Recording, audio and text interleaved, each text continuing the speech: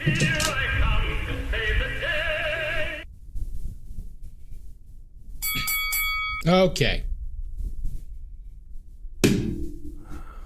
Are we just doomed to repeat this cycle of violence perpetuated by Maddie?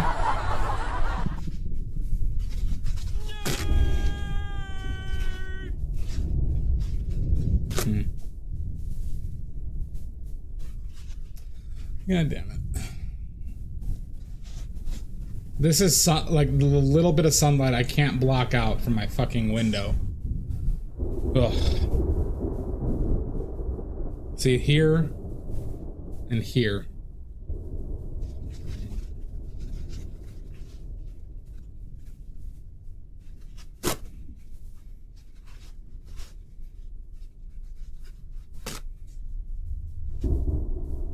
No refunds. No refunds. You've already spent your $3 million. I've already spent your $3 million admission fee.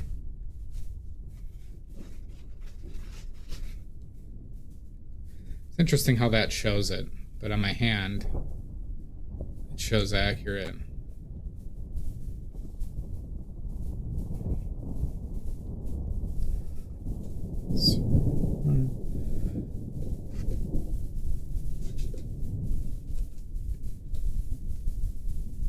Where's that sneaking out from? Literally through the... Jesus.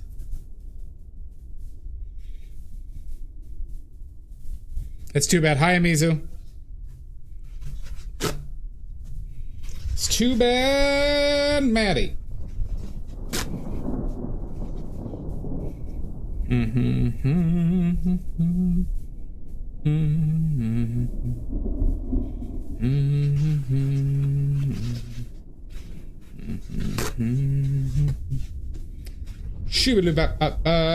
Skill it up. Skill it up.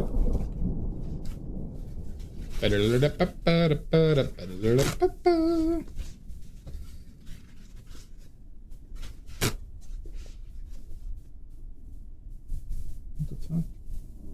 Is that how that shadows cast? Huh.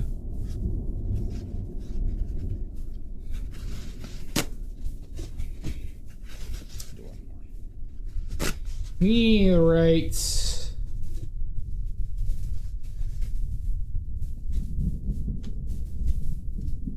Interesting.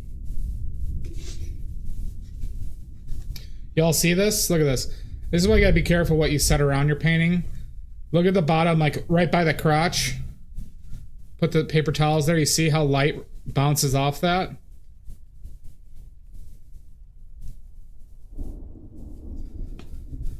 It's because the paper towels are white. If they were black paper towels or a black surface, you wouldn't see, you really wouldn't see reflection. Boy, is light a pain in the ass.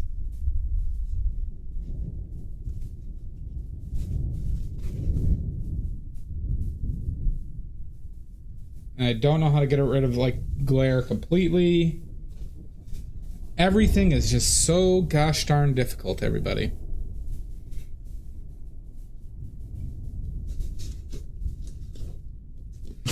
All right. Let's get gloves.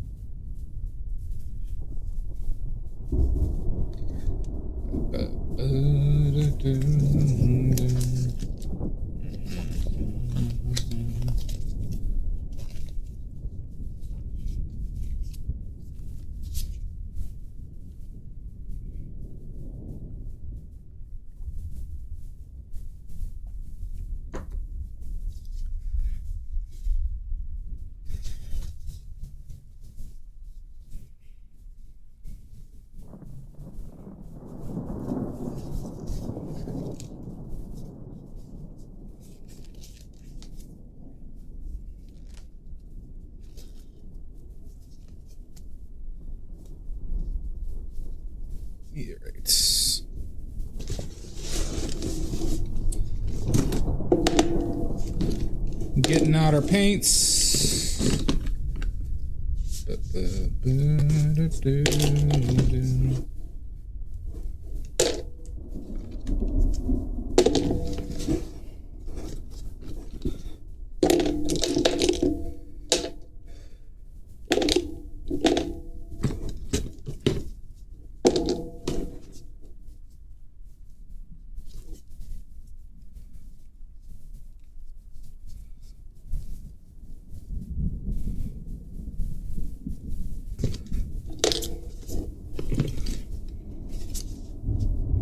All right. And then we need our gel, maybe a little impasto, maybe a little antipasto. I'm doing all right. A little warm. Went to Costco earlier today.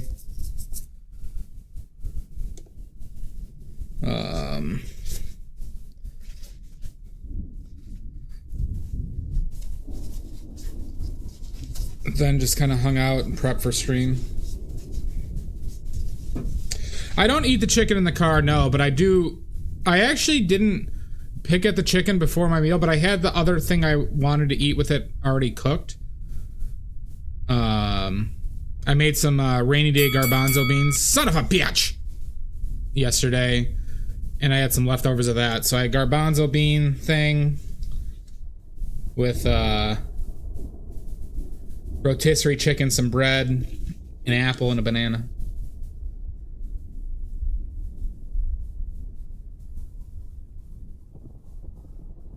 How you doing, Salt? How's the vacay?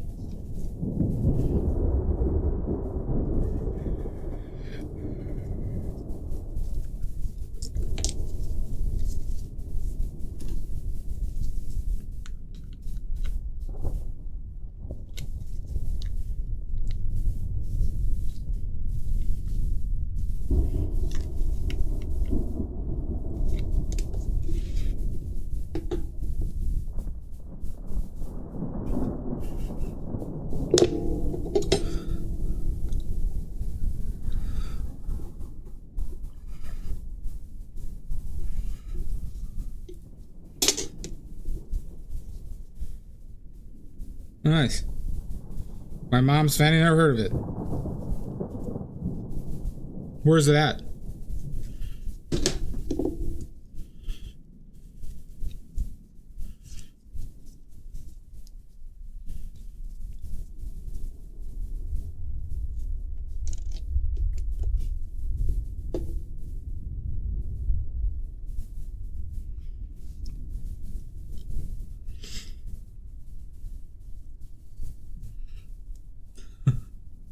Devil's Den Nature preserved here near Fancy Gap. Is it really called Fancy Gap? That must have been a real horrendous pervert who named that.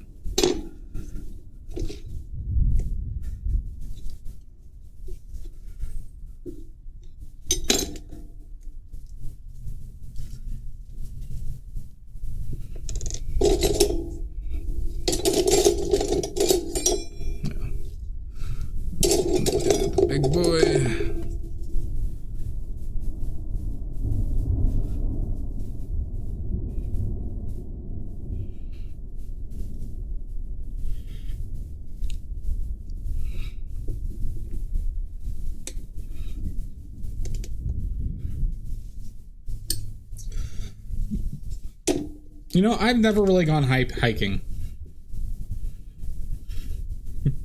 Okay, all right, Mud.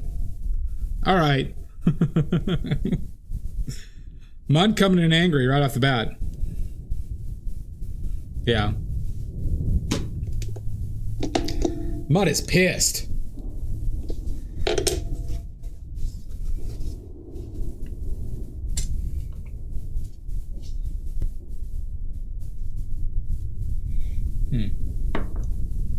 It's right there.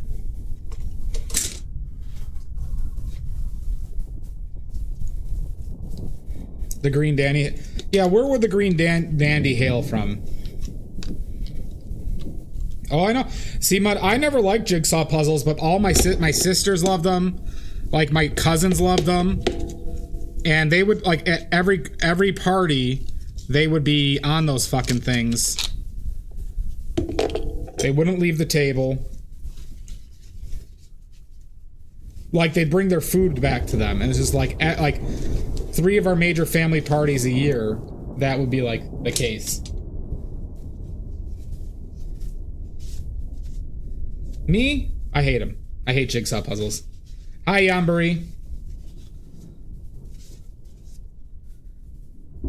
That's, like, I get that aspect of it. I could just never understand doing them for, like, fun.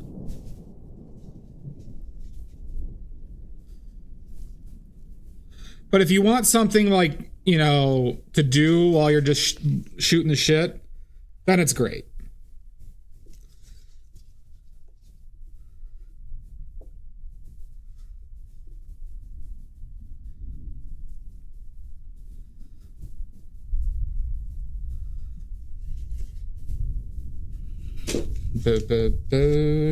Alright, we have to start thinking about my next setup, everybody. Since I had this one in the bank, I don't have another painting in the bank yet, everybody. So what fucked up thing should I paint next for my next painting, everybody? I still don't have the toilets as props. What do I hate about them specifically? They just, I need to be more engaged in a technical sense, strategy sense. That's why I'm not like a huge fan of necessarily like teamwork games.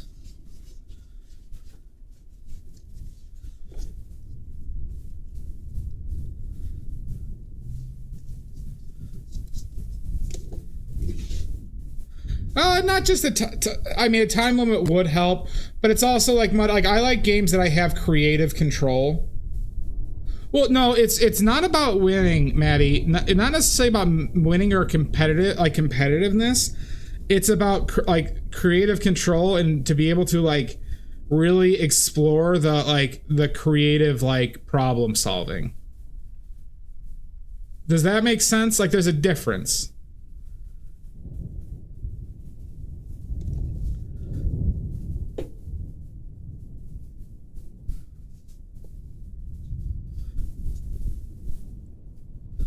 Because I'm not too bothered with winning and losing.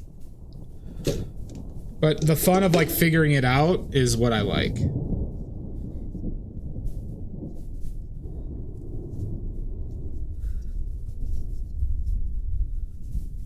But, like, so that, like, you know, that makes, like, working in teams, in a lot of respects, not a very enjoyable thing in general for me.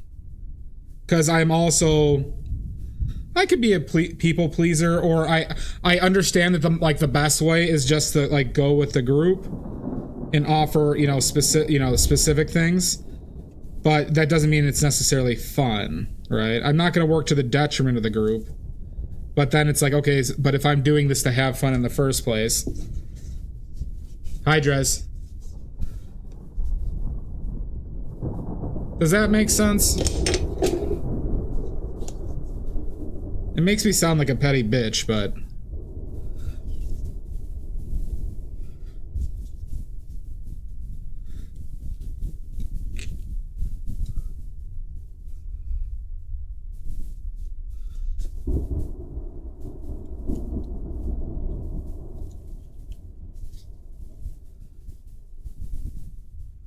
I'm not a petty bitch, you son of a bitch. Well, you're a petty asshole.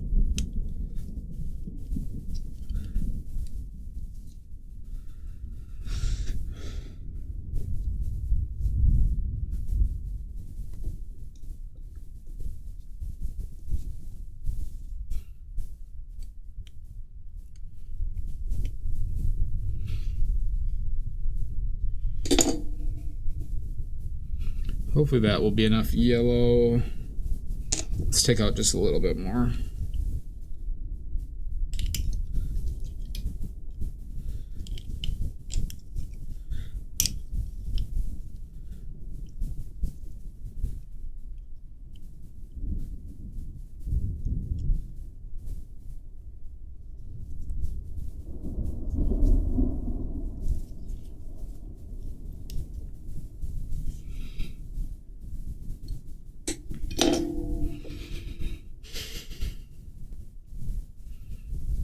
Oh, Salt, are you still here?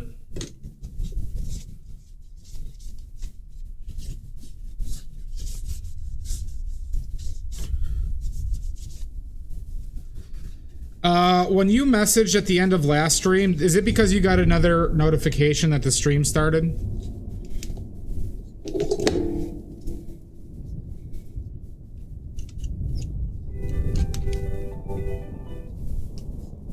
Yeah. So I think what happened is this mouse that I have over here by my painting area, I think it has a auto double click feature if you click it somewhere else. Or I just click the area that has really bad... Oh, I didn't notice that part. But I think that's what happened. But it just happens instantaneously.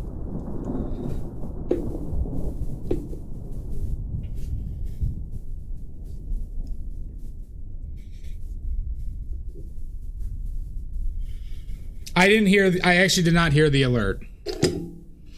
So, get wrecked.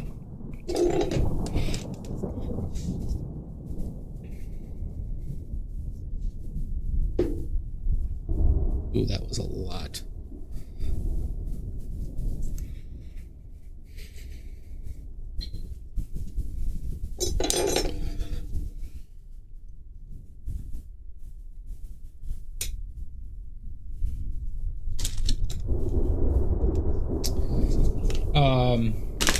Okay. I just hope... No, you still have your streak though, right, Salt and Mud? That shouldn't have wrecked anybody's streaks, I think. Because it, like, I might have only been like a second.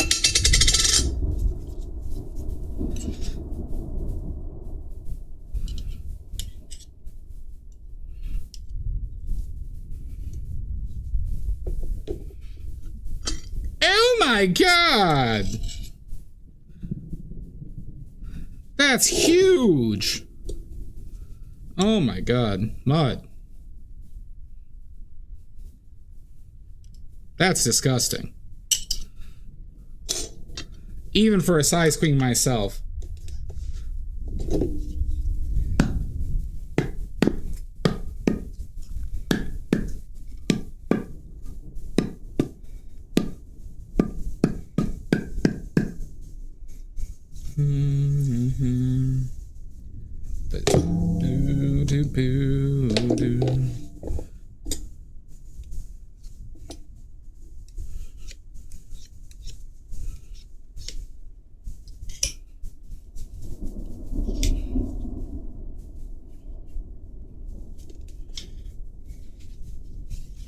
What are you at, Maddie?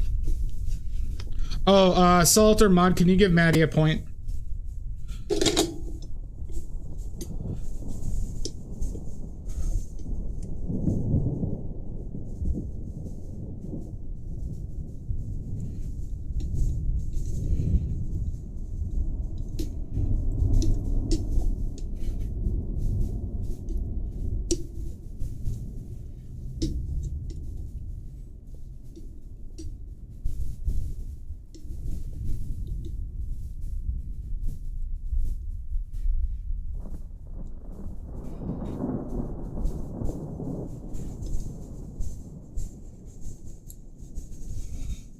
Thank you, bud. Oh, you're at 98.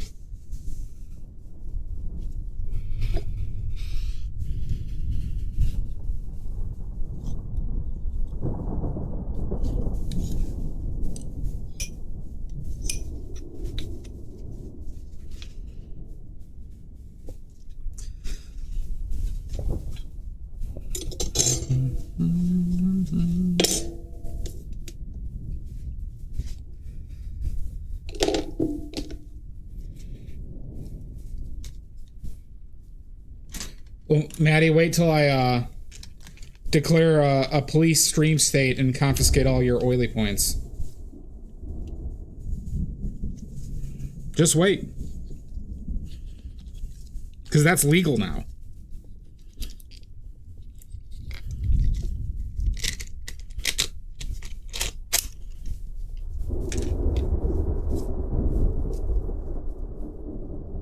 I don't know. It might become a police stream state, everybody. There's too much oily point corruption.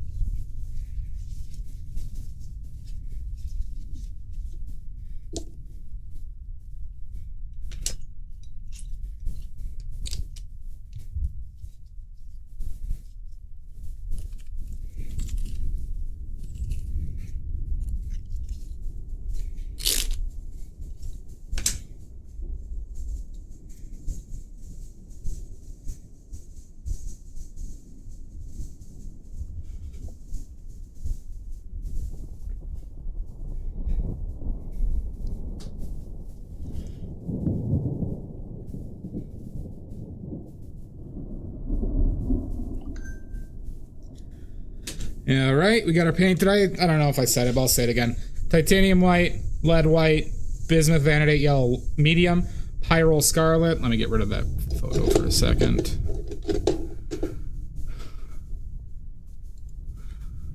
See, it's auto double clicking when I do this. Okay.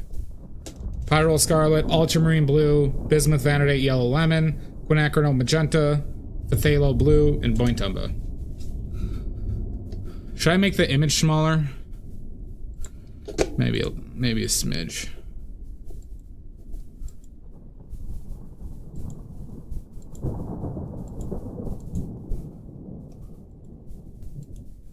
What the fuck?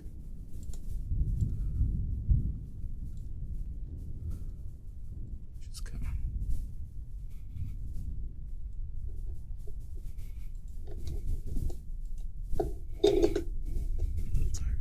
I want to do this too. I always like to mix in a little impasto with the phthalo blue because that shit is still too strong out of my tubes. My tubes are too strong.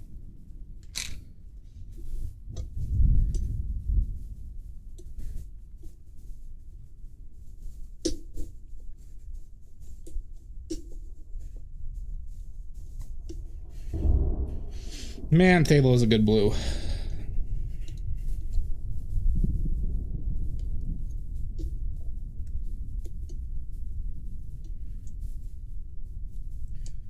Maddie, have you liked your phthalo blue?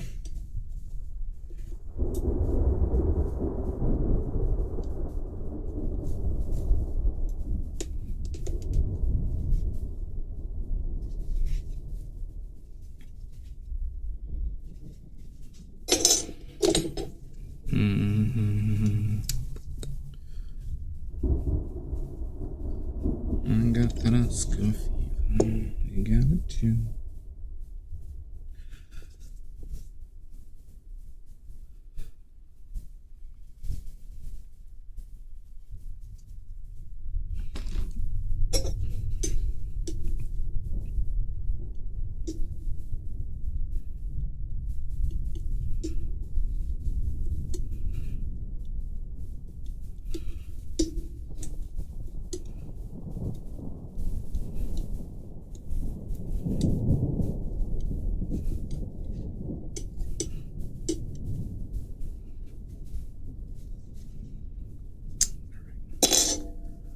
Okay. Let's get out our brushes, huh?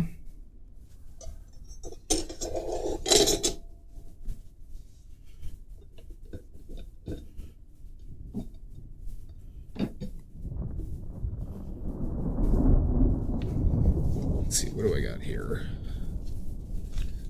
2 mediums, 2 biggies.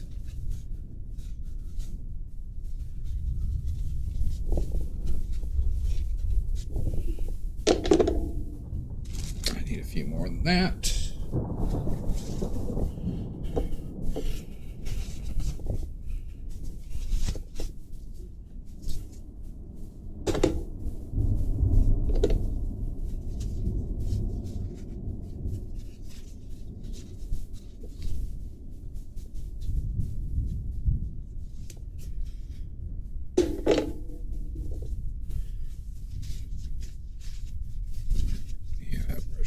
I need to. What size is this?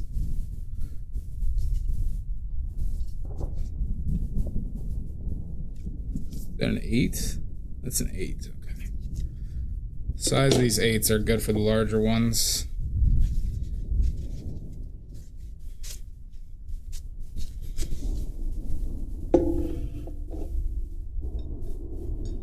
Okay, so bring out the small guy.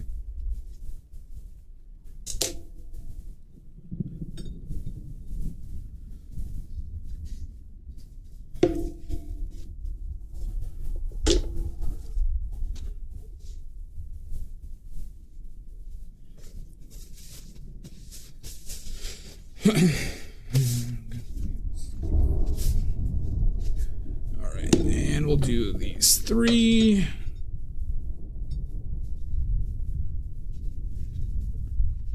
So why the hell not?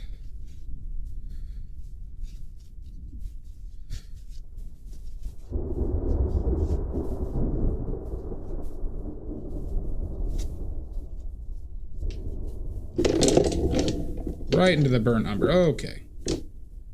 Cool. Love that.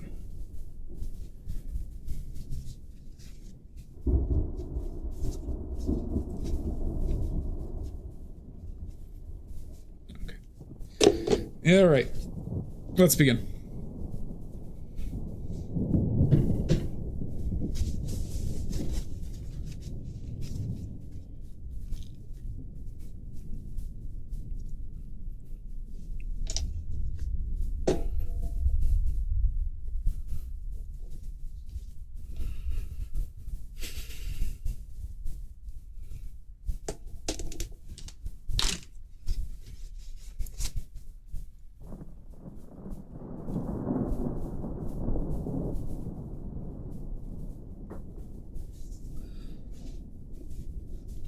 Okay. So the first thing that I see that is off, I think, is the relation of this shoulder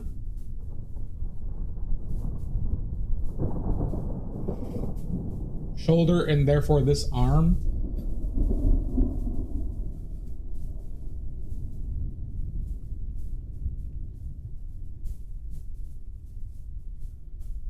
So I think the neck needs to move a little right as well. Do I want a little ivory black? I probably do.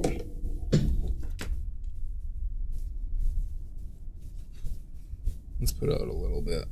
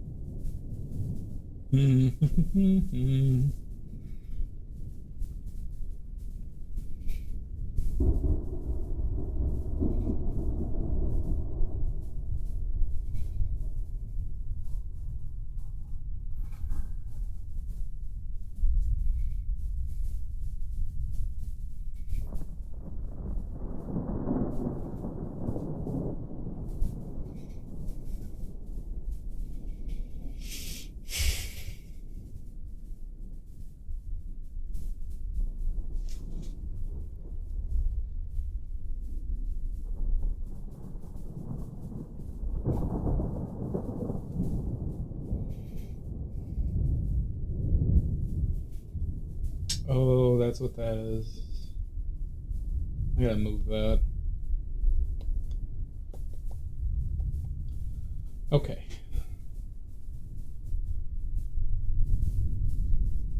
So let's start off with getting that side of the rib cage where we want it to be.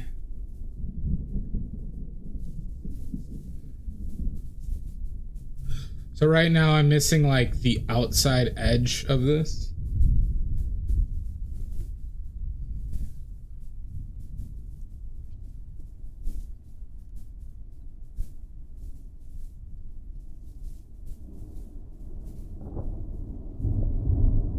And that's way too, grab too much blue.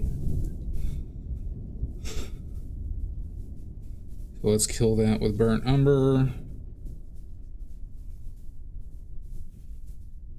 Some more yellow.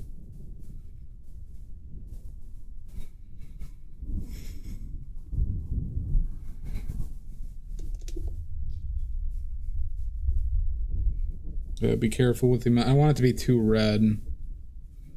But it definitely needs to be on the yellow side.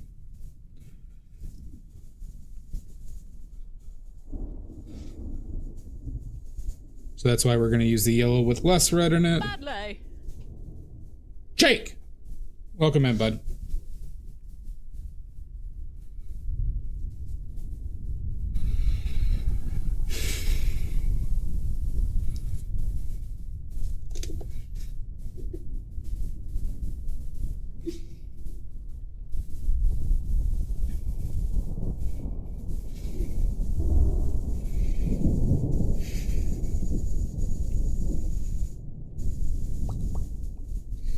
Shoo-biddy-ba-ba.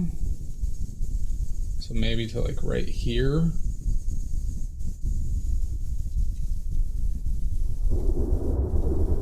Maybe I went a little too far out with the suspenders.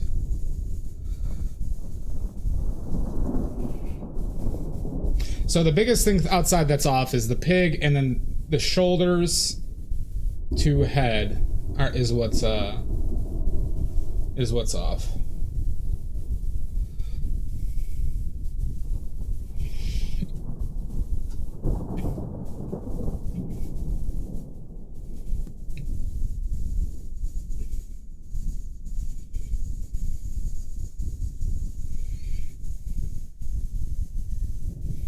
Does seem like that angles down a little bit.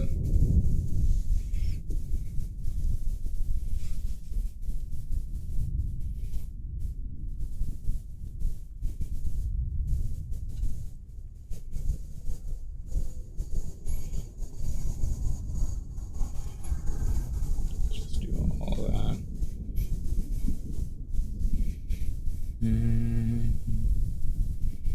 Doesn't the head kind of look like Invader Zim right now, everybody? Who knows Invader Zim? I'm getting Invader Zim vibes.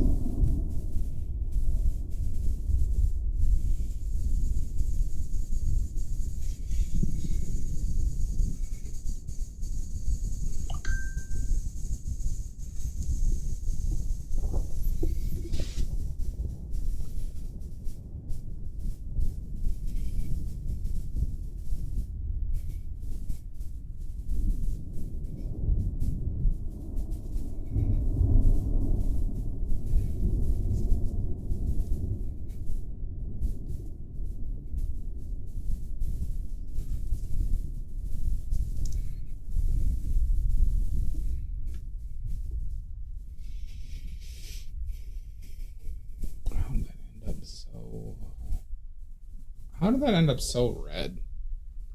The hell?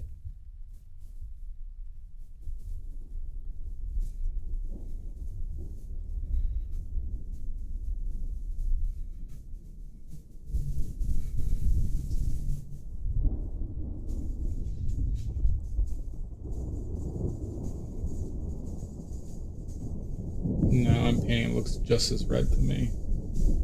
The fuck?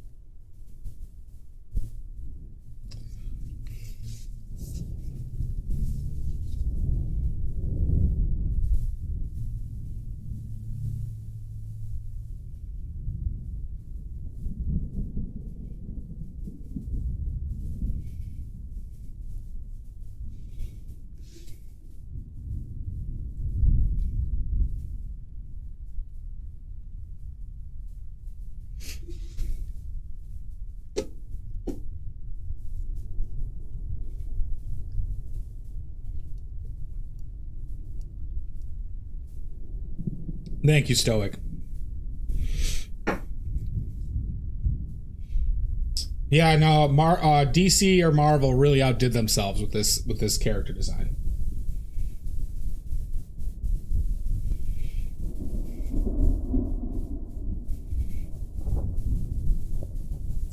So I need to come down a little bit lower.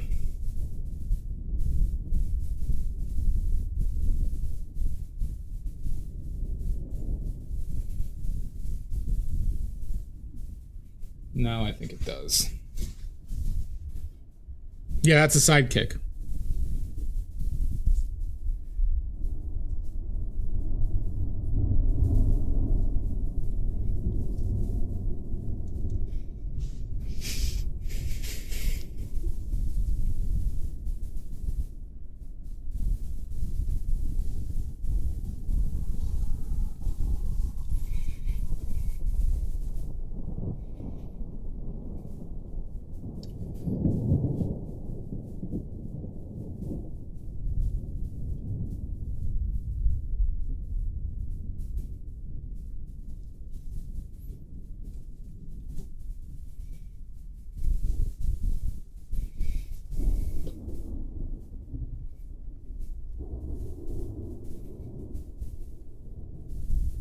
How have you been, Stoic?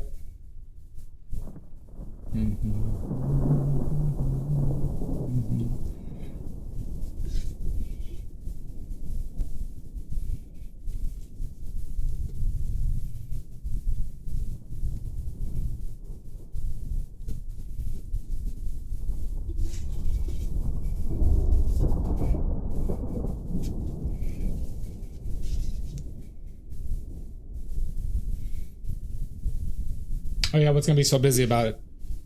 I don't even know what you do for work, Stoic. I assume terrorist? Oh, gotcha.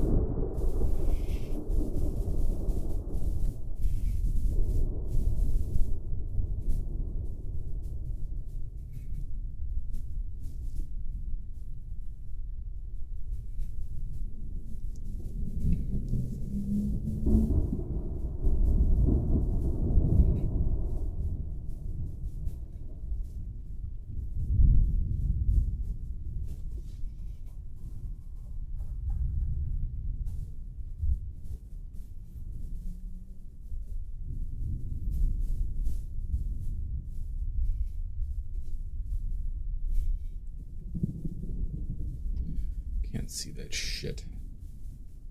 Terrorism. Oh, got you.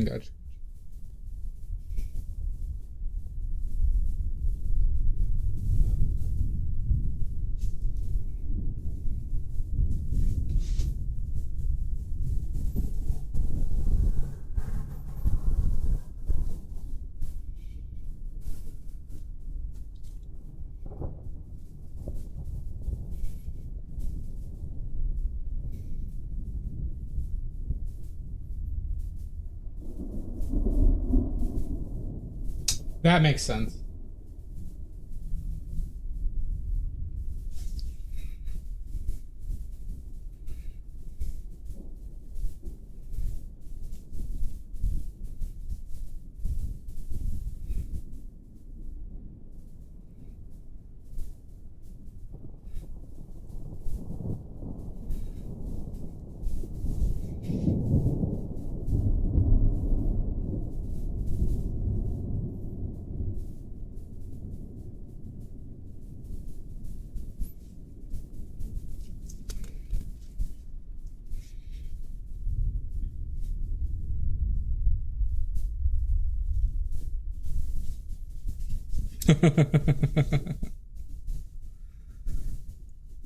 God, that would be annoying dealing with those parent types of parents.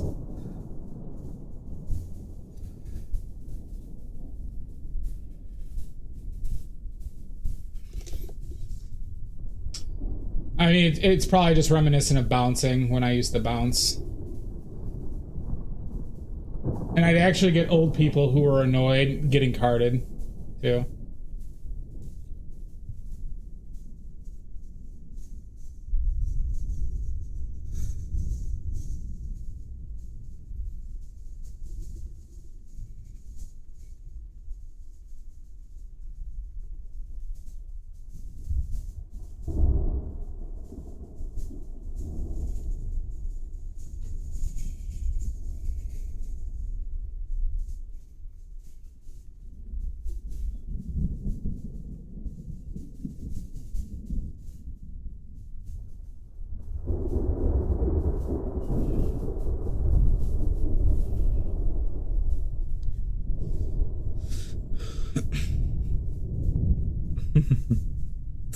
I bounced for a bar, 2 different places in Milwaukee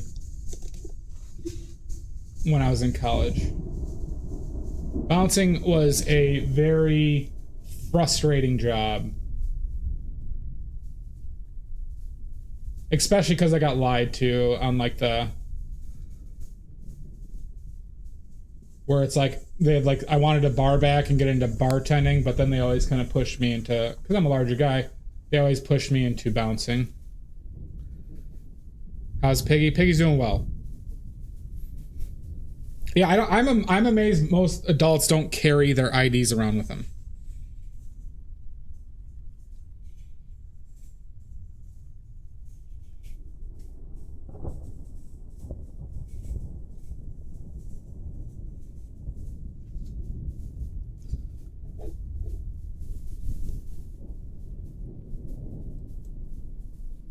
Keeping the painting at such an arm length makes me feel like it's going to bite your arm off in any second. It might. Why would that get auto... They you know, Snark, they auto-modded you for gonna bite for sexual content.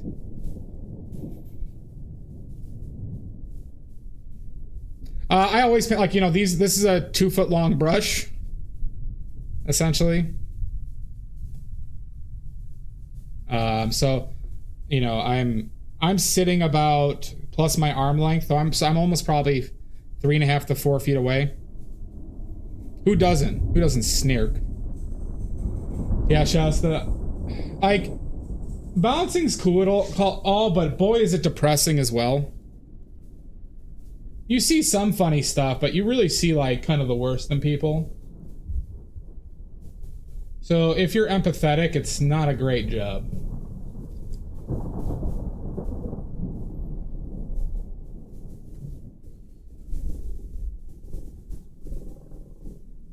Yeah, very weird, Pickles. Have you ever had to carry someone out of the bar by the scruff? No.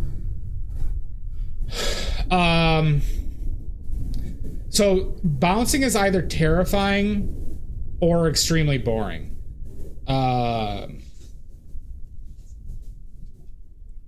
Just straight up,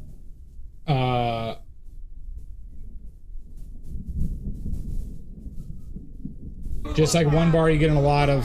Thank you for the follow, Snark. A ton of just dangerous situations. In the first weekend I worked at this one place, and I quit after the first weekend.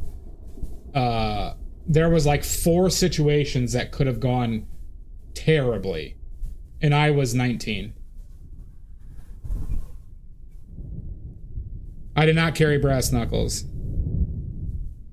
No one just hates you immediately. But there really wasn't no in between. So it was a bar that was patting people down on the way in. But like, feel free to ask any questions you want, Snark. And so the place was just packed. It was like a dance bar.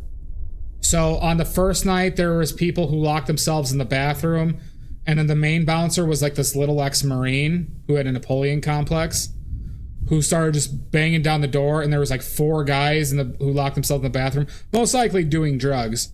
But they were pissed. But the bouncer was like escalating it too. Then there was like, in a crowded dance room, I mean hundreds of people, and then they were like, oh, you gotta go tell this guy to put his shirt on in the middle of a fucking dance floor. That was just on the first day. The second day, we had a woman attack a bartender, like throw her drink and glass at the bartender, and then try to run around the bar to attack them. And what was the other thing that happened? There was 4 things.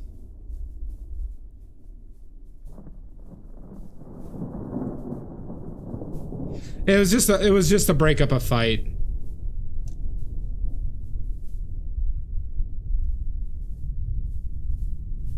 It is the bouncer's fault, yeah.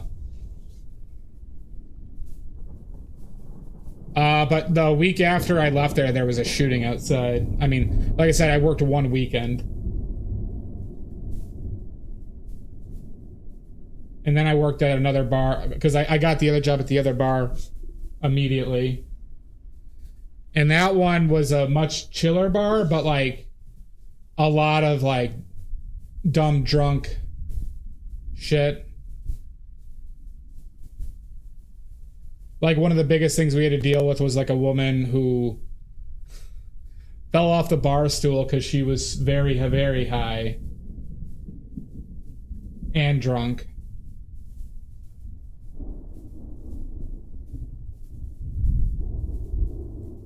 Oh yeah, that happens way more than you think in the United States. Where expect now, it depends if you're a conceal and carry state too.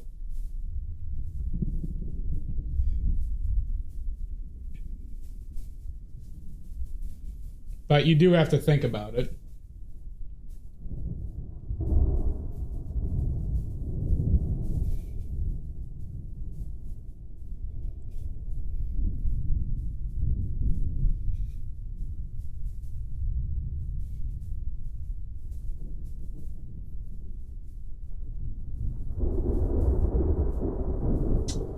Oh, and it's only getting better. It's only gotten better, everybody.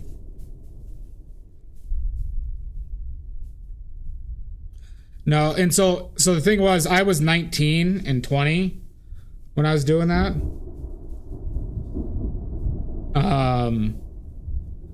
And it was at like Fridays and Saturdays for like 6 hours at night. Like I got home at 4. Hi, Nordic. So it just like was fucking up my schedule, so I didn't last that long doing that. How are you?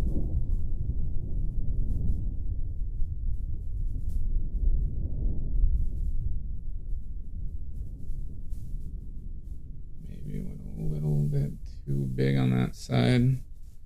Let's cover that up a little bit.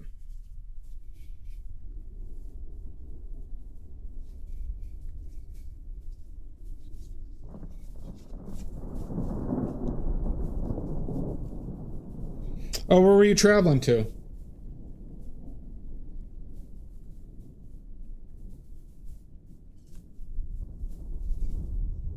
Paris? Paris? Oui, oui. Of course, Stoic. It would just depend on the bar. I could easily bartend at like a like sports bar.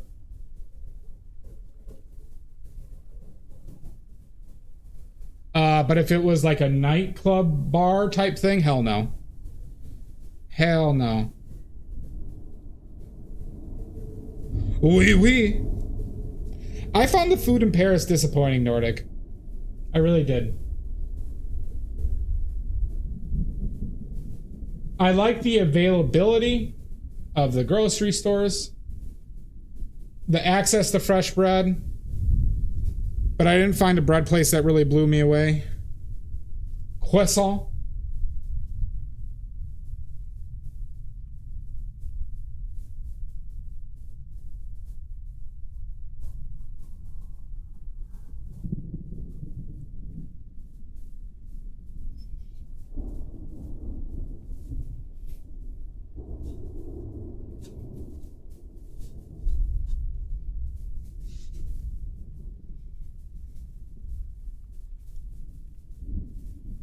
Hi, Sashi. What's homophobic? That you didn't get a notification? Some food was nice. Yeah, so like that's kind of my experience, Nordic, is in Paris. It's like you found some place with decent sandwiches, but the like because it's like it's a mix of corporate and small places. It was hard, but I was only in Paris for 3 days. In Lyon, there was more normal places, but still very like corporate-y as well.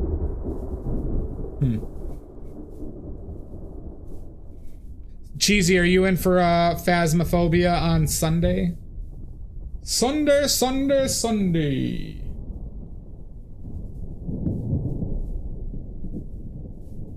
That's what that is.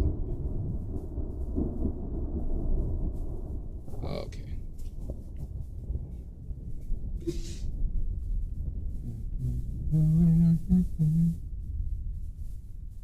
All right, good. Good. Now remember, cheesy, don't fuck this up for me. And Alliance. Alliance. That was all a ruse.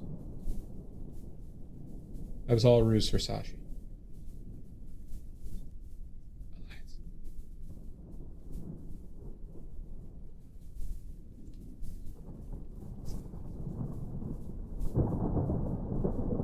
There was a movie called Roar, Nordic, where those people were working with actual lions biting them and shit.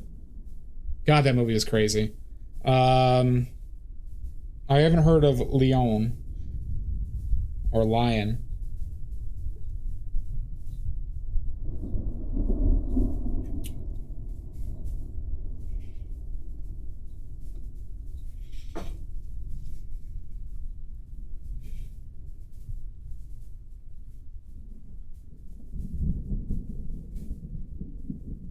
Oh, you're thinking of Leon the Professional, Nordic.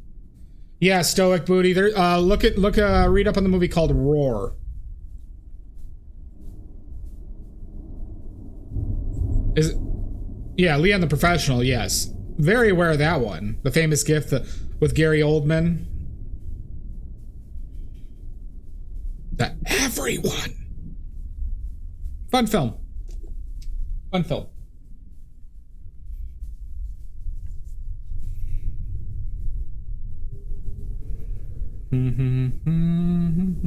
But the movie I'm talking about basically has no plot, and it's like people just hanging around lions, and like there was famous actors in it, but they were just like really, what's the right word, like almost like an exploitation film.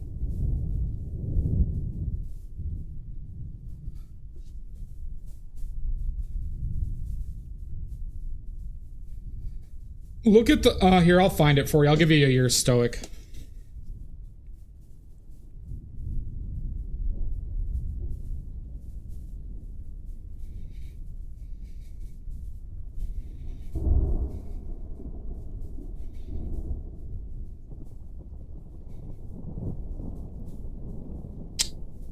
Hold on one second. Gotta return a message.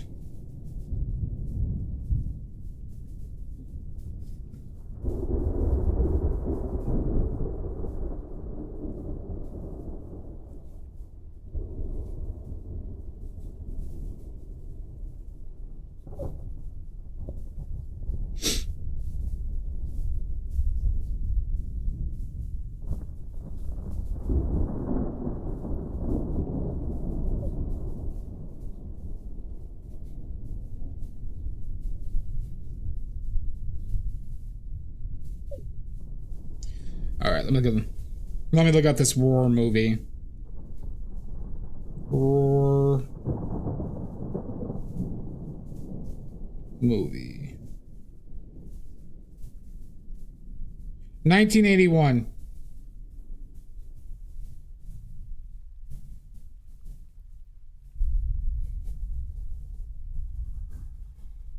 No, it's just ROAR.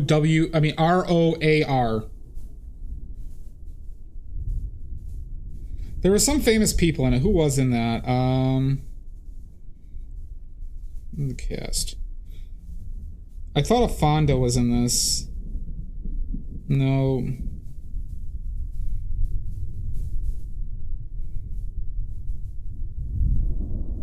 Oh, Melanie Griffith, they said?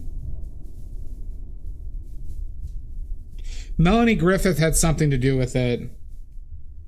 And she Anne was mauled by a lion, but apparently lion mauling happened a ton in that film.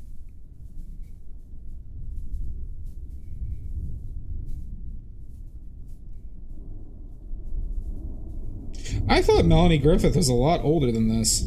Huh. Only 68.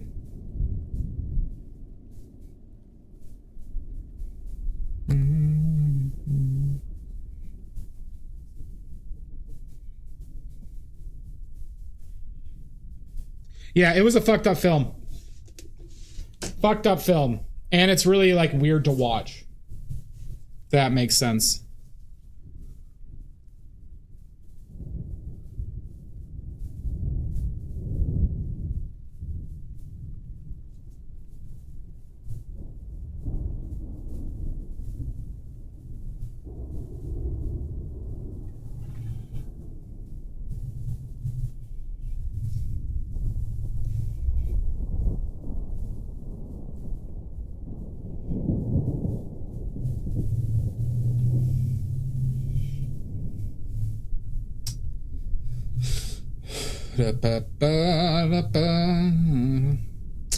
All right, Stoic, I got a trivia question for you. You ready? This deals with movies and animal cruelty. A very popular subject.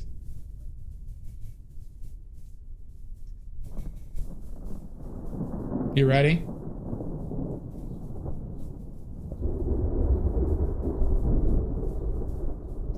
What famous cult horror film actually killed, it was, I believe, a tortoise or a turtle for a scene in the film in which decades later the director said he later regretted?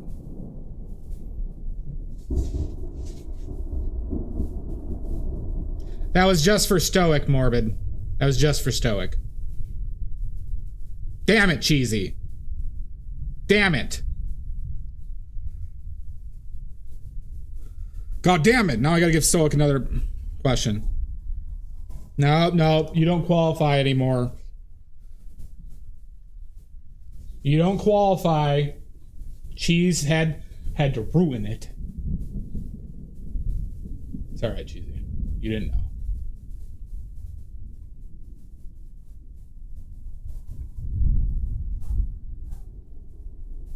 know. Okay. Another question for Stoic.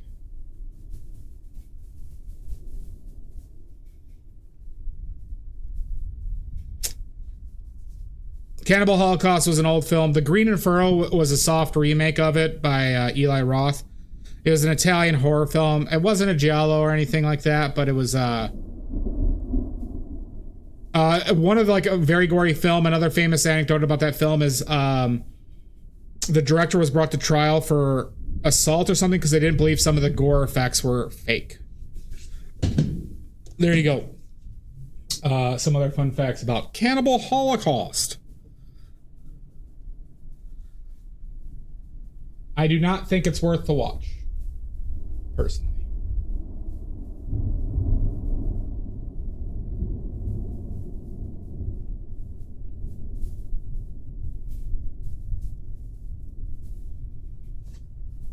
All right, another question for you then.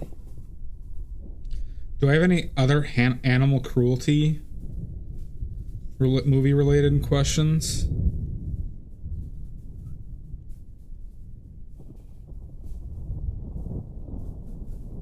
Neither am I, in general.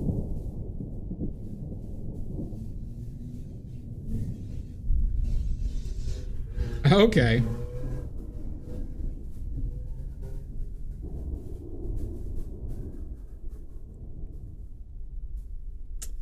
All right, this question is just for Stoic.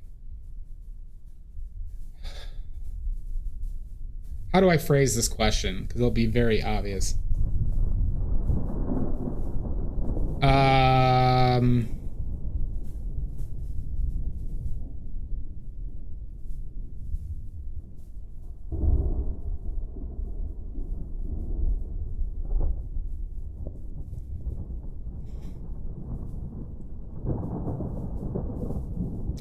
How do I phrase this? This is tough.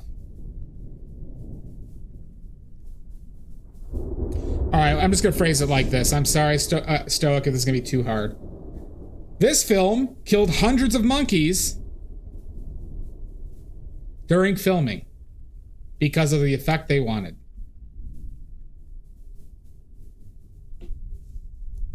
Literally hundreds.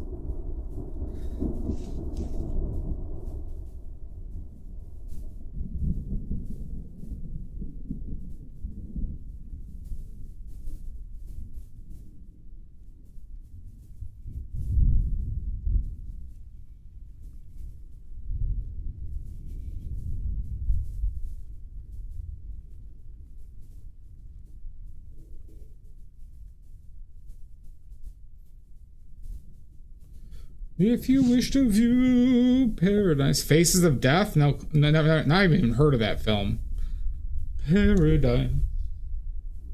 Simply look around and do it. I'll give you another clue. I mean, I'll give you another, you know, you can guess a few times. I'll say this. You have definitely heard of this film.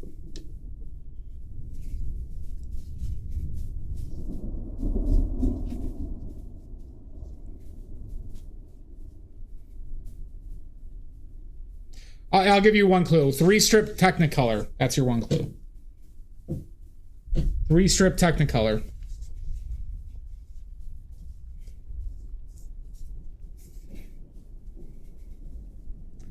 The Monkey Shines? No. Guess better. Guess better. Oh, nope, not O.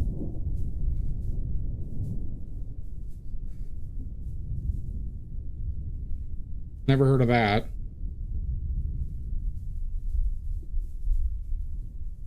I'll give you 20 more seconds. Babes in Toyland? Nope.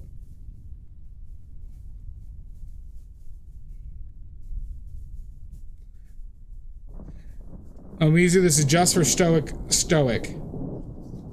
For stoic booty. If you wish to view paradise, simply look around and do it. 10, 9, 8, 7, 6. I don't know how it got stuck in mine. 5. The one Herzog film, nope. 4, 3, 2, 1. Sashi with the steal. Sashi, I'll give you the chance to steal.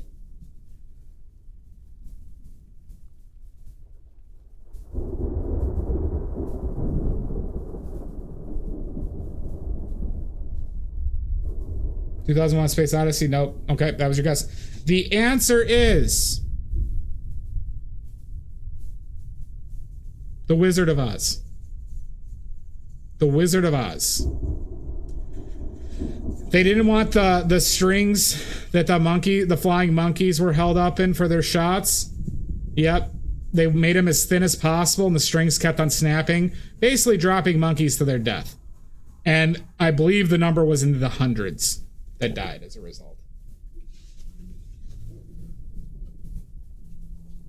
And then the clue, 3-strip Technicolor, was a type of film, and the Wizard of Oz was the first one to use it, which was the first color film. Or, to my understanding, was the first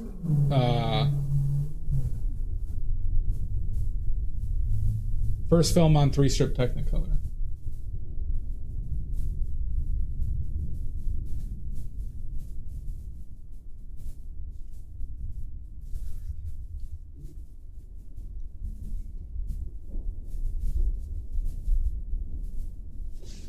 The Wizard of Oz was a very big deal, like in the history of movie making, everybody.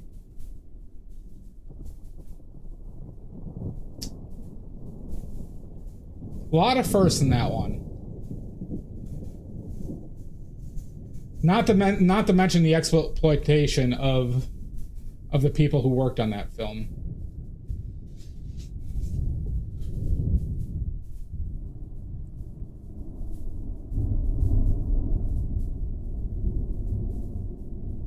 I mean, there's a lot of messed up things about that, right? So there's animal cruelty, there's the exploitation of little people, there's the exploitation of Judy Garland, like the amount of like sexual abuse she took. A witch got seriously injured, the stunt double witch. And then they tried to have her do the same stunt when she came back from that injury. She refused, and then the whole set blew up when they tried doing that same stunt again, killing like multiple people. So a lot of people died. in that film, like in the making of that film, tons of exploitation, animal cruelty.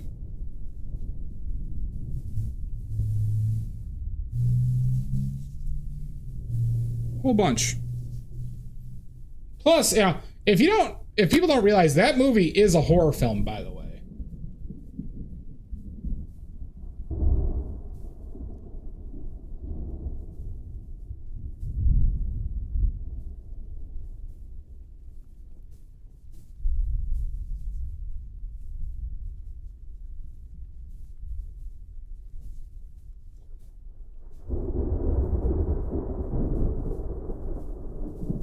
All right, what's the trivia, Stoic? Hit me. If you wish to view paradise, simply look around and do it.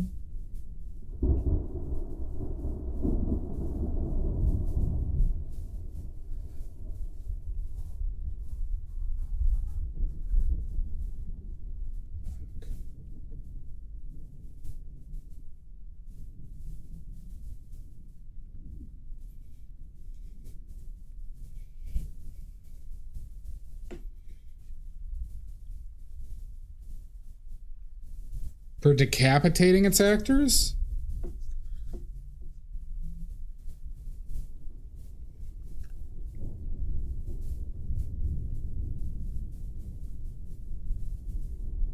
Can you give me a year range, Stoic? Would you be willing to do that?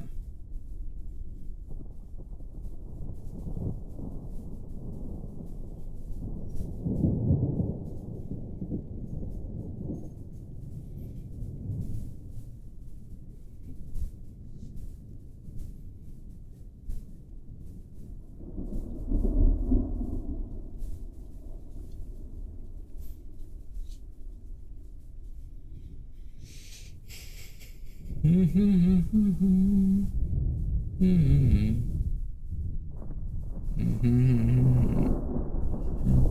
1980 to 2000.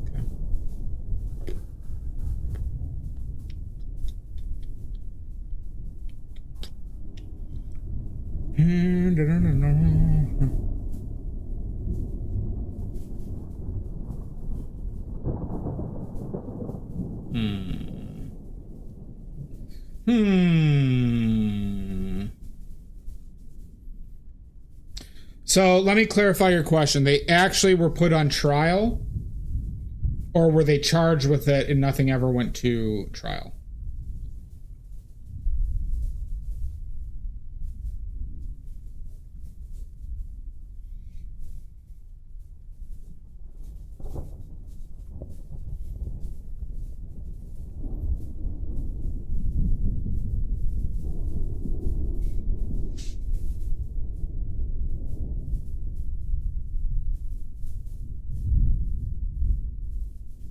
Nothing, Nordic. Ignore it.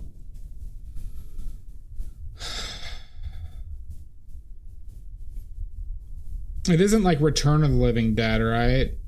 Or what's this second one? Day of the Dead? I know that one zombie got his head cut off with a helicopter. It's the one where they're stuck in the mall, I believe. Is that it? No? Okay.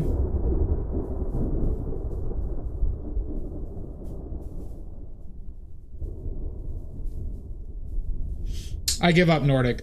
I'll give you an oily point. What is it?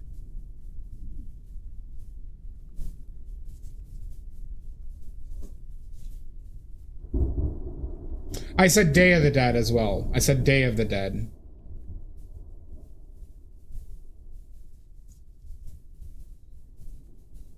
Not Dawn. Maybe it is Dawn. Is it Dawn of the Dead? There's the one from the 80s that Romero did where they use helicopters to kill a zombie. Neither?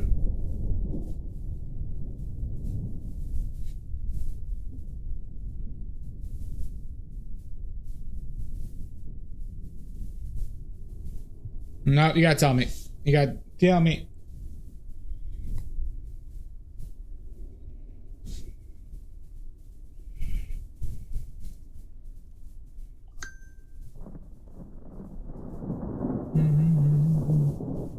Okay. Gone. Twilight Zone the movie. I have not seen that.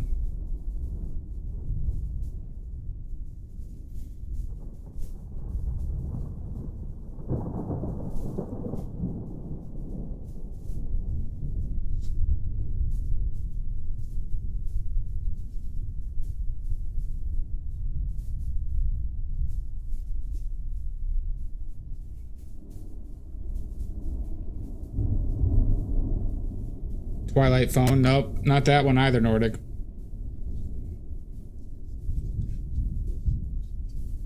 Oh, no shit.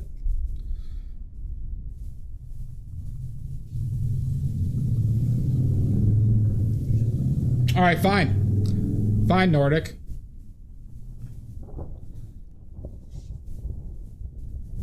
I'm going to ask you a really tough question.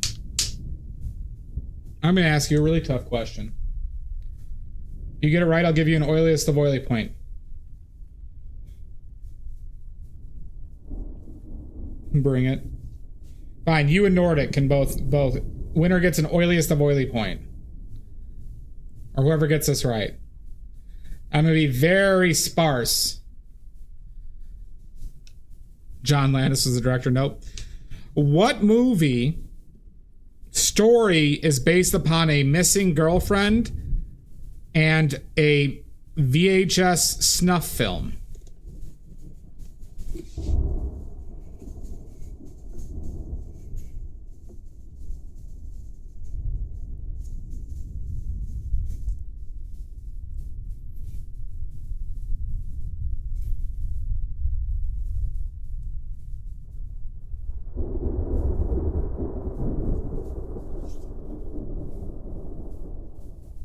Megan is missing? No. Never even heard of that fucking film. Come on, Nordic. Come on.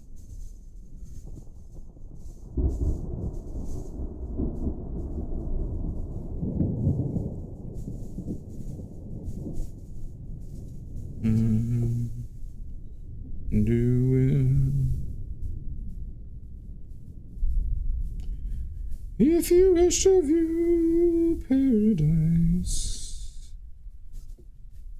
Body double? Nope. Quit playing with your dinghy. I will not, Schmuckleberry. Is there a documentary on this? Nope. Oh, on the Wizard of Oz, Omizu? I can tell you where I got that information from. So I can't say that there's a documentary on it, but there are Wizard of Oz like historians because of how important that movie was.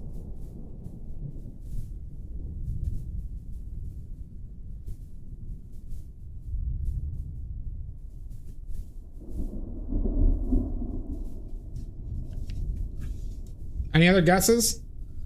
Shockumentary? Nope.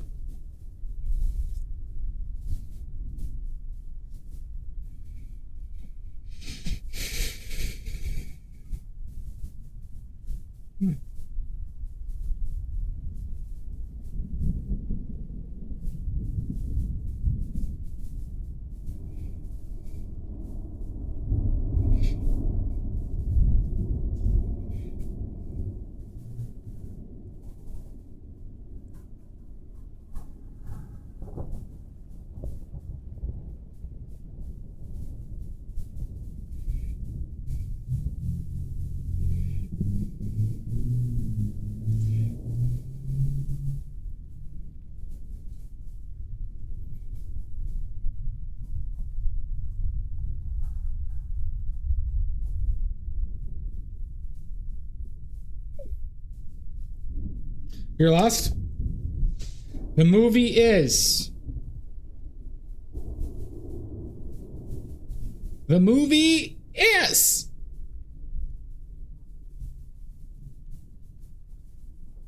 going to be revealed after a word from our sponsors. That are happening right now.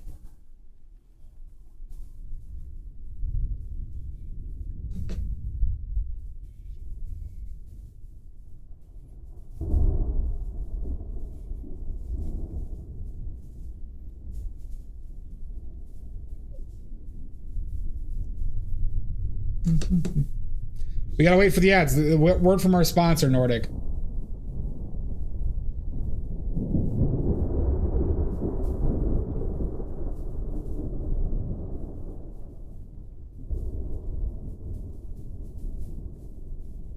Who do you think pays for the stream?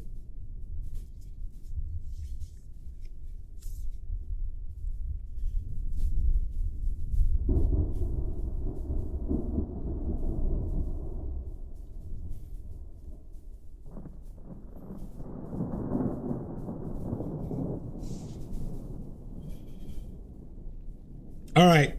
The movie I was referring to is... Ooh. Ooh. Elbows burning. Is... Videodrome. Videodrome.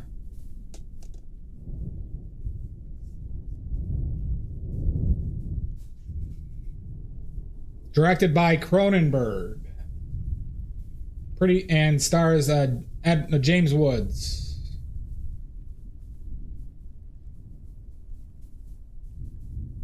It is very trippy. It is a very trippy film.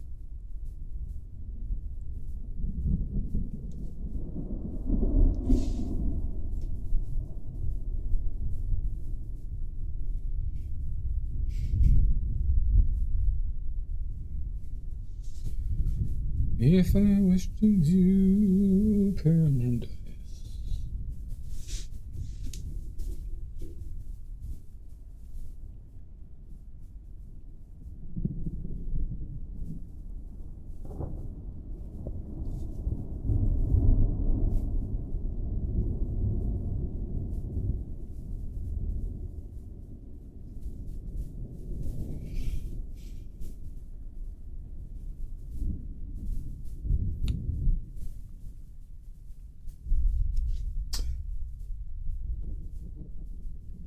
That film, I had that, I watched that film in college because it was on demand.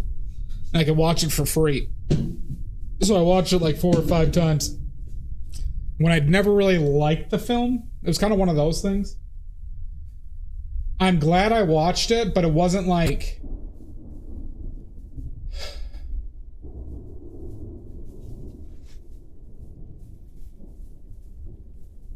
I don't know. I don't know what else to say. It's a fine movie. I don't know if I'd say it's actively good. It's competently made. I'll say this. Film's competently made. I think the script was a little bit up its own ass.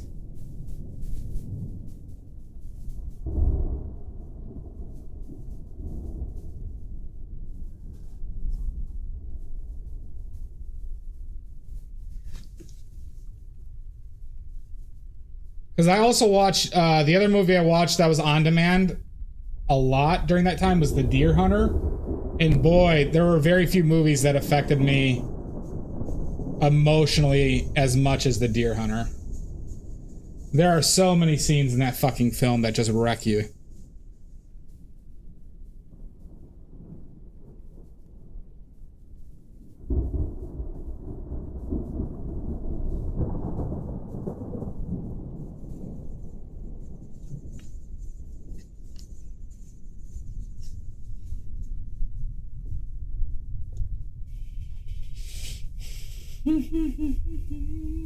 Move this man! Okay. Okay. All right, Kaylin, you just want to take a crap on my palette as well while you're at it? Huh? Huh? You just want to ruin my life? Unbelievable.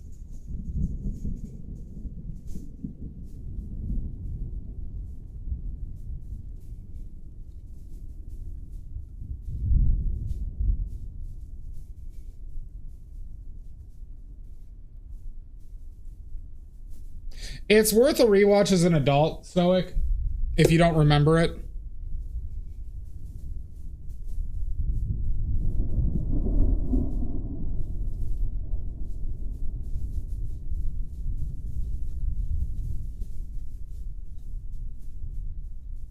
But boy, is it a depressing film.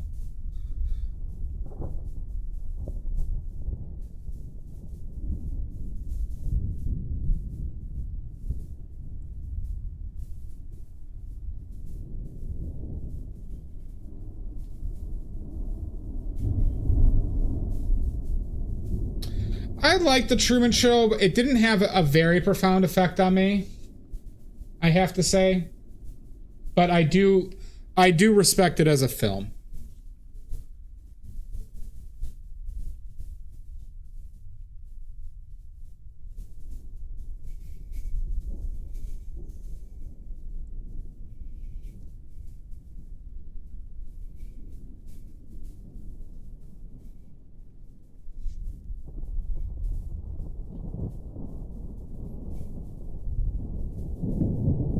I've been hearing good things about Weapons, Stoic.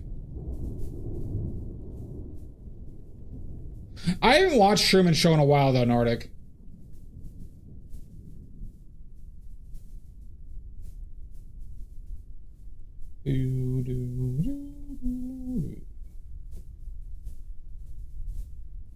Oh. Oh. Yeah. Yeah. I just love when you see something that's a little fucked up that might be altering how you see things.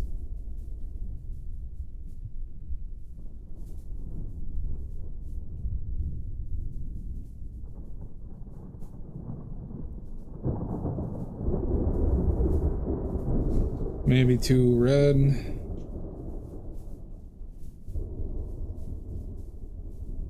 Wasn't your cup of tea, huh?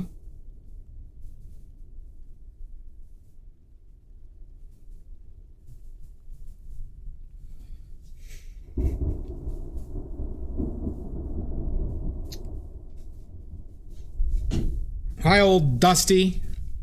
Welcome in.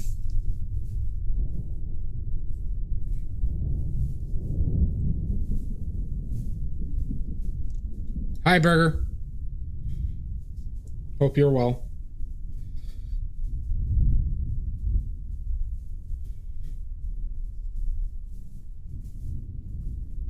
Is that the deep green I want? You're the first person, Stoic, that I've heard didn't like it. You are the first. You contrarian.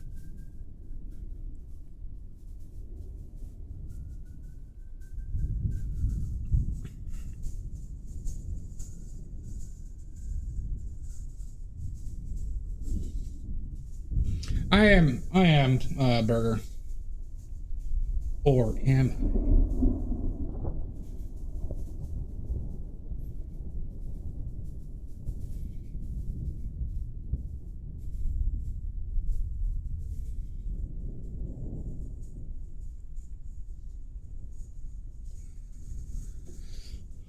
Because pretty much I've been being recommended Weapons universally.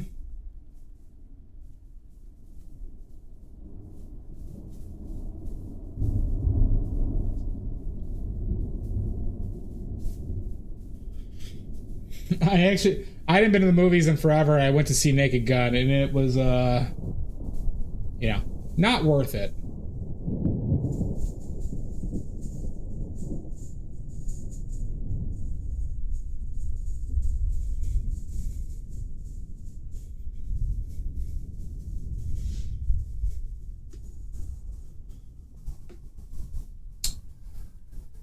Chest.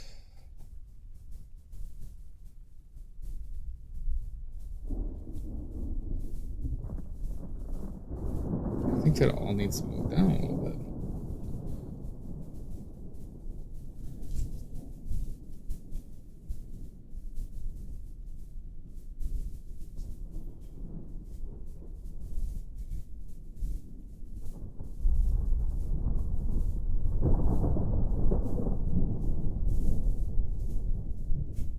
Who's Kreger? Or you mean Edgar?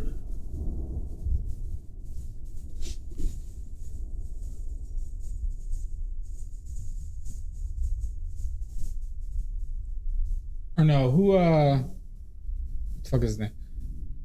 Wasn't the director the guy who did Weapons, the guy who did, Shaun of the Dead? Whose name I can't annoyingly remember right now?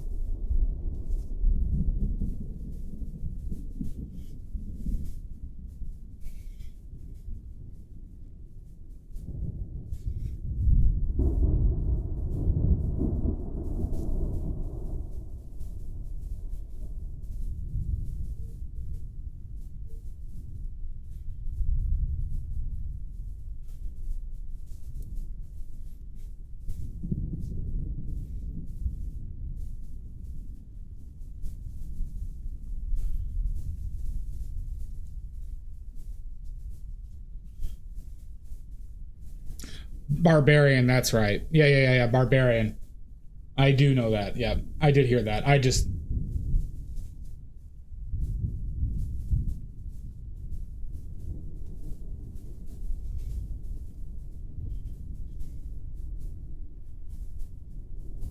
Oh, was he? Huh.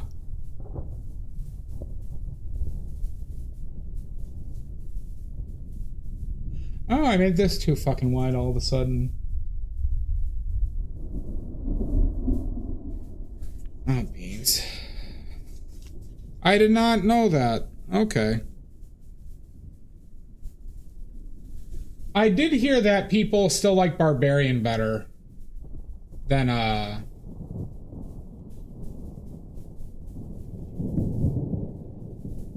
weapons, though.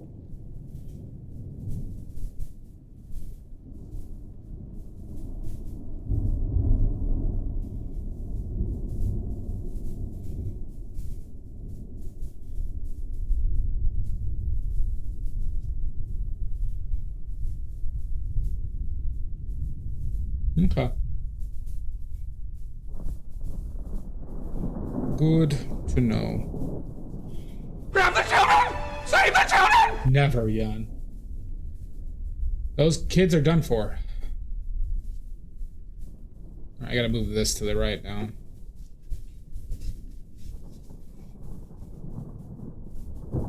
Oh, Jesus, Jan, you're late? Oh my God, congratulations.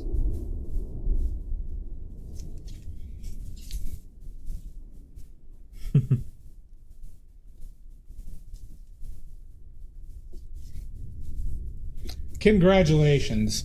I know you haven't been trying.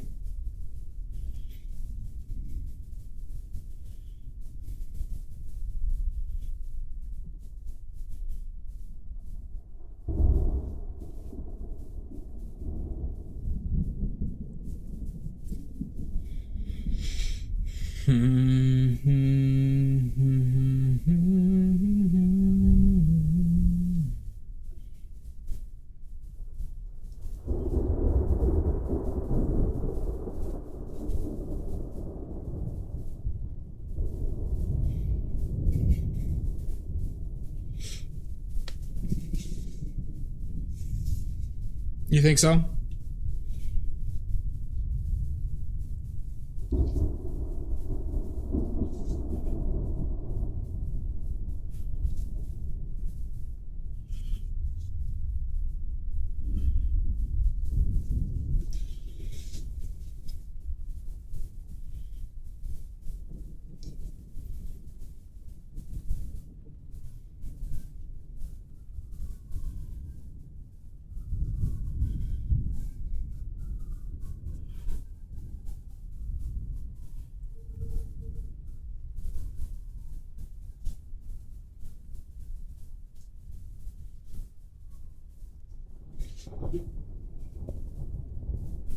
Nope, Jan, these underwear are mine. I have no other pairs, and I'm using them for this painting.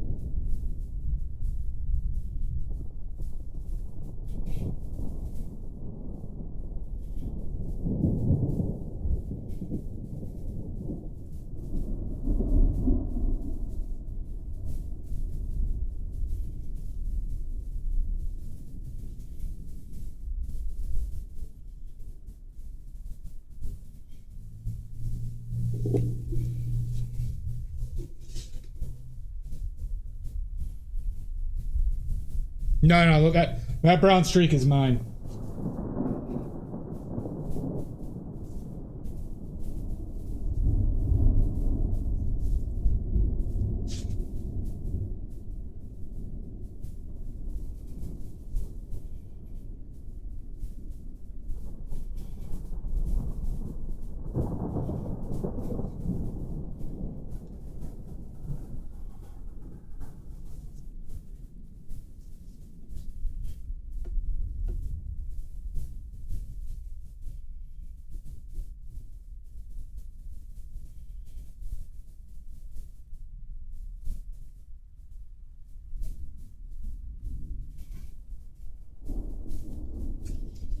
Hold on, I need to grab a little bit more water, everybody. I'm out.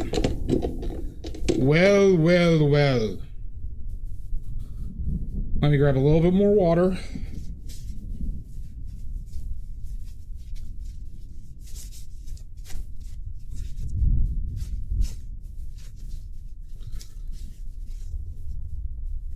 More water. Water. Water. He needs more water. God, I hate. God, British accents can be annoying.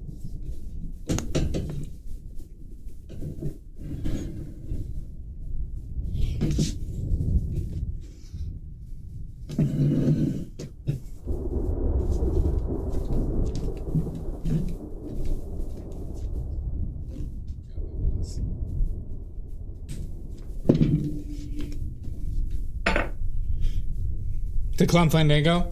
Yes, I can hear you, Clown Fandango.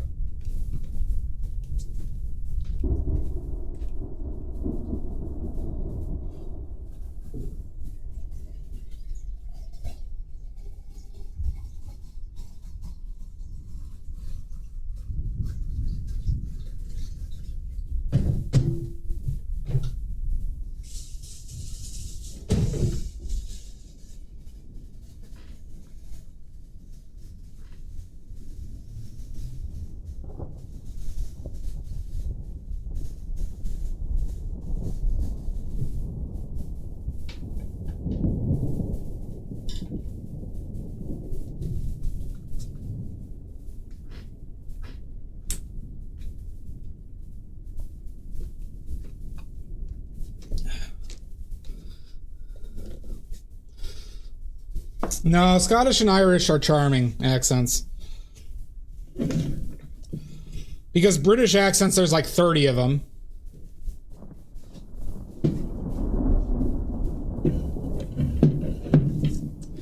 And they all hate each other's accents.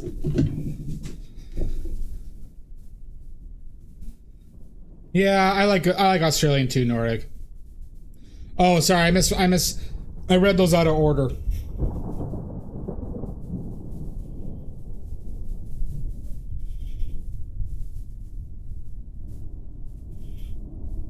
All you have to say is, "Oi, crikey!" There you go. Australian accent.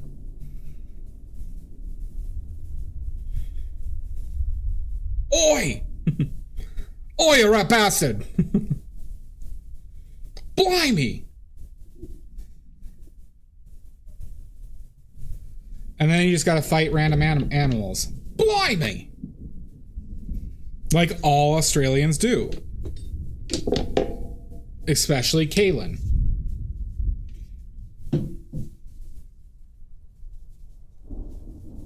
I've been told I have a Chicago accent. Yeah, who doesn't love that?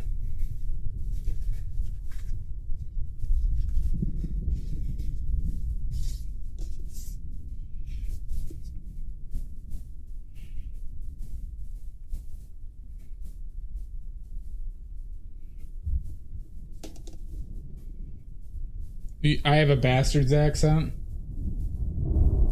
How fucking dare you? In this stream.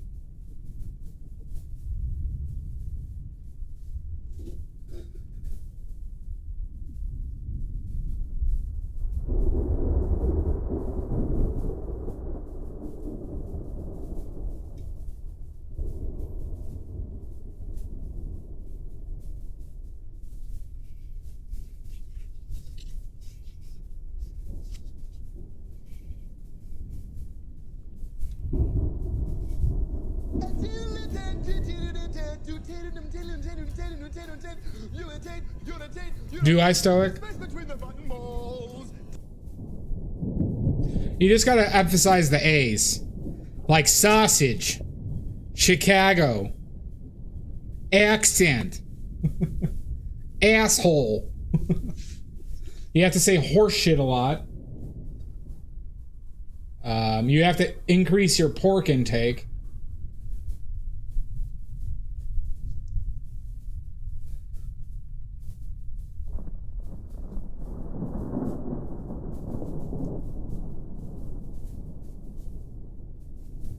You have to be a very progressive lefty, obviously.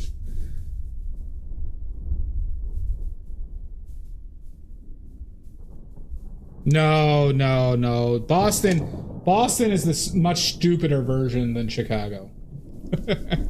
God, I wish somebody from Boston was here right now.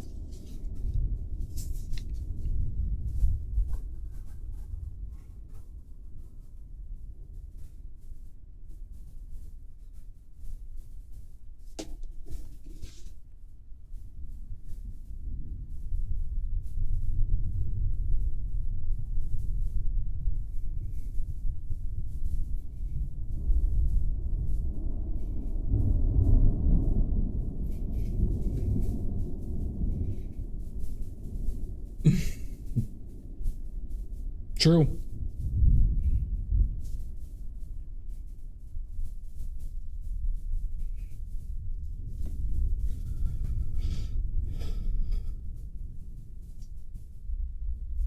I don't know. Boston's annoying.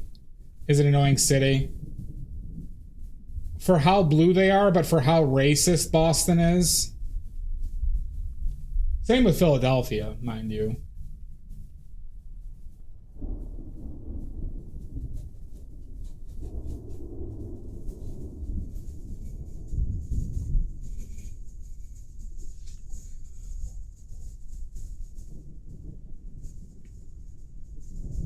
For any of you who don't know, Boston and Philadelphia are incredibly racist cities that are very like blue and progressive otherwise.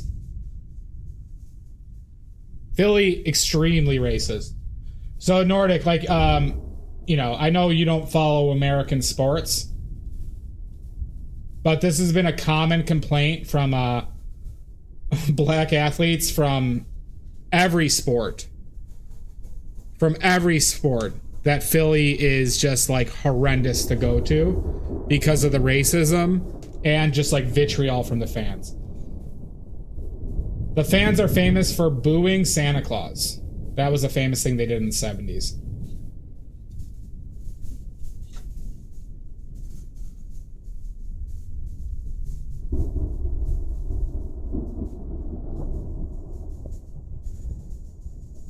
Yeah.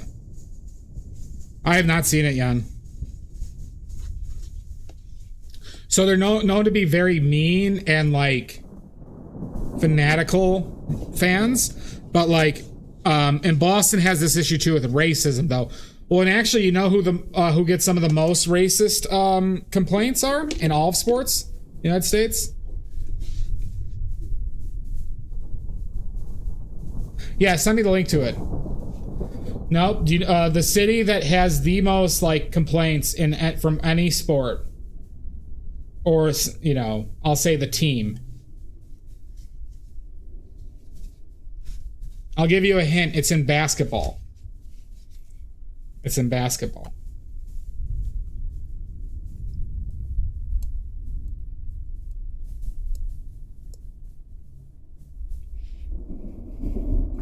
New York, nope.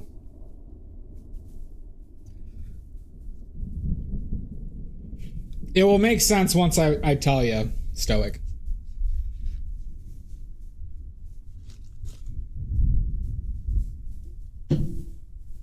But the reason why I'll say this, it's a state whose only professional sports team only has one professional sports team. The rest is college.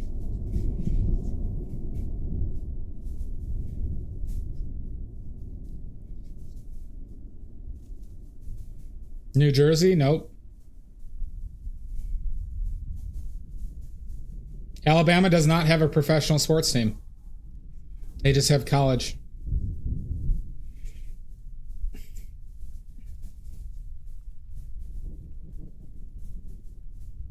Is that OKC you meant? Arkansas? Nope. Arkansas does not have a professional sports team.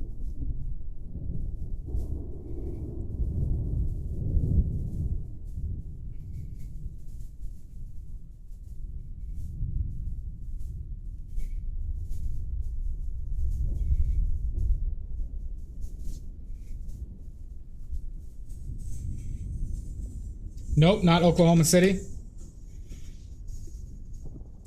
Most people don't get this. Kansas, nope. I'm going to reveal it because I think it'll take a while.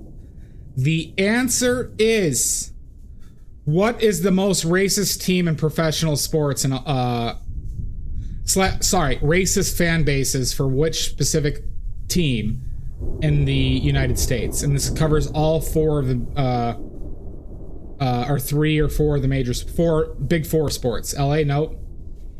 The answer is the Utah Jazz for professional basketball. The Utah Jazz. They're a very interesting team and organization, everybody. But every year, Utah has a basketball team. Yep, the Utah Jazz. Every year there's a big controversy with basically a fan, basically saying racial slurs at players and getting kicked out, and then the player talking about it. It's happened with Russell Westbrook alone like 4 times.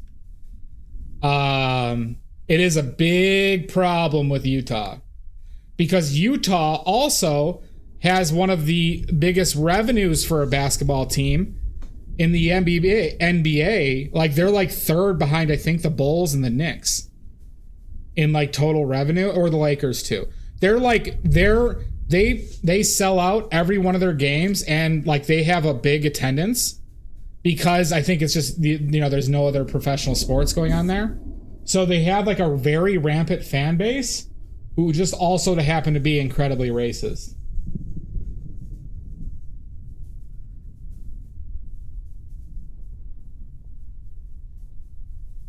Now this happens at other, stadiums, but it is notorious. Utah is notorious with players for their racism.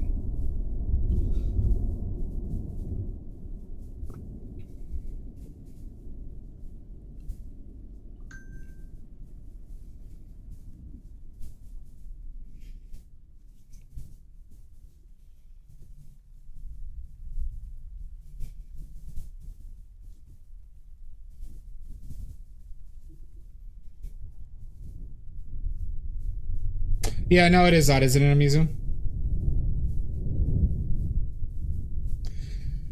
Well, it's the Mormons and the people who decide to live with the Mormons, right? Stoic, because that's a thing, right?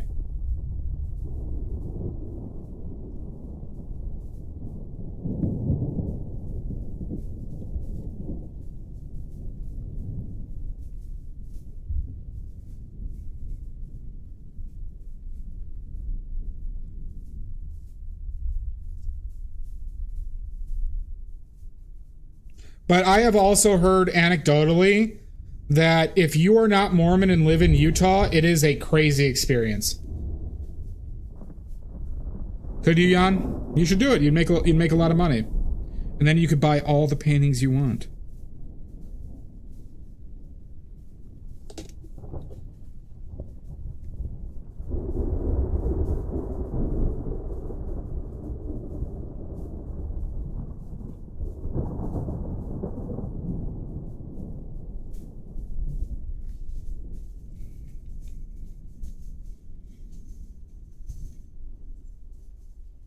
Yeah, it's so basically how Mormons are is if you are not a Mormon, they just won't talk with you. Fine, Jan. You could at least buy a few more paintings though. You should at least give me a little bit more hope of a normal life with regular income. Before the murder, of course.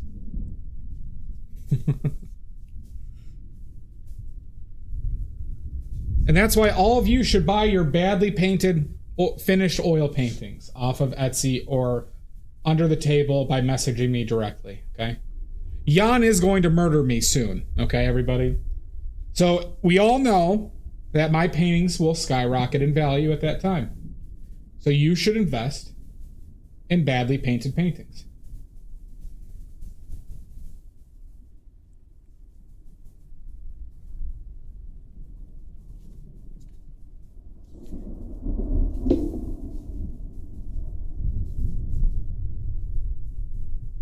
Thank you, Pickles.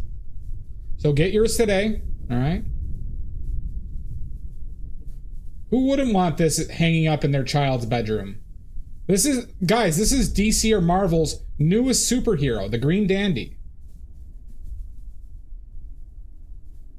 Who wouldn't want this hanging up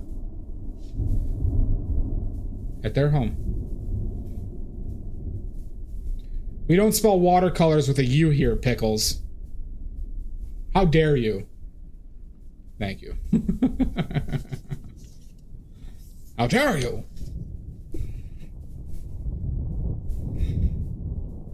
That is an actual difference of our dictionaries.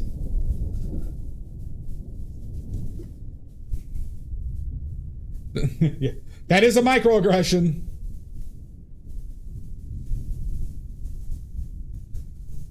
Pickles, how are you? And thank you for put up the links.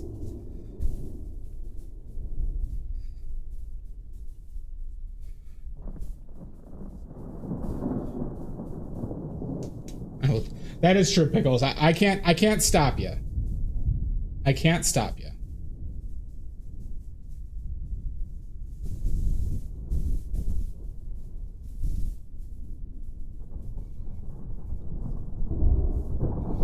Oh yeah, everybody, so we gotta think of the next painting. What's the next painting, everybody?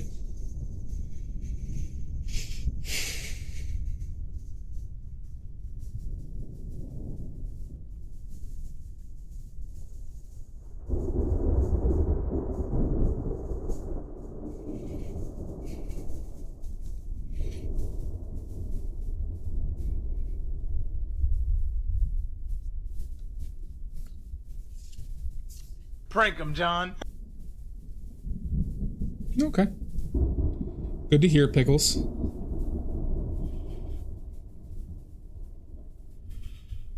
I was thinking of doing one with Rudolfo, or doing another one with Boris.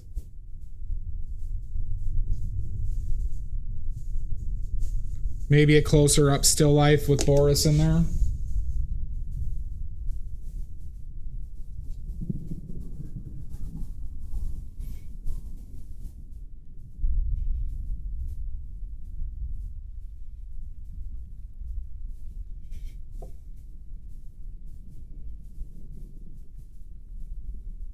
Did I move that?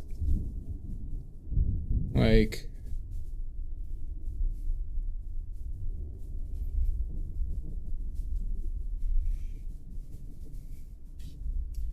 far enough in?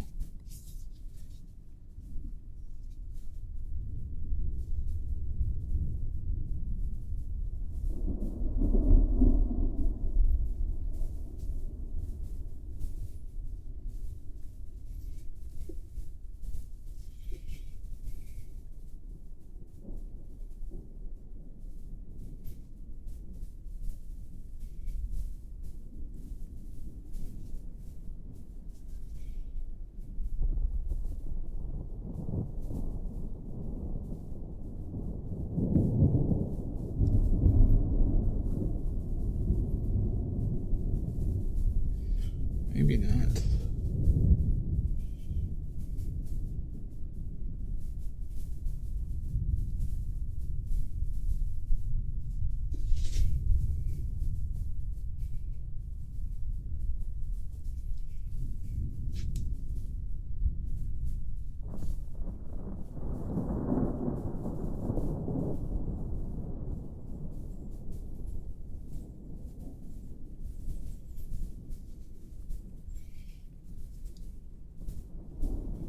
Do a Damien Hirst piece? Yeah, maybe.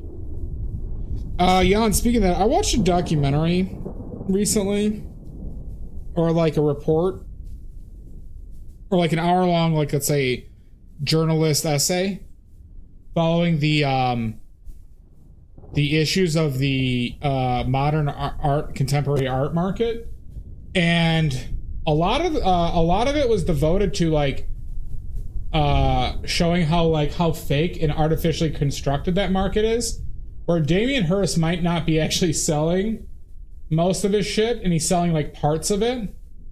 and how the prices are actually like, you know, created. It was quite interesting. It was quite interesting.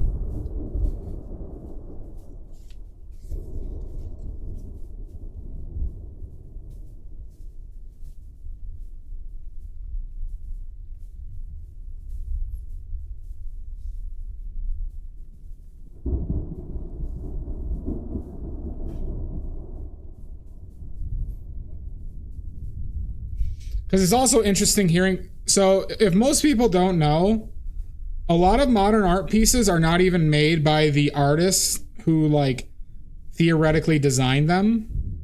So when Hearst like is selling a piece, it's because he told his workshop to make something for him. Right? It's kind of like the workshop painters in the Renaissance to a certain extent. It's odd how that like really mimics each other. Yeah, no, it really takes away any of like the romance, well, I mean, because it's so clearly not about art, right? It's just clearly about financial shit, that it takes away anything positive about it, in my opinion, because we live in a dystopian hellhole. And they went into how like Warhol was like Warhol's prices were manufactured by like a specific family.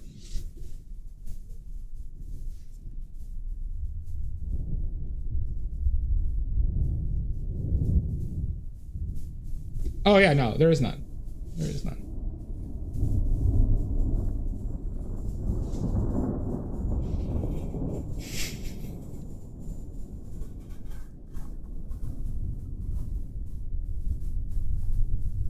I am in complete agreement.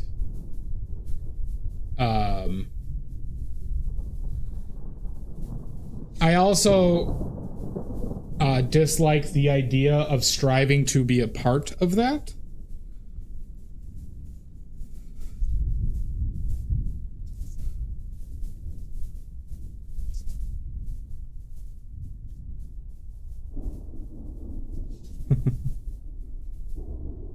Fortunately, Jan, I think that's been done a lot. There is a podcast, or like a stream, one of my podcasts. Not like this, fair enough. Are you gonna do it in garbage? But they're talking about how like they had a high school classmate who would write with poo in the bathroom. And all he would write, and he did this like several times, was "This is poo." Like, oh, it's like actually kind of avant-garde, like contemporary modern art. And that just gave me a laugh. And their analysis of it.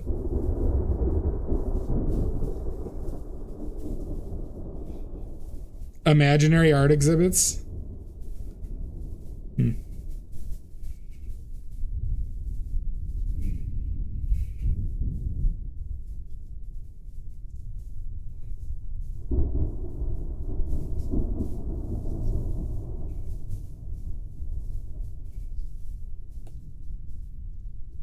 Yeah, I don't like it.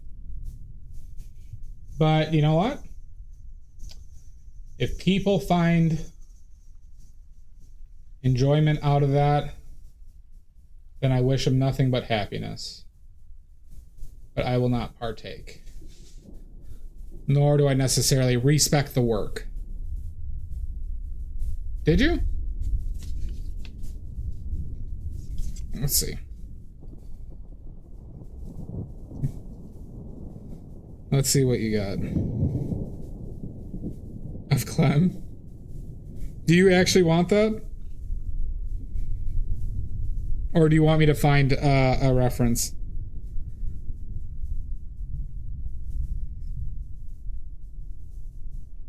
Because I'll do it. I love Clem Fandango. I'll do some searching. And and if you're serious, I'll give you like a quote. Do you know what size you'd want?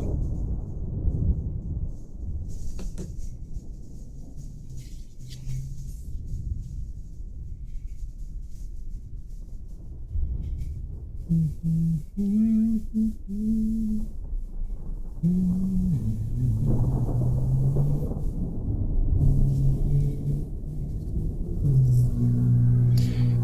Einstein is 12 by 16. It's 12 by 16. So I can do it on this. Do you want it on a sheet like, or no, the Einstein isn't 12 by 16. Einstein is 14 by 18. 14 by 18. I forgot that wasn't a sheet. That was on an actual canvas. I believe it's 14 by 18. But yeah, double check that one for me.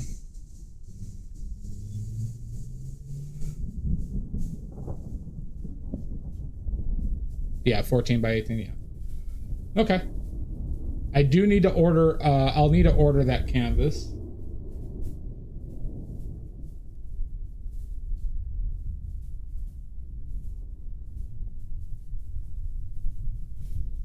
So that's fine.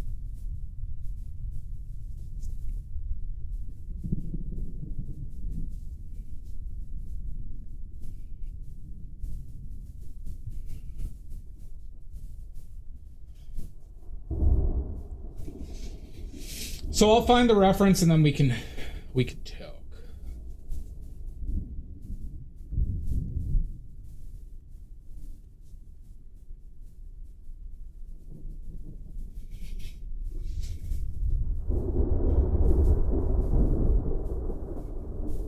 Or we'll agree, like, agree upon a reference, I should say, is a better way of saying it.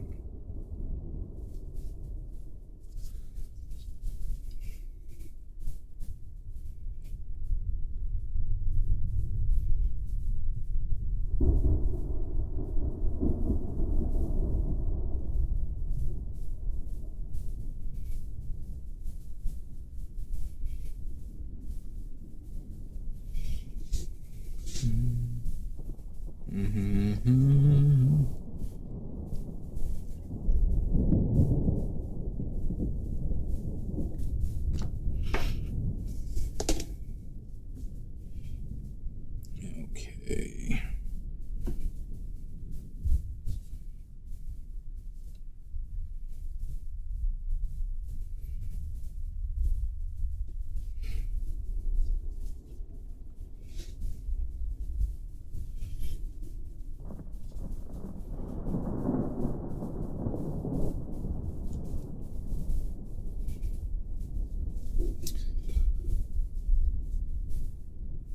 I have to say on this one, everybody, I felt like I've developed a little bit in some of my proportionate drawing.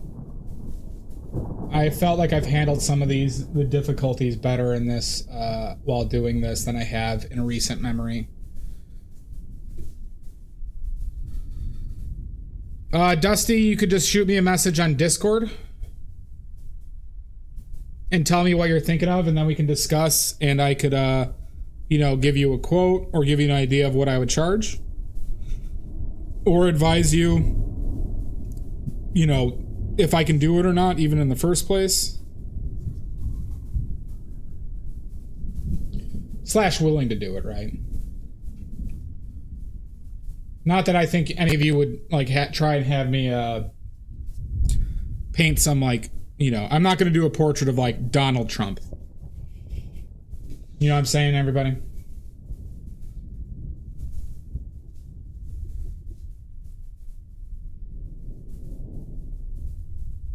Unless the money was ridiculous. And I'll do that one in private. But boy, would it need to be a lot of money.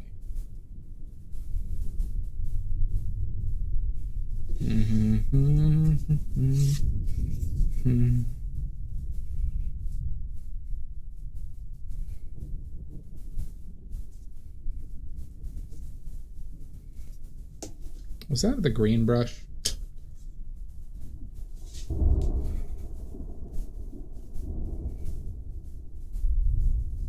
That was my green brush, okay.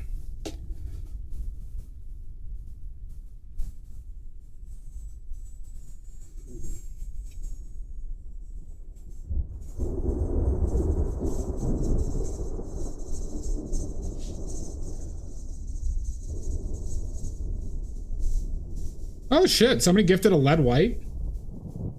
Who's Joe Mama? Oh, that you? Okay. Oh my god! Exclamation enter to win lead white. To win lead white, everybody. Oh my god, thank you, Jan.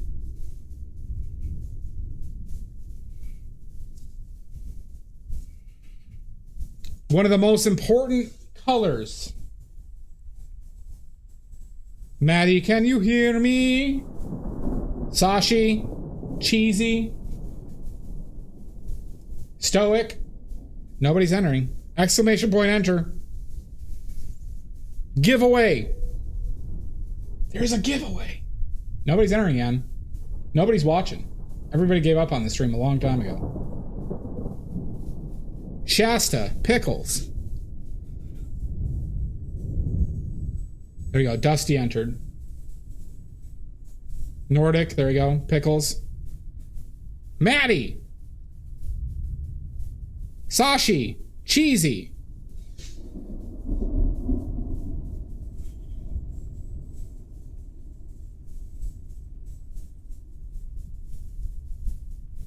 Anyone else? There we go. Stoic entered.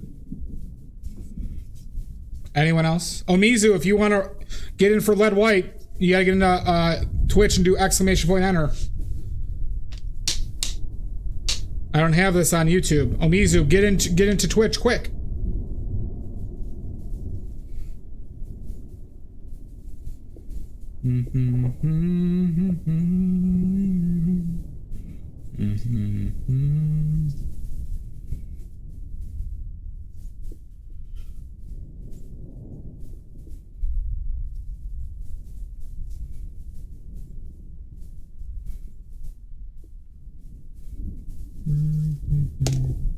Anyone else?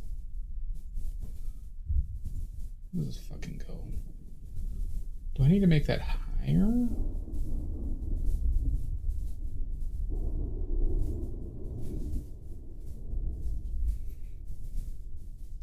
There you go. Omizu got in.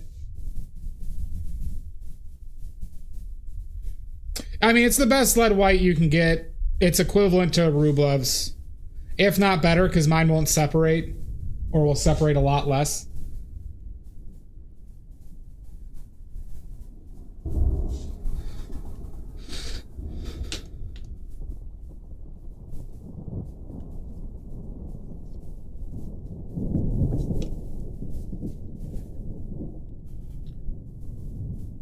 There you go. Omizu! Omizu, click on that link to redeem. There you go. Omizu, your bribed worked.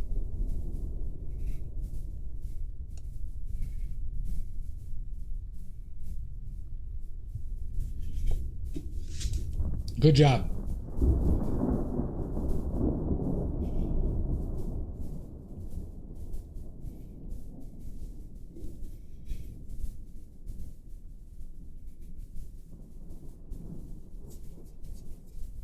So if you click on that link, Omizu, you'll put in your address for shipping.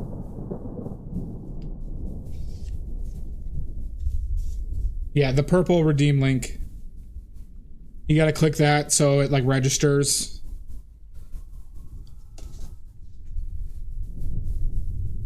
Thank you, Jan. I actually have to make more lead white too. I only had 2 tubes left. I also have to order more of the pigment.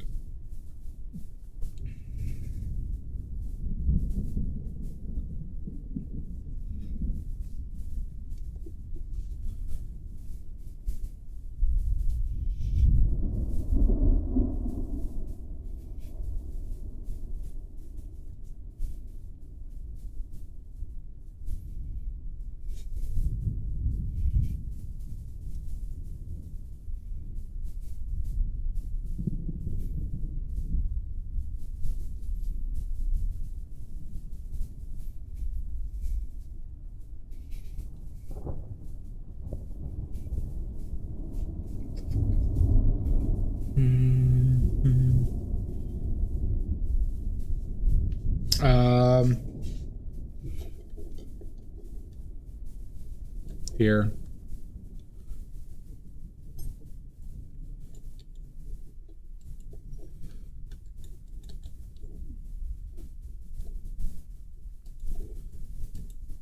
See if does that work for you?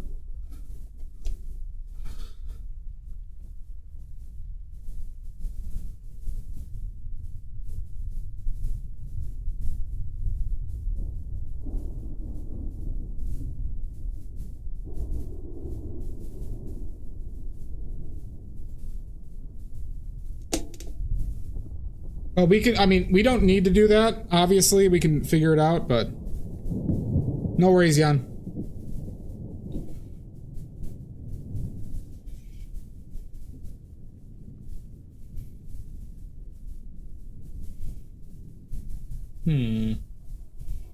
Actually.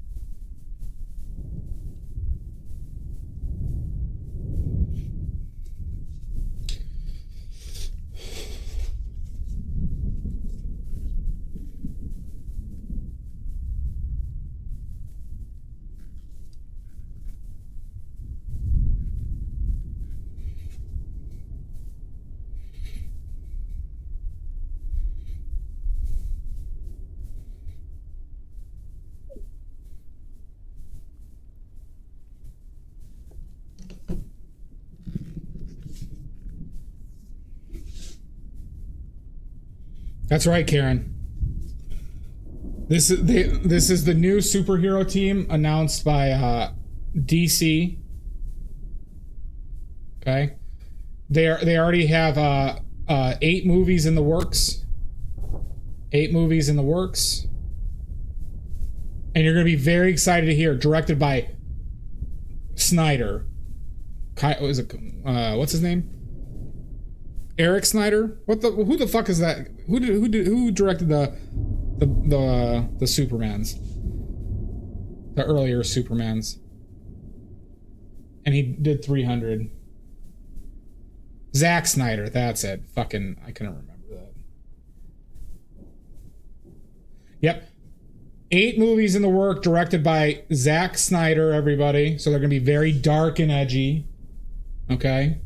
As we all like, you know, we like our superheroes dark and edgy, okay? And it's obviously it's going to be, you know, kind of like Jesus, right? No worries, Karen. There's going to be a big Jesus allegory for the Green Dandy here.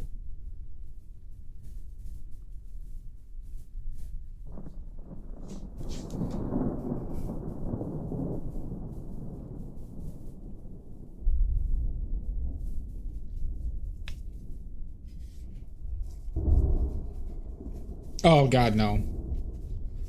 I mean, if the Ukrainians are not there, the Ukrainians are not going to give up. And they're not going to cede land.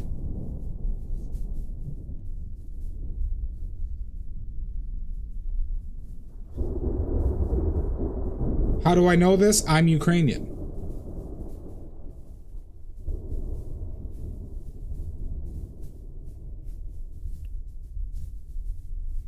Yeah, for anyone who doesn't know, I'm half Ukrainian. I don't know if I've talked about that recently.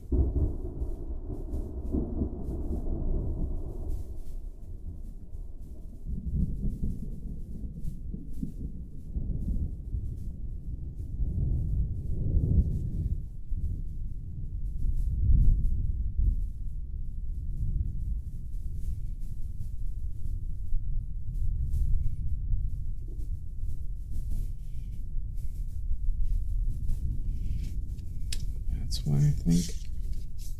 That explains a lot. A lot. I'm half Polish, half Ukrainian.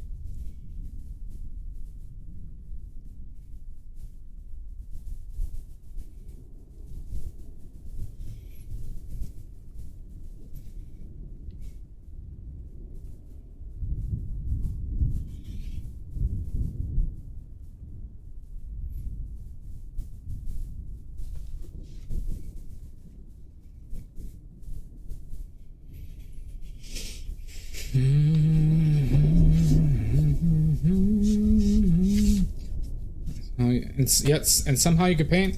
What are you talking about? Ilya Repin, one of my favorite painters, Ukrainian.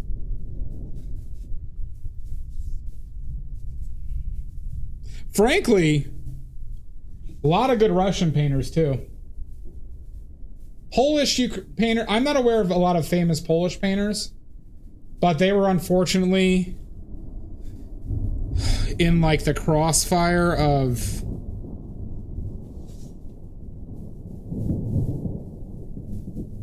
two countries that have very differing views on art. You're welcome, Amizu. Vasily Kandinsky. Yeah, I think I have heard that name, Kandinsky. But the Poles were kind of like not involved in the modern contemporary movement because of World War II. But they weren't like, because of the Soviet control and oppression or issues prior, I don't think they had a lot of opportunity during like the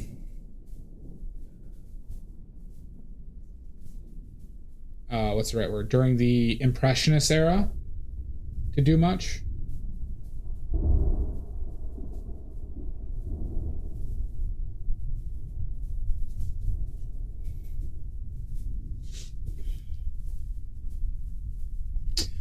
Because Polish people were looked at as second-class citizens prior. Like, a lot of Polish communities were, like, have very similar stories to, like, Mexican communities. Especially in cities like Chicago.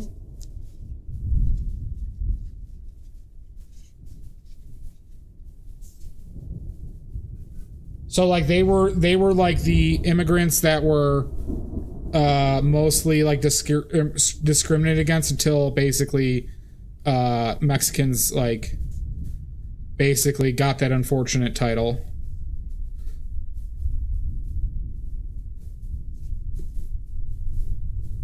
Yeah, no joke. Like, it really was that.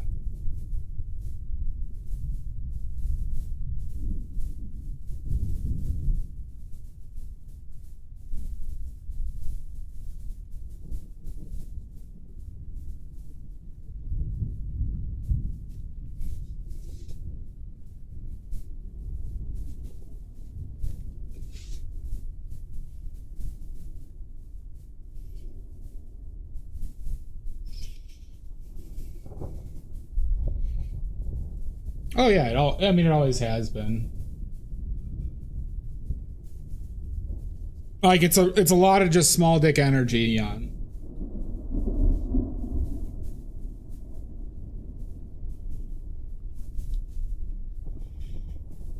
And it's why, like, racists are so incredibly dumb. Like, you know, if people don't know, when in like the early 1900s, Italian people and Irish people weren't considered white. But it wasn't until it was advantageous politically to like get Irish people and Italian people on your side to vote. So then they started like being way more racist to black, not way more racist, but like then they like elevated their status above black people.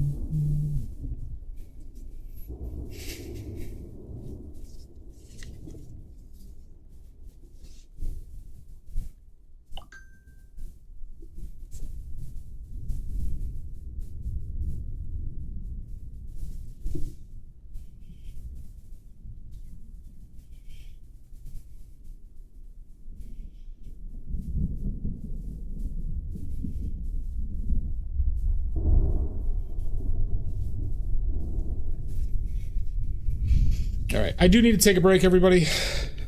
Isn't told to check out stories written by Nikolai Gogol. Gogol. I'm not familiar with that name. If you want to be like depressed but interested, I mean, a lot of like Russian literature or Eastern European literature is pretty fucking interesting, but depressing as all fuck. All right, I'm gonna take a break. I'm basically out of water again.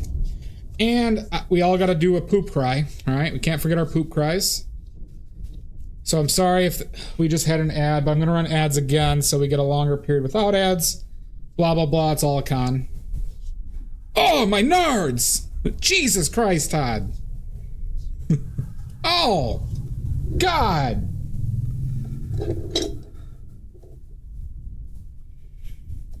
All right. Well, we're proceeding nicely. I feel like I fixed the things I needed to fix. So let's take a quick break. Yeah, then why do my balls get hit, Todd? Son of a bitch.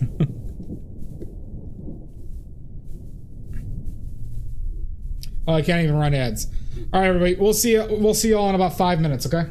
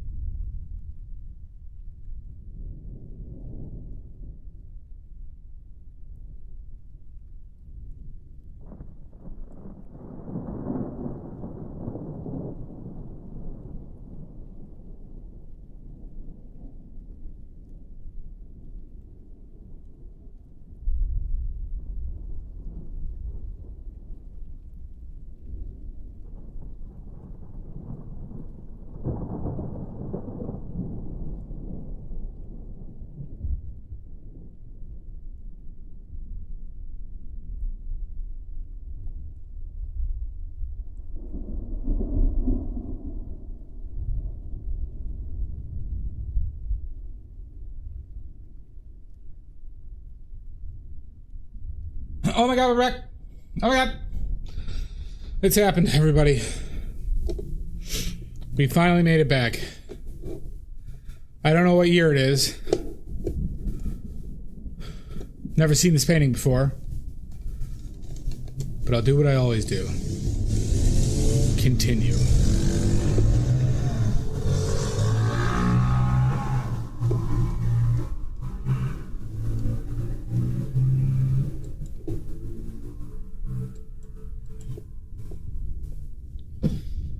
Yeah, right.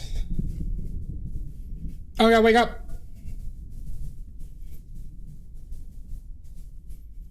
When I looked in the mirror in the shitter, I had a bunch of red paint on my face.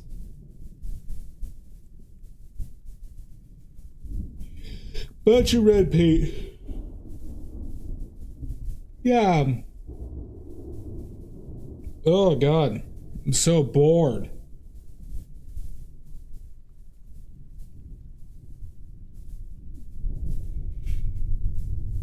I'm actually not, but...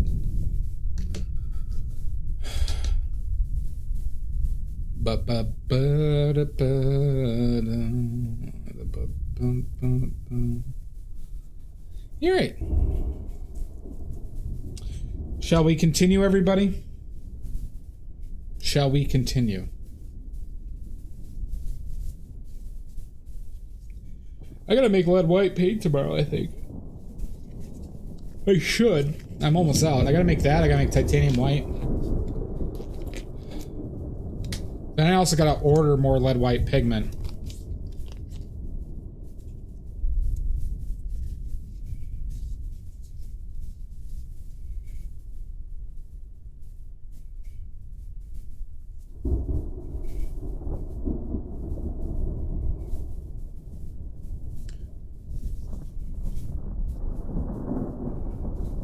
So, whoever can guess this, I'll give you an oily point. What is the best price I found per pound of lead white pigment?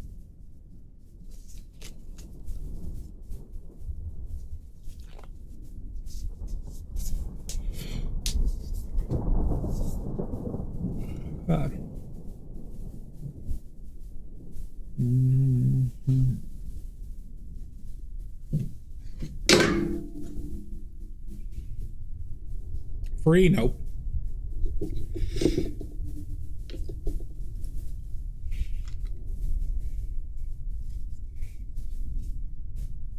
Oh, did you, Amizu? Cool. I'll ship them. I'll refund you the shipping, Omizu, and then I'll ship it with, you know, I'll ship your additional tubes with the Yan paint. Yeah, yeah. No, this is pre-tariffs.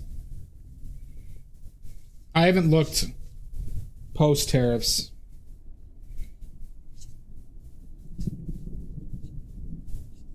Oh, thank you. Thank you, Omizu. I appreciate it. No. No, not $100 a pound. That would be obscene. Todd, I basically use a quarter of a pound of pigment per tube. What's a no for, Jan? No. 60? Nope. Nope. $20? Very close, Todd.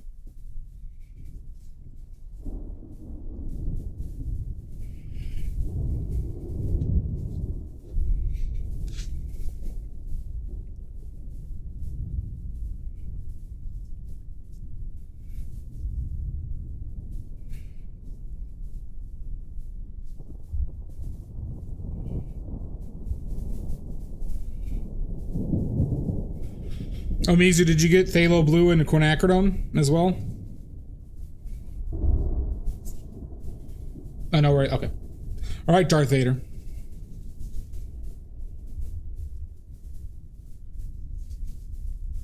No.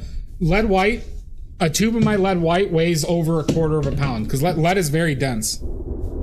Yep.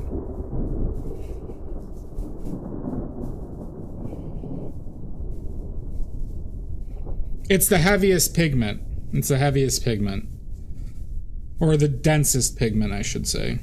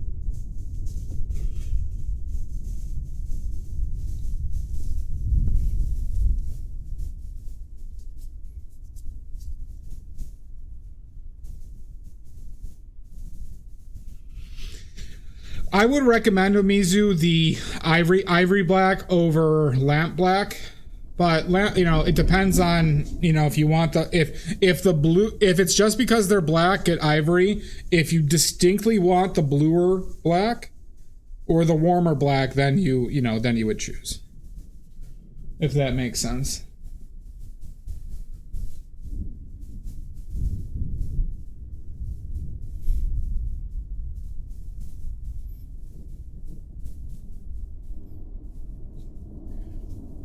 We could do another limited palette stream in a little bit. For these large paintings, though, or these more intricate paintings, I didn't feel like doing any limited palette with this. Really wanted to go into the colors. Because I really like the difference between the greens and yellows versus like the very vibrant pink. So Todd, lamp black for a tube. Okay, here's the difference, Todd.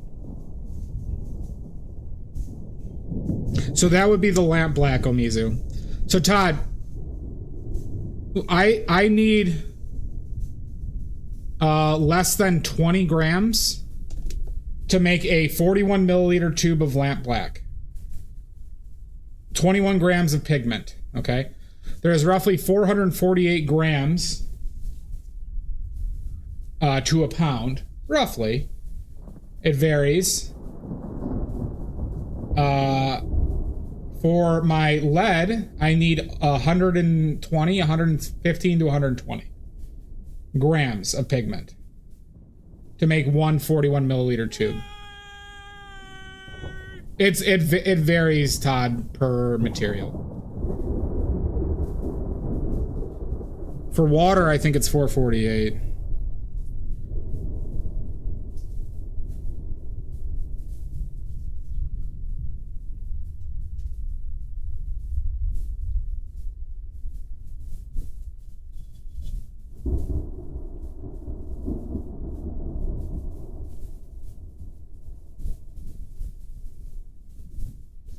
So to give you an idea, so Todd, a pound of lamp black pigment will make me roughly 24 tubes? No.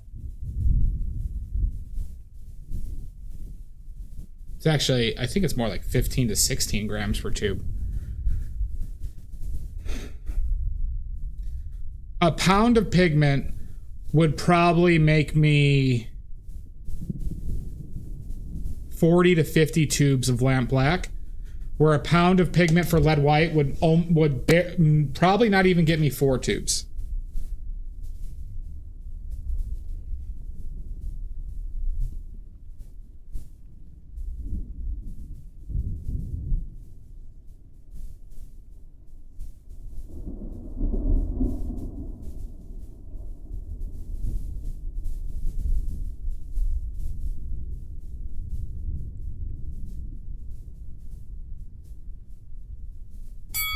Son of a bitch!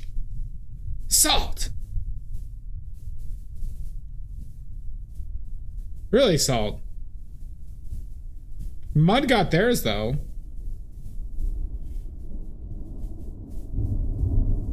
Did it work this time?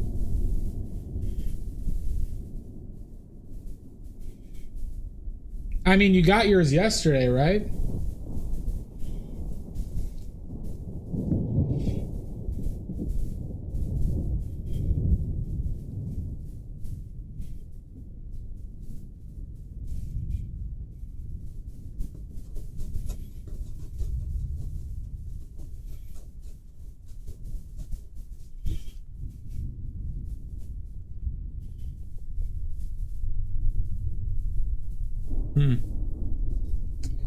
Did you try, like, I mean, you probably tried, like, closing down the browser and, like, all that stuff.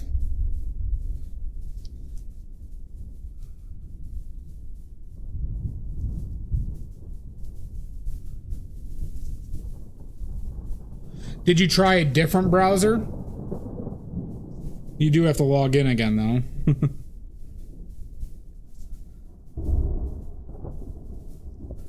But I guess that wouldn't be a browser thing, would it? I don't think it would be a browser. It could be a browser thing.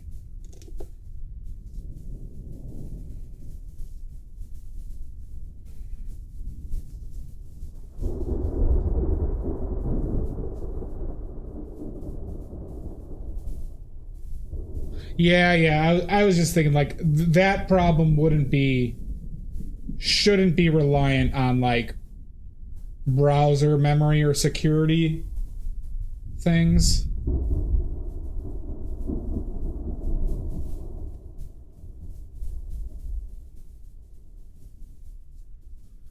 That seems too bright.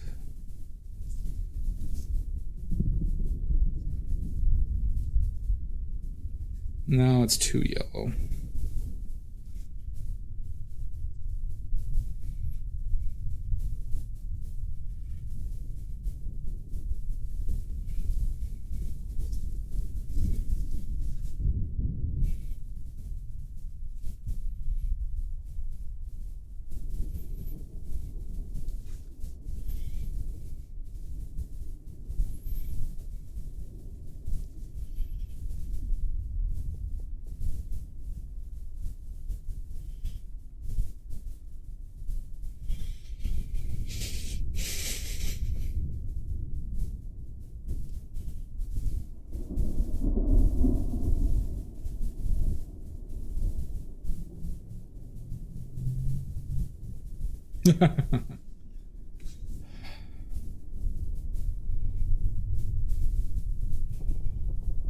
John Twitch feeling the salt heat.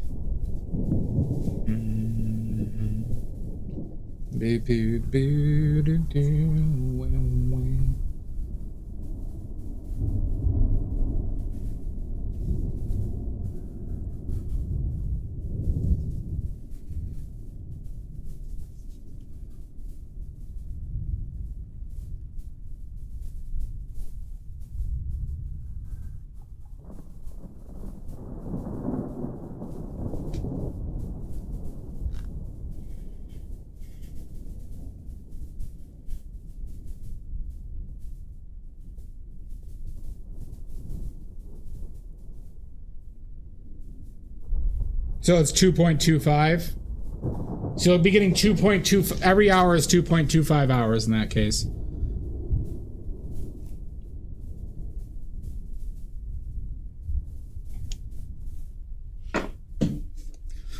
So if you worked 8 hours, Todd, it'd be equivalent of 18.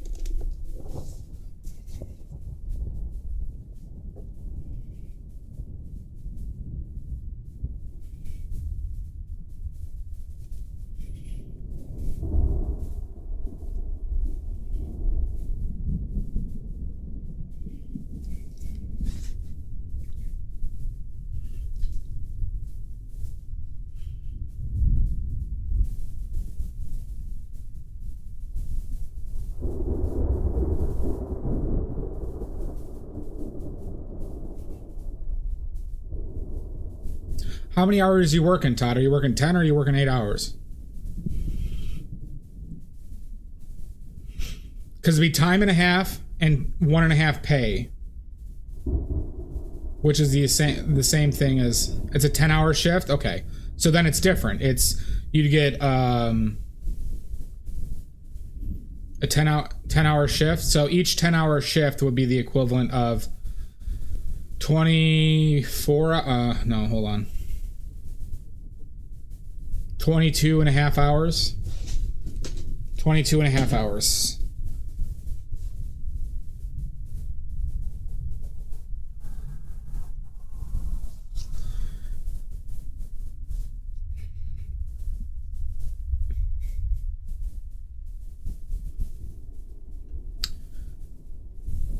Unless let me do the math. If it's time and a half pay and a time and a half hours, let's just do, if you're making $10 an hour theoretically, so you get 15 times 15 is 225 instead of the normal, 100. Yeah. Okay, yeah, no, my math is correct.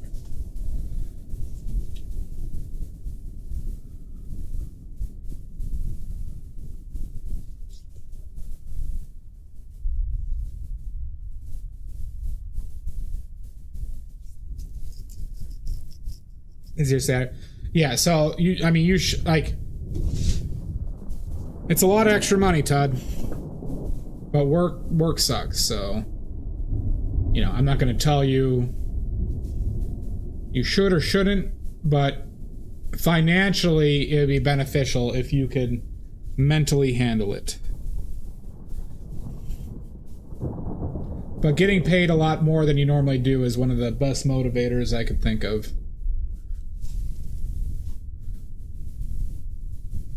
You get 22 an hour. So for that Saturday shift, Todd, you'll make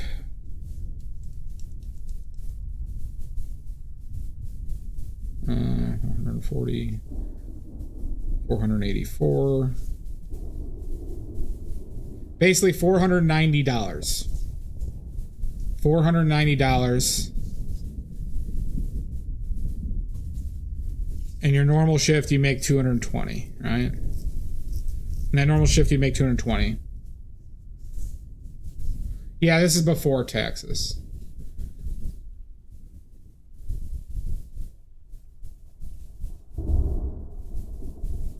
So 490 after taxes, let's just say 30%.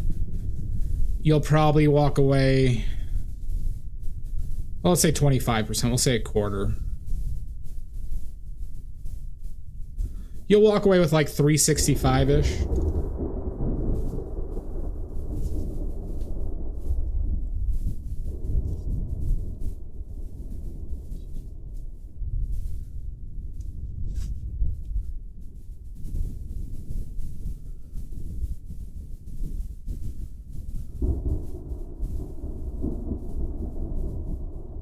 Yeah. It's in that ballpark.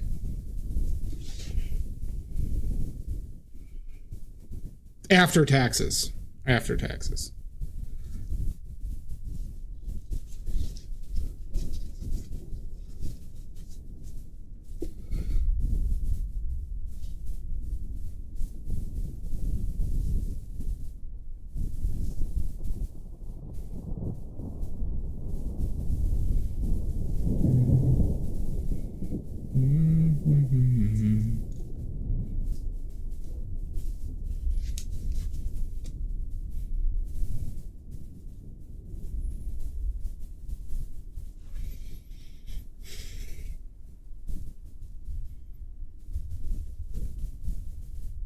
Yeah, I mean, you can get yourself a set of badly made oil paints. You could get 2 sets of it for that price. With shipping.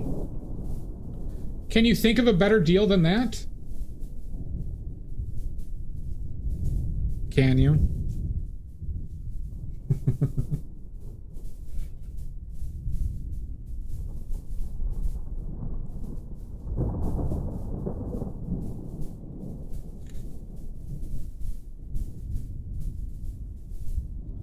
That seems too red, huh?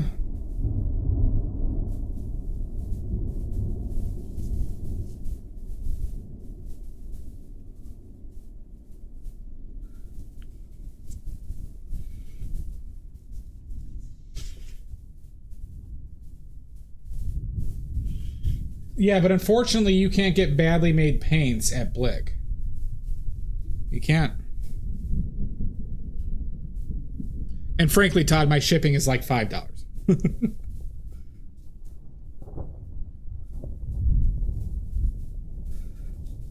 God damn it, Todd. Well, are you even getting oil paints, or are you getting are you talking about like acrylics and stuff?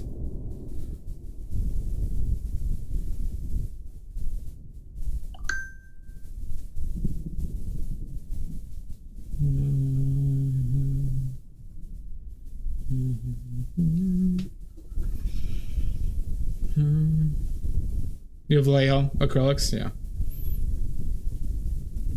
Todd, you know you could check when you check eBay. There is a couple shops that operate out of eBay for those paints. When I was buying miniature paints, and I actually got when this is like the last time I bought paints from them, but I got them off of eBay because they had pretty damn good prices. Oh my God, Todd! How could you? Bullying? Bullying. Unbelievable, Todd. Unbelievable.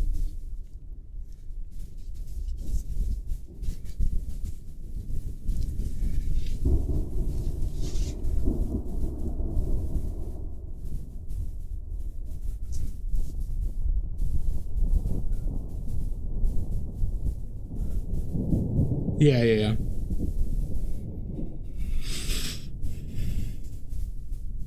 No, yeah. Check out eBay the next time you're buying those paints, because you might be able to save yourself like 10%, 15%.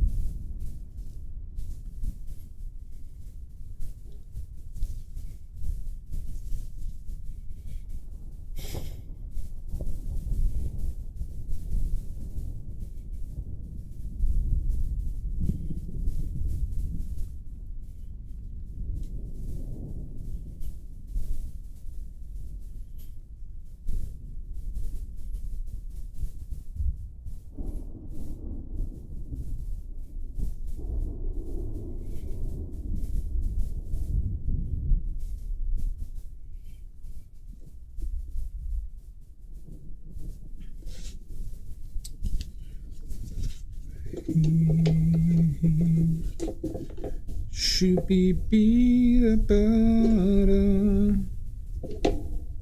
flugu-ga-ba-da.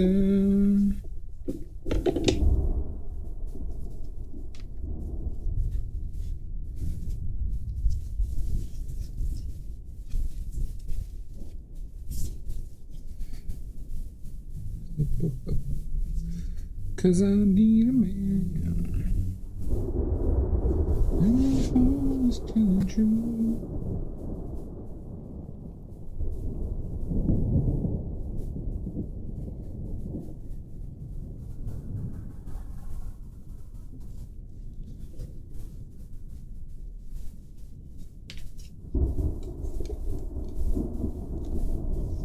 Wendy's is your motivator for that?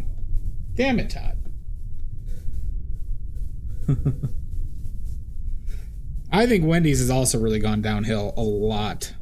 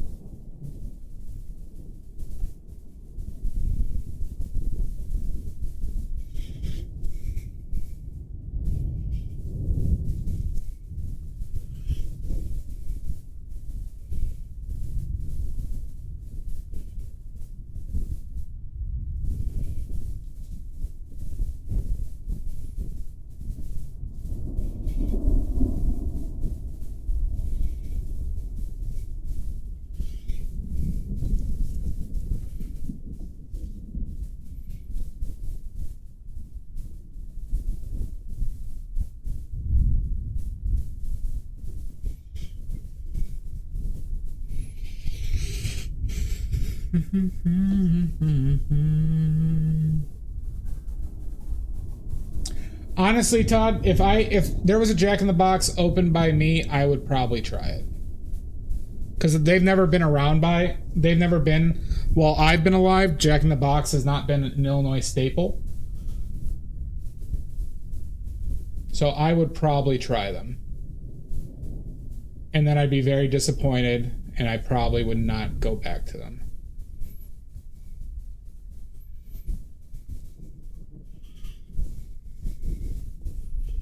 No, my dad says the same exact thing, Jan. My dad says the same exact thing. Because when he was growing up, Jack in the Box was in Chicago, and he's just like, yeah, you just go there to get the tacos because they were cheap and fine. Well, that's not good. That's not good. Did I make those too big?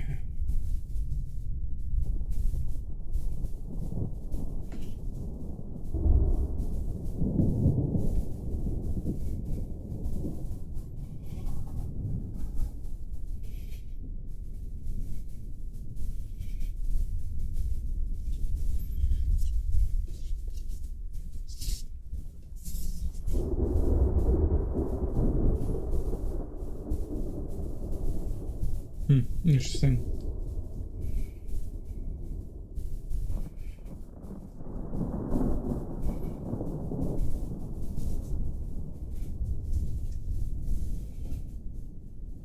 It's never been the same ever since Dave had. I agree, Omizu. Had Jack in the Box when I visited Hawaii. Better than Hardee's though. I had Hardee's by me growing up, but I never ate at a Hardee's. Literally not once.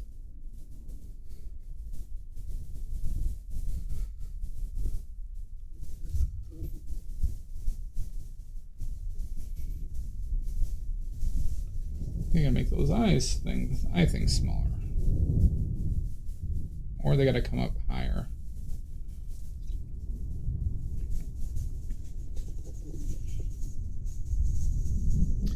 I stopped using those types of things a long time ago, Jan, just because they never worked well, and I have like security concerns of just being that integrated with a company. Do you have a Whataburger? I've heard good things about Whataburger.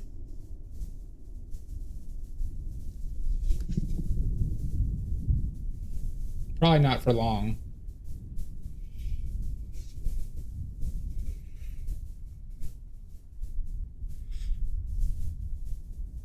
You're the one that won.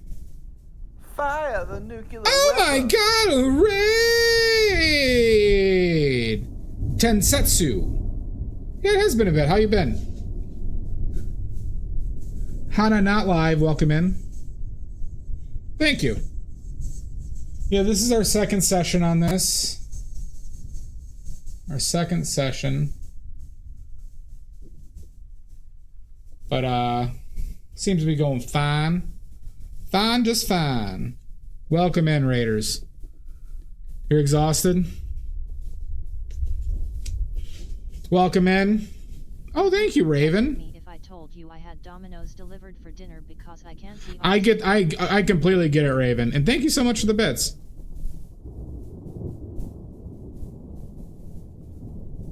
This is traditional art, Hannah. For any of you who don't know, I paint from life. Oh, God.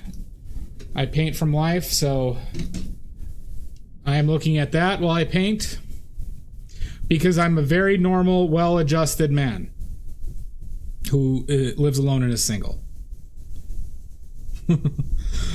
Oh, you crazy son of a bitch, Raven, I'm doing well.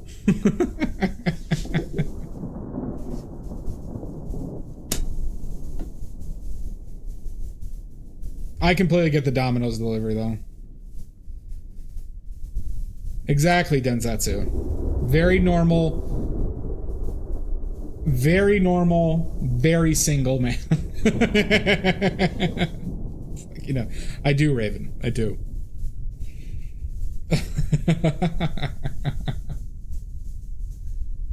Oh god. But yeah, we're just working our way, sorting things out. I forgot to fix that thing over there. Elegant, poignant. That is true, Densetsu. That is true.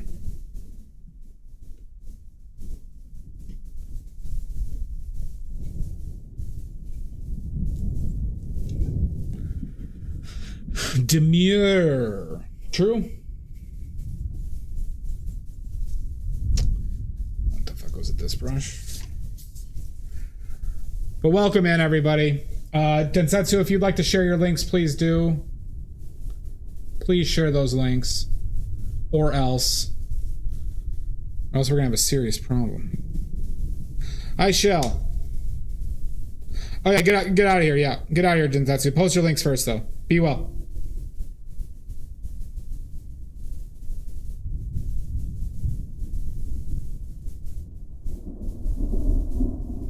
Good to know, Mizu. Good. Everyone go check out Densetsu's Kickstarter. Crystal Real Tail Rogue RPG. Cool. Oh, fantastic. That's soon. Great to hear. I'm glad that you're finally closing in. It's been a while. You've been working on it for a while now. You're the one that I want. Honey. The one I need. Oh, yes, indeed. Love roguelikes. Oh, fantastic. I've been getting back into Balatro recently. The only annoying thing is I have nothing really left to do that's enjoyable. I have like 4 challenges that are all kind of really annoying to do, but I've done all the other challenges and I have every stake at every deck done.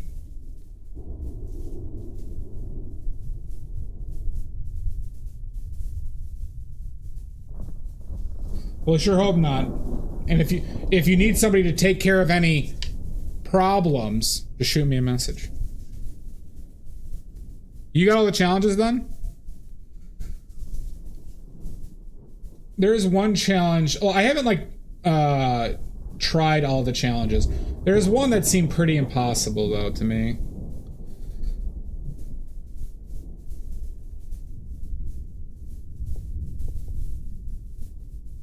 That's the tough part with roguelites, yeah. Alright then, Setsu. Just tell me who you need me to physically threaten with violence, and I'll get on it. Yeah, take care.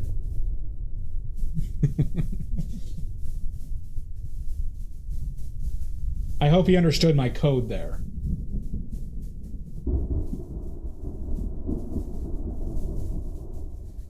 Do you think he understood the code I was talking in?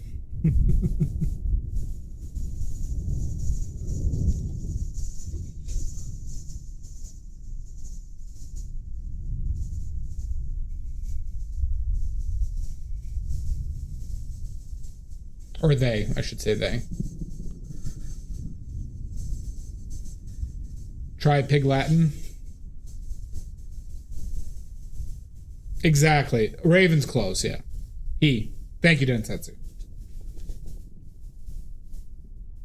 Didn't want to assume.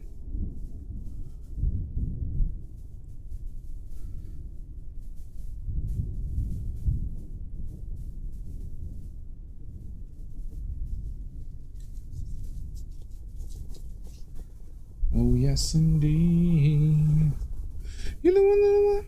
Mm-hmm. Ooh, ooh, ooh. The numbers? Which numbers?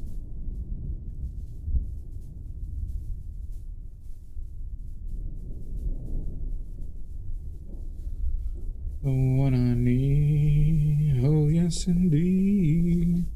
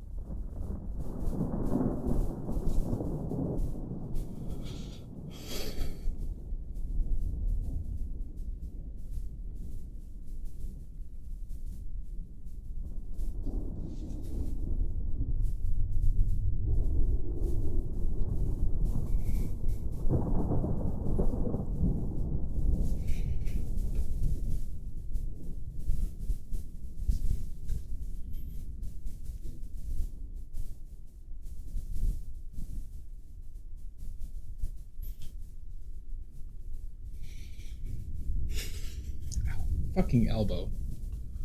Beans and toast.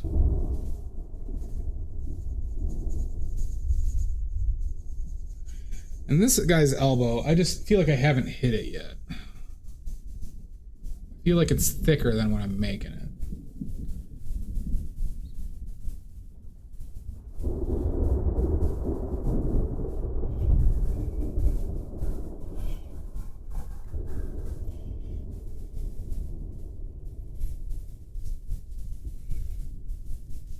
Thick.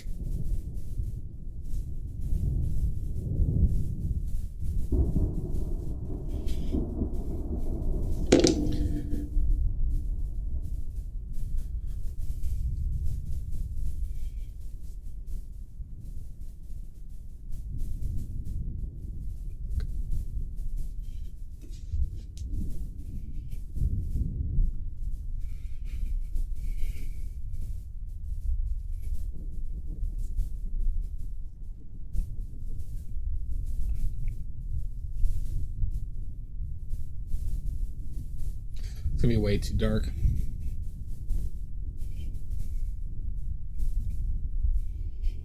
Let's fix up these underoos.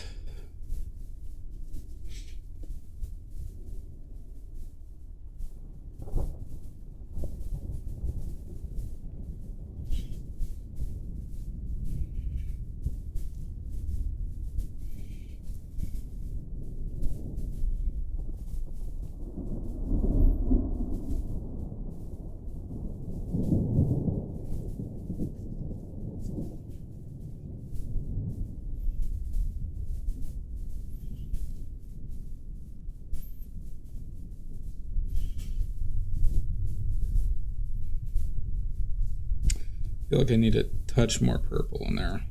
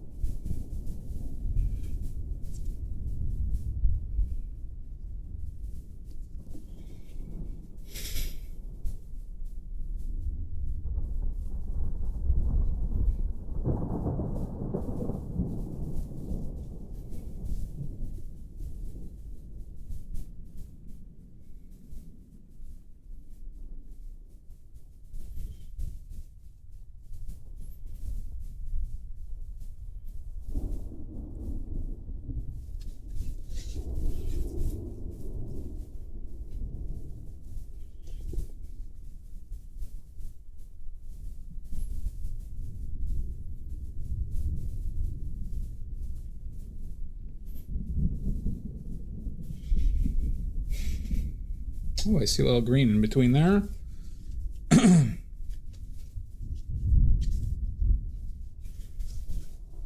I should spend some time on the pig today. I don't want to go into... because this is going to probably take 3 sessions. But I want to set myself up so I could just do finishing. So it's just about kind of getting... basically, with these bigger paintings, once I get everything lined up, and get like the base tones properly in there, where I don't really have to do much like dimensioning, I could just go in and apply color. That's when I kind of know that I only have like a session or 2 left.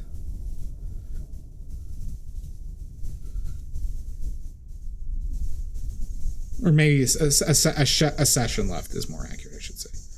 A session.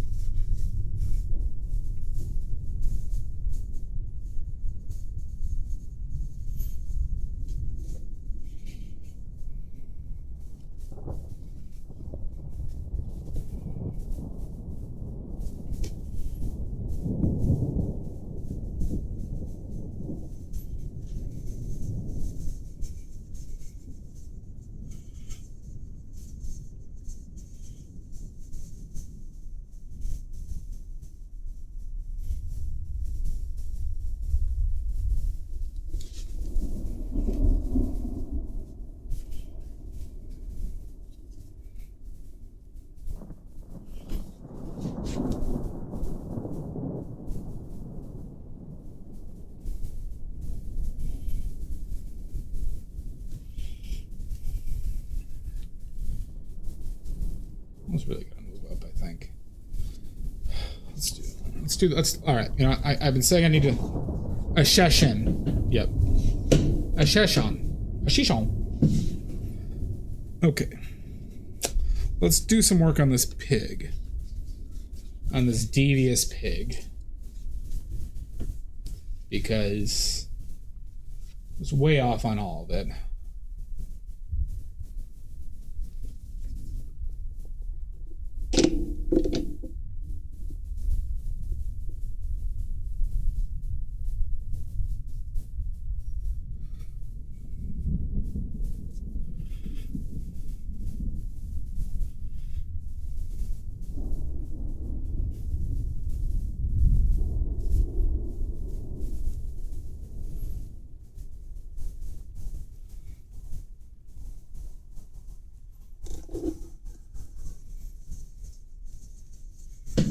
That was a lot of black, I think.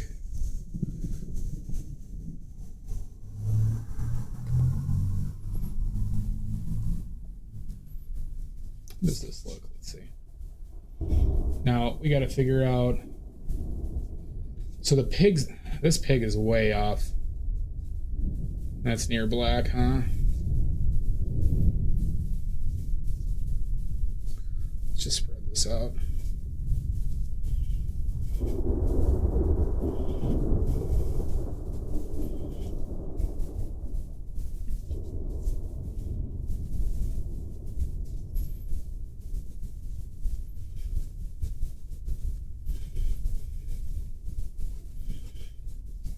Oh, fuck. I just whacked my mic with my brush. Time to unfuck this. Yeah, this Boris was really off. Boris was really off. Dimensionally.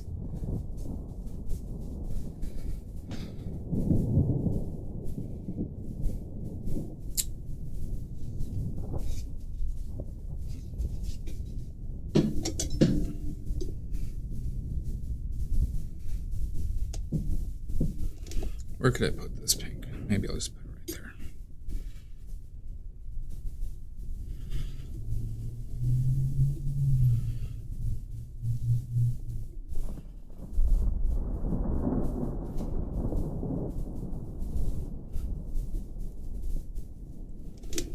Is that the color?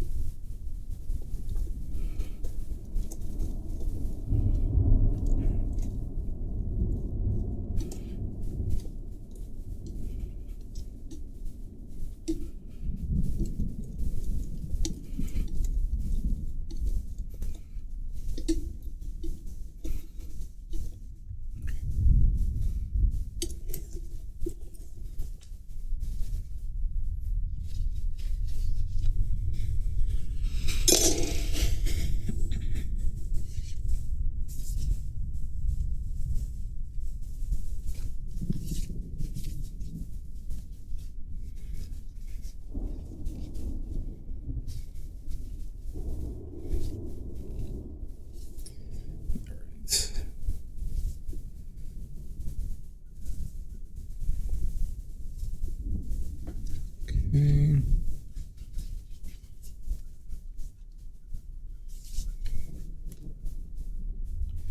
Boo doo boo doo boo doo doo doo.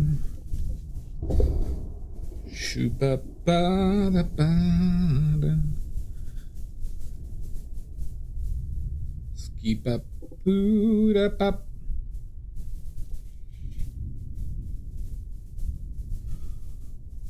That little tootsie leg right here, something like that. So if that little leg right there. And that guy's little body.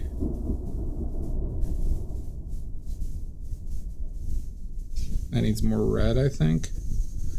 A little bit more opacity.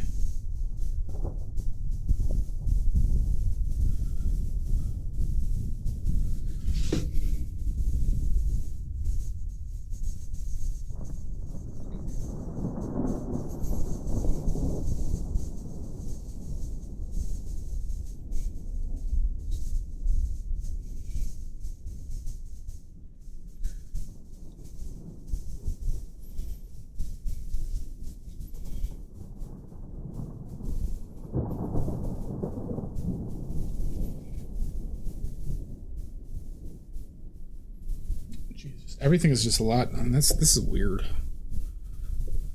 God, proportions are weird.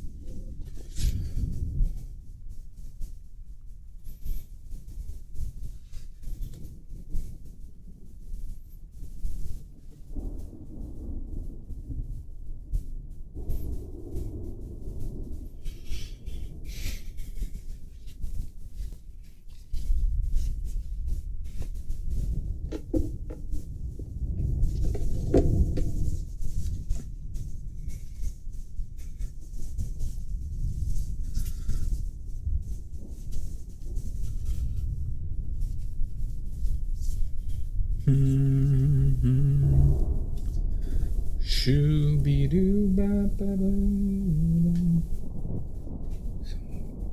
Bones.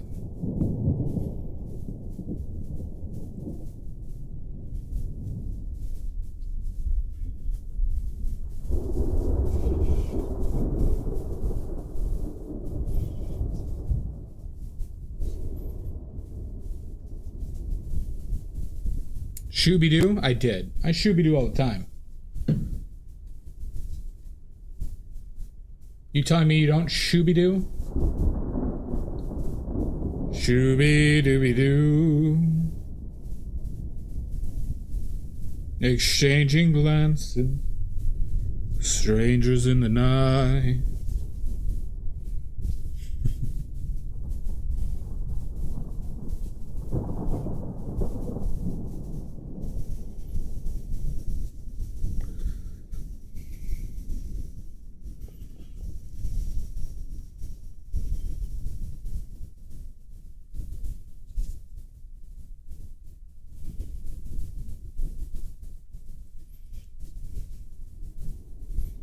That's right, everybody. I'm going to have to stop painting to become a crooner. Okay? We're becoming a crooner, everybody. Also some alcoholism. Part of the deal.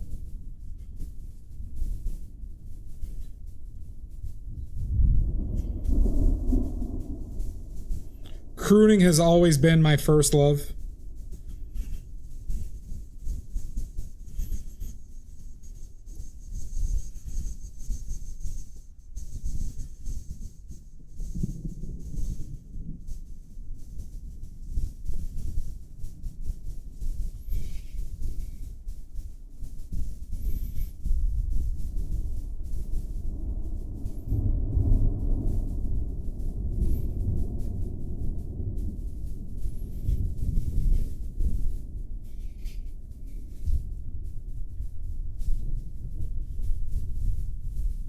Well, I legally pickles.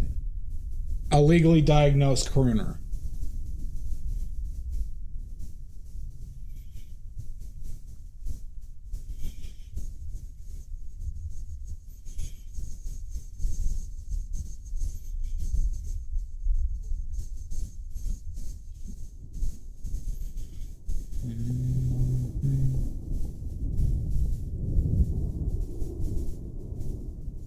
Doobie doobie doobie doo. Sinatra. It is. It's it's a dangerous life, Pickles. But the world needs its crooners. Alright, so obviously I'm going to be going on The Voice in several different countries.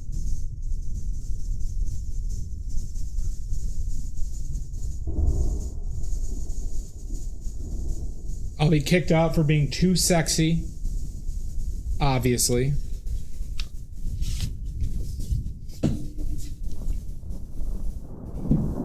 And I'll be kicked out for being too sexy and for only doing Fly Me to the Moon.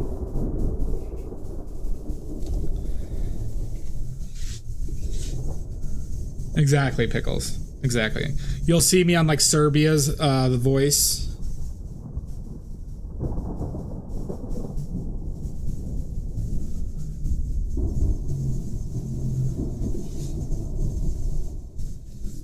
I have not seen that one, Stoic.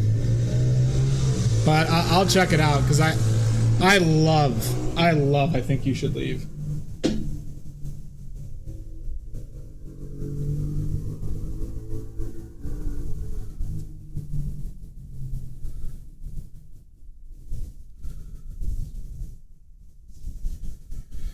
I don't know if I've dialed in this color.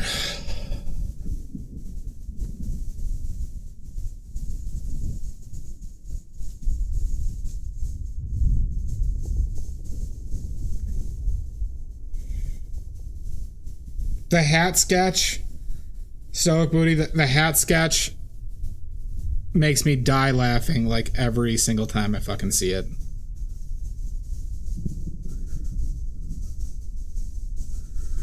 The one where he also has like the existential crisis when he's doing like the prank show in the mall.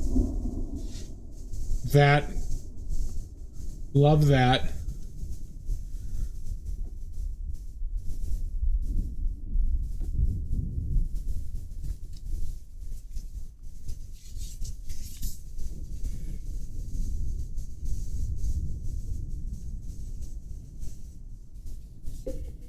I won't even be here anymore. Just like so, like such a tonal shift and just out of the blue. It's so fucking good.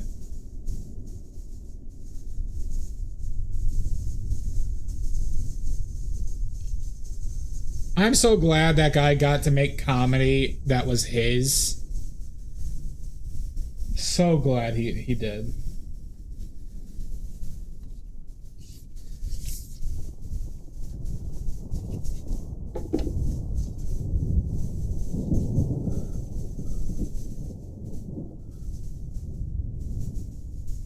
He's just great. It's just, it's... I love absurdist stuff, but I love somebody who, like... who's willing to do stuff that... Like, I always admire when people are willing to do things that they enjoy and make stuff that they enjoy versus something that's just trying to be manufactured to be successful, right? As you know, I talk about this subject a lot, but like it goes with comics a lot, right? Comics could do just like crowd work and do stuff that they know will do well, right? Instead of like doing something that requires risk.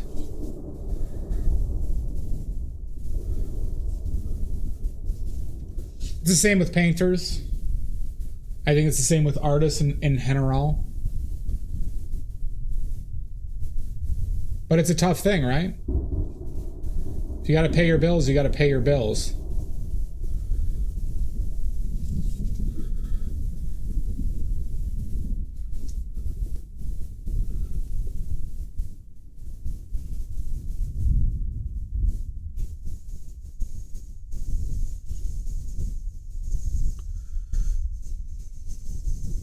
I don't recall that one. I like the one where he goes ghost hunting and he just can't get over like the swearing stuff.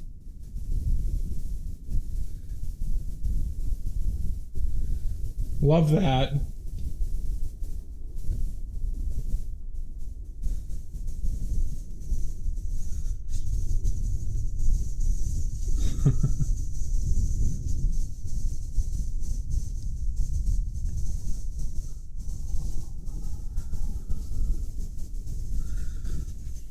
It is a great show. Do you know if they're doing any more of it?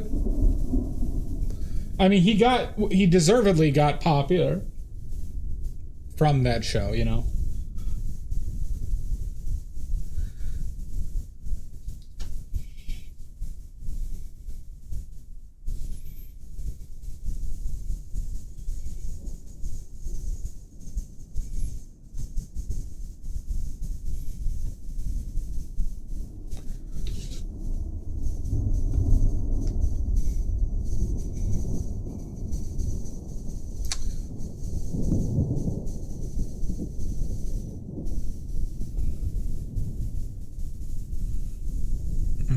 Be here anymore.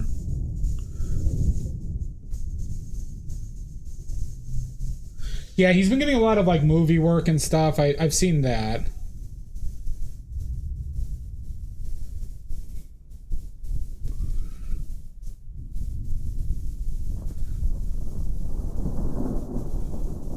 God, I love the eyes on Boris. Just the lack of just two dots. I just love the two dots.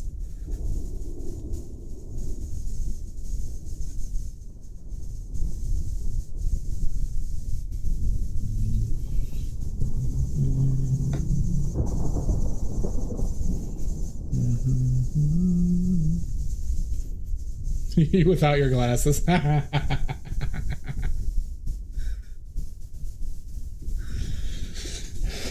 So you're a Velma?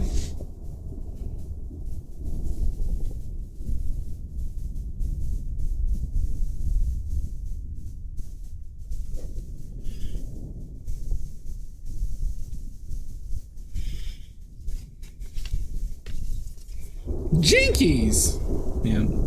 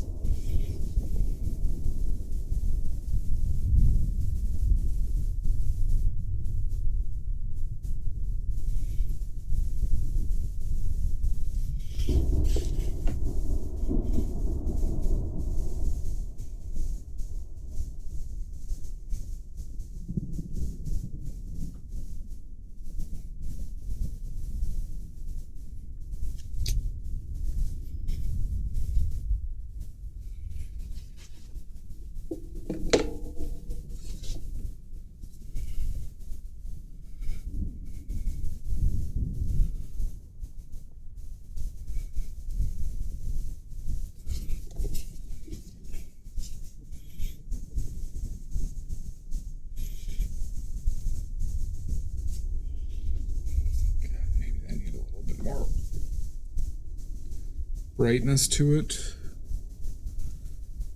Ooh, that was too much.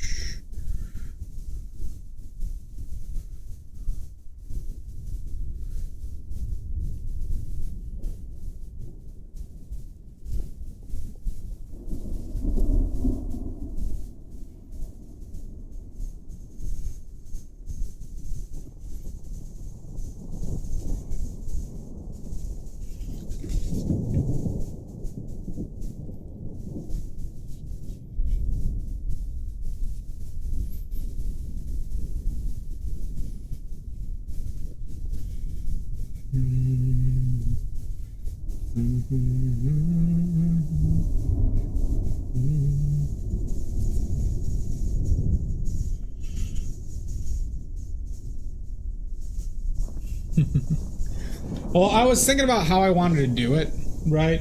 So I was thinking about using a, like taking like a coat hanger wire and creating like a round loop to fill them out.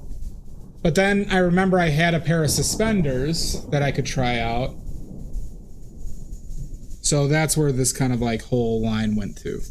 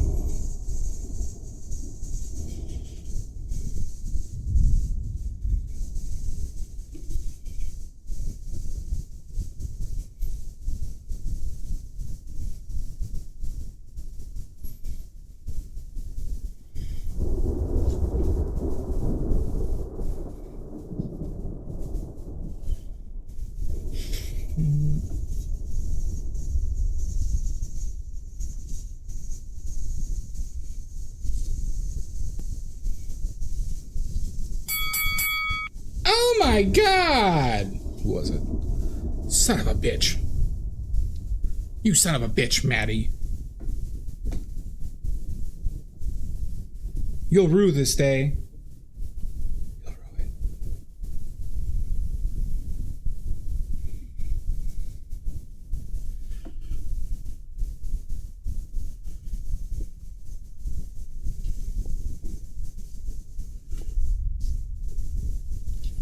It's too much. It's too much. It's too much.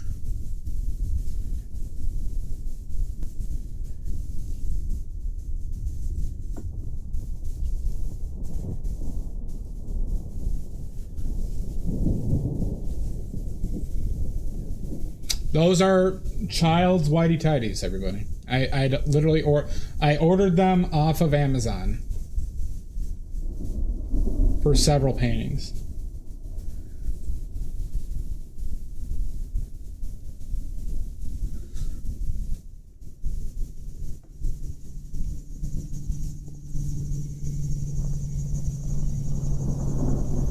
Why would I have a problem with that? Color is a color. I'll paint any color.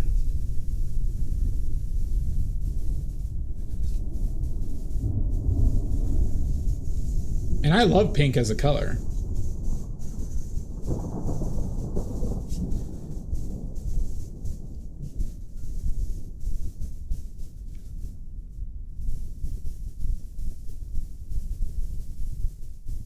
Pink is a great color.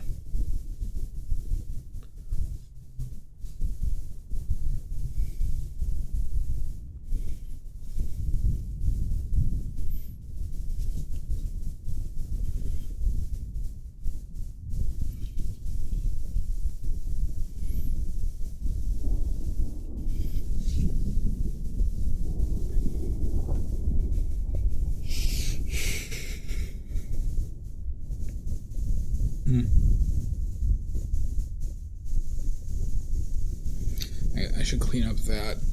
I'm gonna be done with this brush.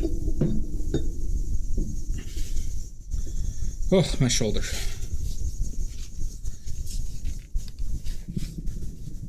Fly me to the moon, let me play upon the star.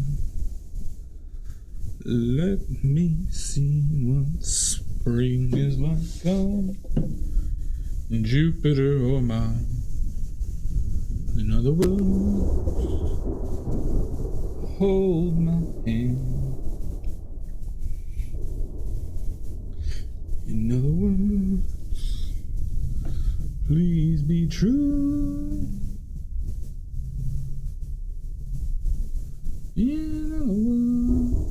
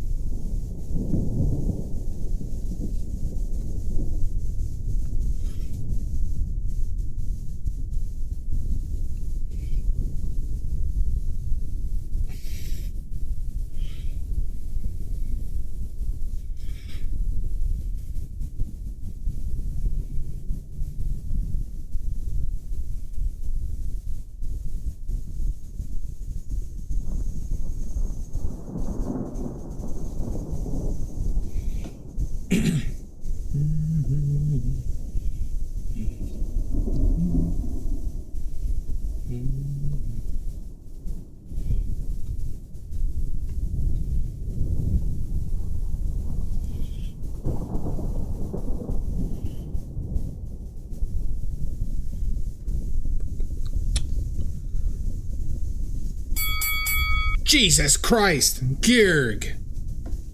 Georg!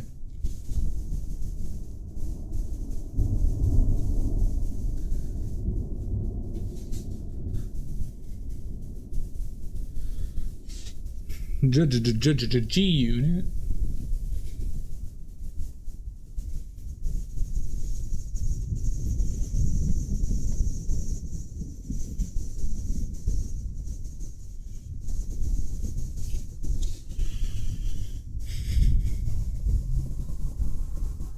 What's new, Garg? What'd you have for dinner?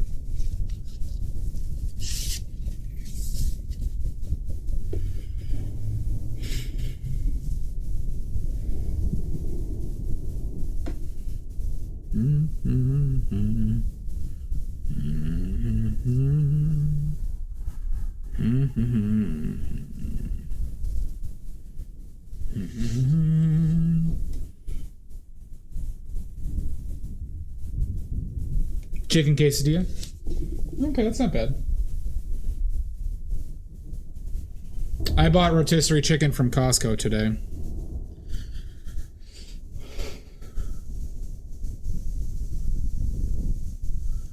I might be trying to do super cheap food thing and just live off of rotisserie chickens from Costco for the near future.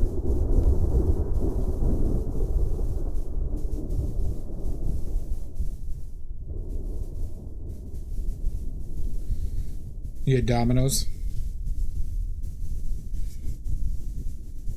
I actually have the stuff to make, I'll probably make a pizza. Oh, I don't have cheese. I don't have mozzarella cheese. That's why I can't make a pizza.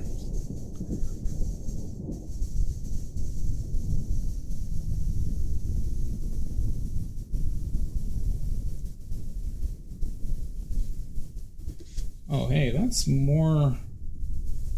that has more juice than I thought over there, huh?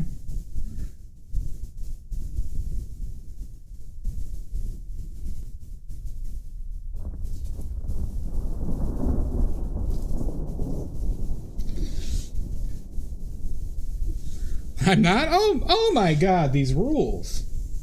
Well, Garg, you're just gonna have to move over here soon. God.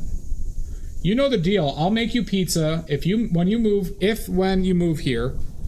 Anytime, anyone who comes to visit me, I'll make you a goddamn pizza. And Garg can attest, it is a delicious pizza. I'm not just a fool who doesn't know things. Shooby dooby doo. Illegal deep dish pizza. I'll make pizza. And hot pot.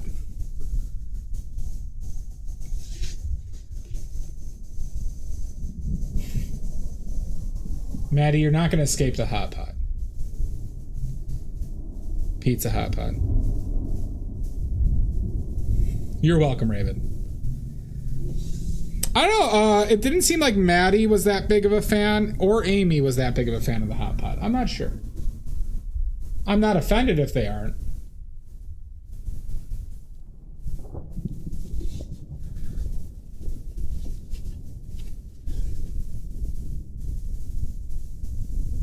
No, why the no?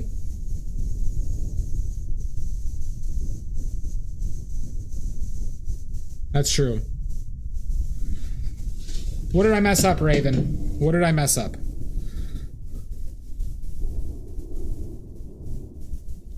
Enlighten me.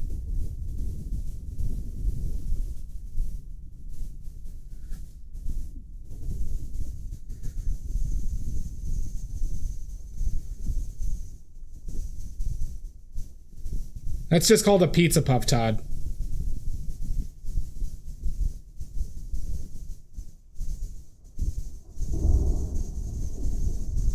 No, I made the hot pot, Raven. When they were all over, I do hot pot with my friends.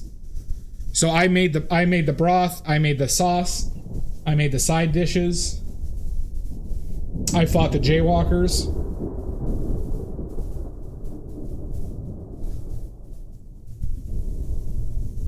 And we all had hot pot together. We didn't go to a restaurant. I cooked it all, which I've done for a long time with my friends.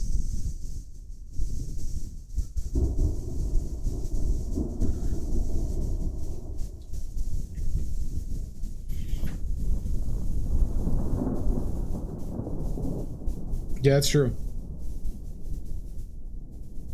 Oh no, we had them in Chicago. That's where I learned how to. That's where I found out about it, Raven. Chinatown in Chicago, and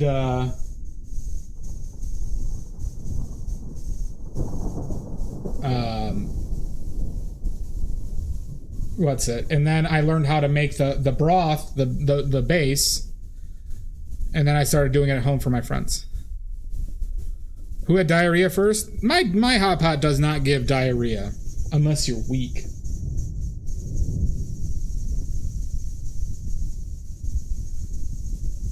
But I did make people say you will have diarrhea tonight, as is the Bourdain way.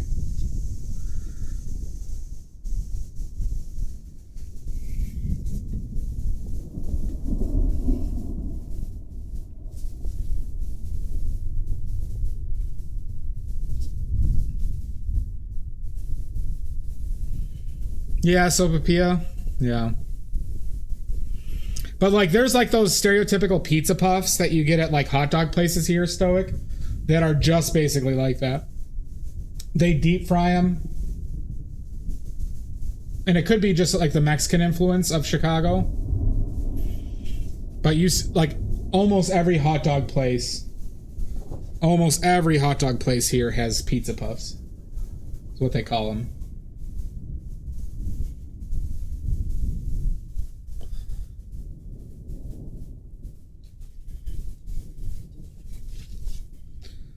Hi. Oh, Maddie. That's not true.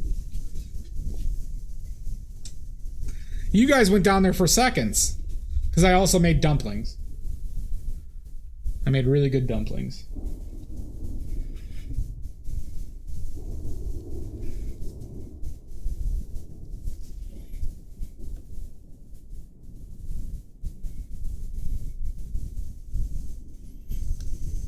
That needs to be darker.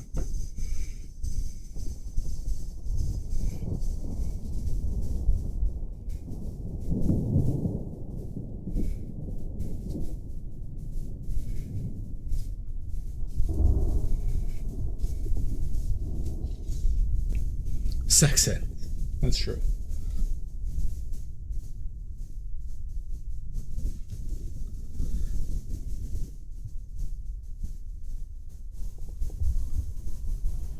See, you didn't have too much pork. Fried or steamed? Steamed. I did them Szechuan style miso, so I made a vinegar, chili oil, soy sauce for it. And so I put them in that sauce, topped it with a little bit of cilantro and chili oil. Then I also made just a simple cucumber salad.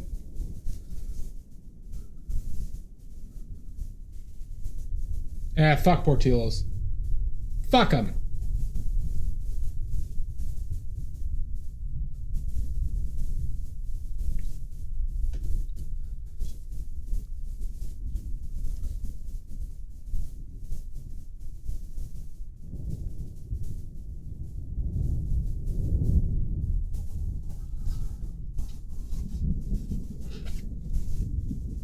Portillo's is it was like a Chicago Italian beef joint, hot dog Italian beef joint that just kind of went corporate and started franchising a lot. And it's still very popular here, but now it's turning into like a countrywide stupid franchise place. But granted, if you live in Chicago, you should not go to... If you live in Chicago, do not go to Portillo's. Please, God. There are so many better places for everything. For everything. Like Garg's favorite Italian beef you get from Johnny's Beef.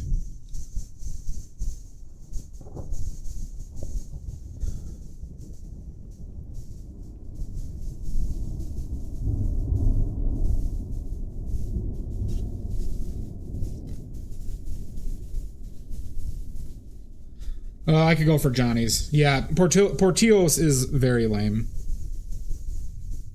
I could definitely go for some Johnny's.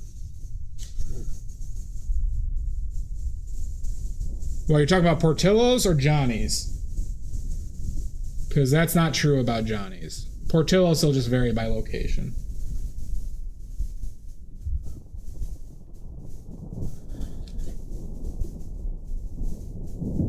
Well, Portillo's is just like a chain, so it's not like every single one is going to be like that. It's just...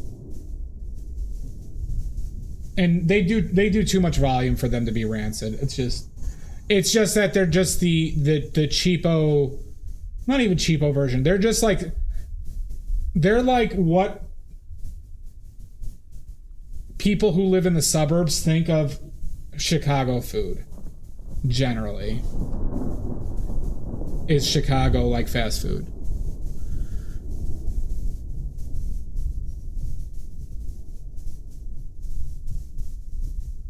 Yeah, well, that's the thing, Stoic. They put them in places that a lot of Chicagoans move to. So I know that there was some in Arizona. And I think Florida. And like Milwaukee suburbs.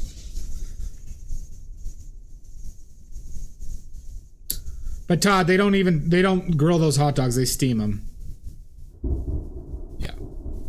That's what I'm saying is they're basically approaching it like a stereotypical franchise of like, it's like what Five Guys or Shake Shack and all those other places have done.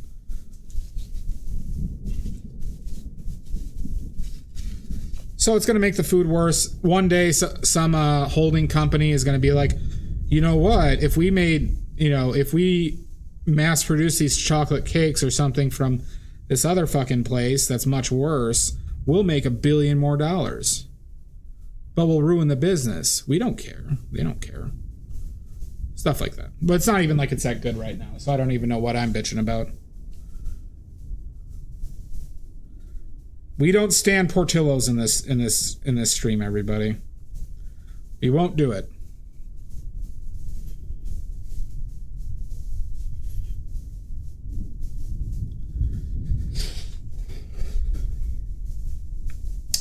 They probably are now, Stoic. They're definitely not privately owned anymore.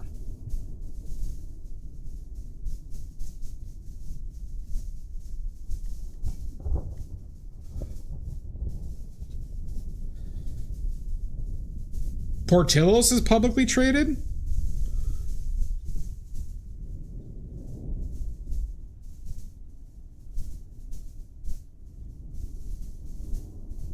Well, that means they're probably owned by a equity firm.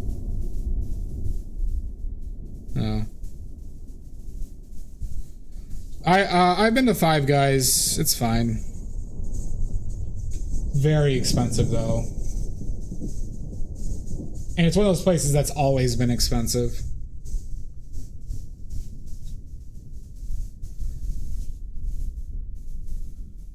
I mean, they came to Chicagoland very quickly.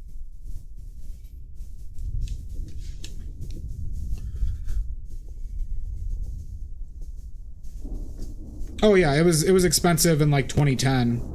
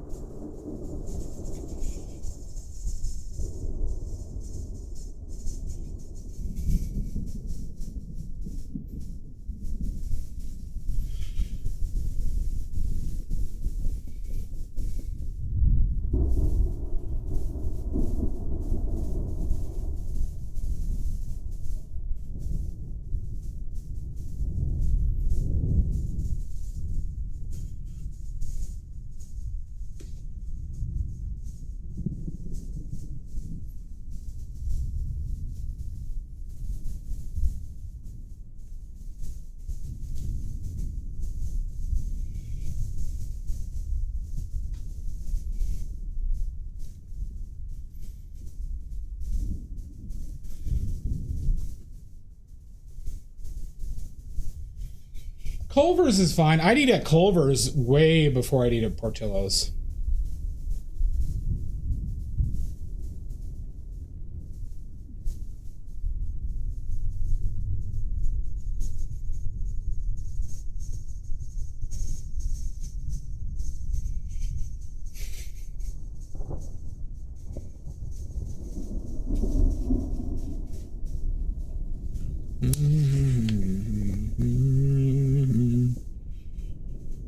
I want pizza.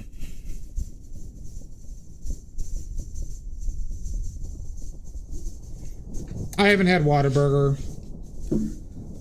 There's local Chicago places I go to for burgers before those.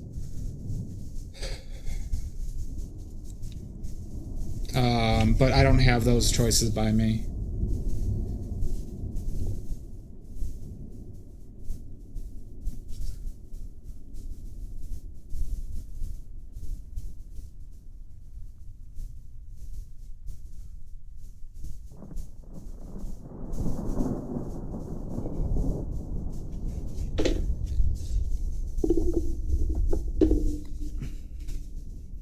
Okay.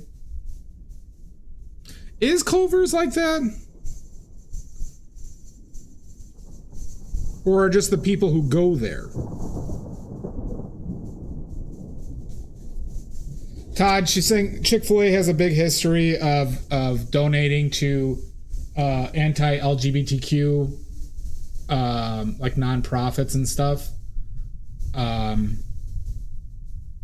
The people that go there. Gotcha. I think it depends on your area, to be honest with you. Culver's are very popular in rural areas, Stoic. So I'd say the areas that they tend to do in place are very coded that way in general, just by like demographically.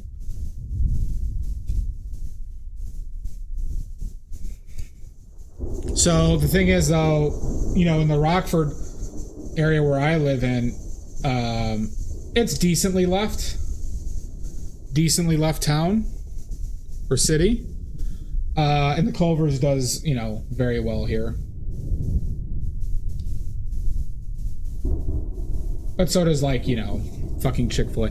I mean, so does every fucking fast food, right? Fuck fast food. Yeah, Todd. I mean, that's actually a pretty, I'd say, fair way of saying it.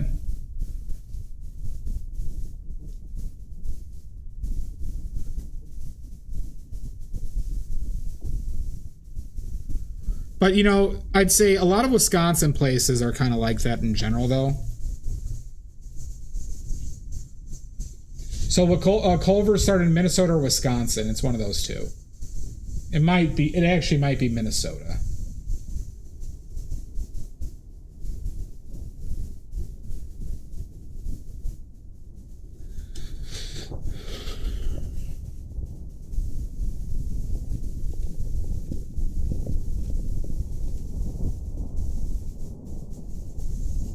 Well, you know why? Because New York City has culture. Minnesota, Todd. New York has a food culture and has a density, a population density, that allows smaller restaurants to succeed more often than just a fast food place. It still has its issues, though, with like food deserts and such. But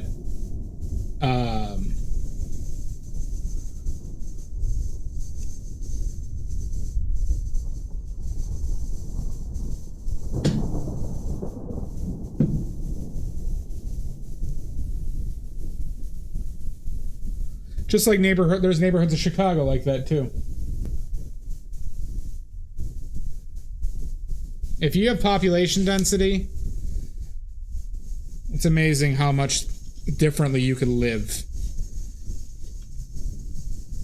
Culver's is Wisconsin? Okay. I thought it was Wisconsin, but I wasn't sure. I heard recently about fucking Andrew Zimmern, who's a big Minnesota pervert, talking about Culver's.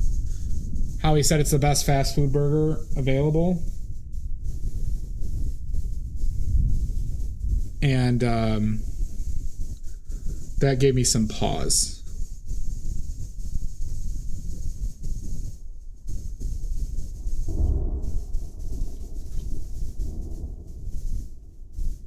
Boo this man! Well, I do have to say, don't you boo me. So, Stoic, you know Anthony Bourdain's least favorite city he traveled to was, in the United States at least?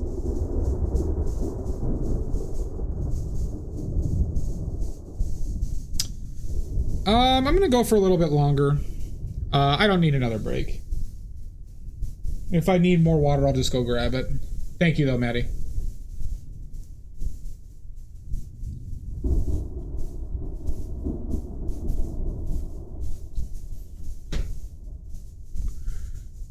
It was Denver, Stoic. He said Denver had one of the worst food scenes he had ever come across in his travels.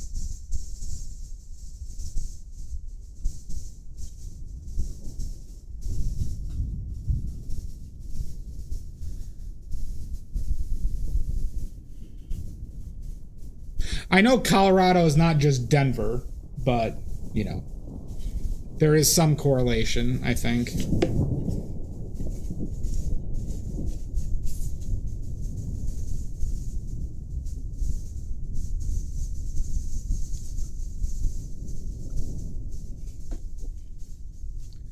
Well, he didn't like the like, it developed like very corporately, I think. Like, what's a good way of saying this? Like, there wasn't a lot of like just normal, not normal. There wasn't a lot of like individual places, or it was just like fine dining and then corporate. Yeah.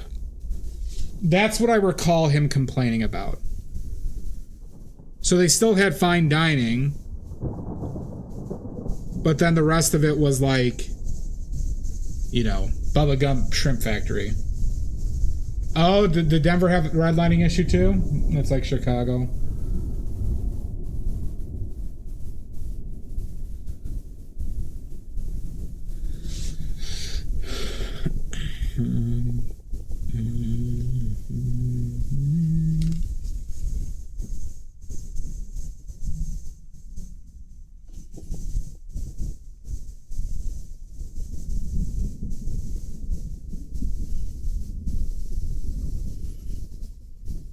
Fuck.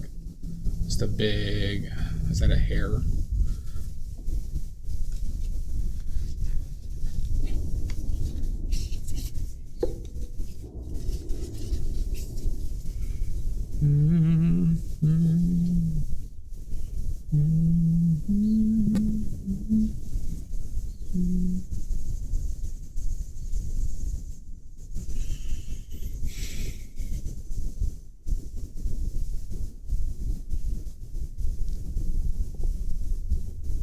The city also bulldozed.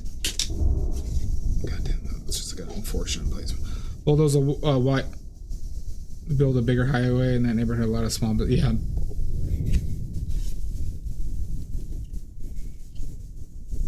Well, it you know, contributes to the issue, Stoic, right? That United States, because of like, you know, oil lobby stuff like that, has been designed as a country that you have to drive through. We don't like have the option of not driving to places because of fucking stupid zoning shit. So because of stupid zoning shit, I can't have a coffee shop right next to where I live. So if I want to get coffee from somewhere like nicer or fancy or sit down with somebody, I have to drive somewhere because it's not walkable because of stupid fucking zoning. That was the single biggest thing I missed from France, everybody, was being able to just go and do things, a lot of different things, with just walking to them. With just walking. I wish we could have that here. You wouldn't believe how much like less stress it was.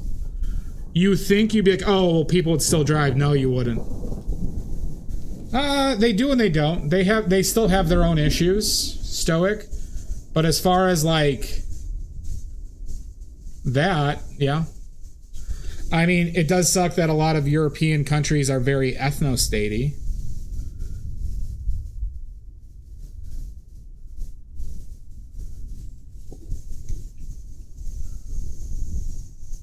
Because, you know, Japan has that style down too.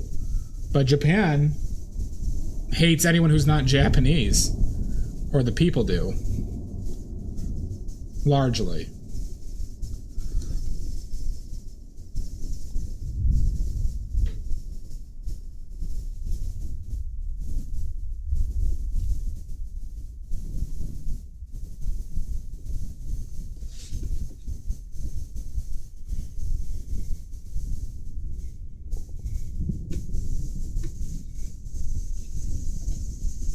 Yeah.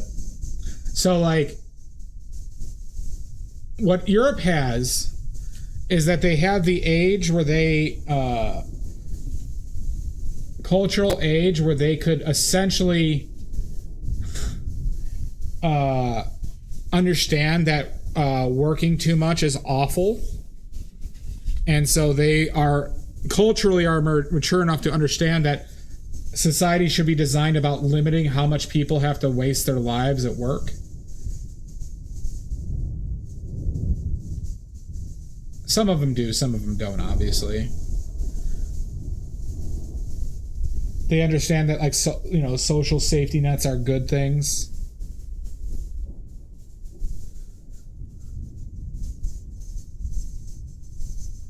They're not as puritanical.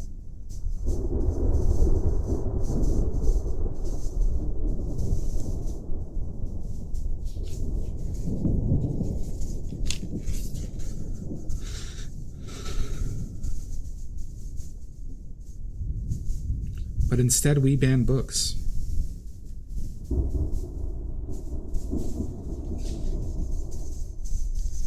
Oh yeah, no. France knows how to fucking protest. Well, and also not to mention is it's not even that, it's unions.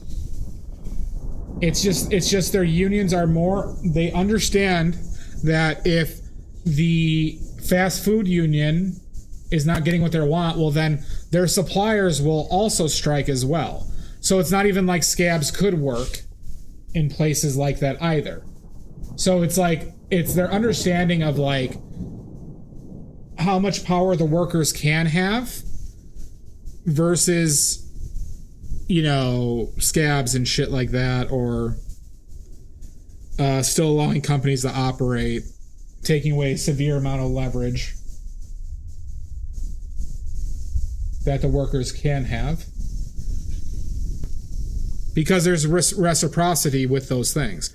That was a big thing with Tesla, where Tesla was like, well, Tesla, what country was it? It might have been the Netherlands, where Tesla was like trying to get some temporary workers for a union thing, but then they found out that they were getting no deliveries in through the docks because the dock workers were striking Tesla products as well for the people in the Tesla. Oh, that was way too much.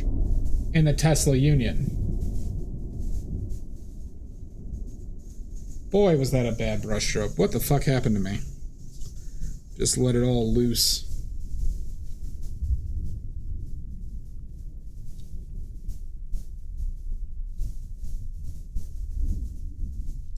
We'll have to paint over that next time.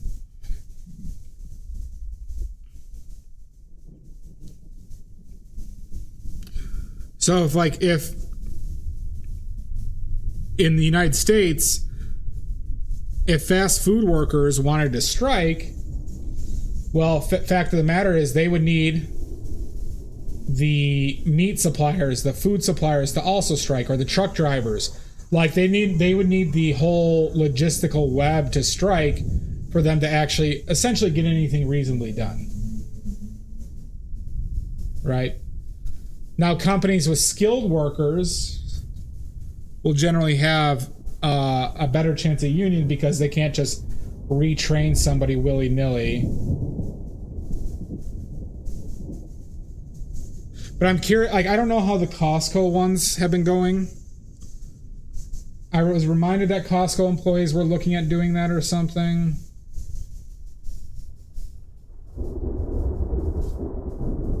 But I don't know if that advanced anything.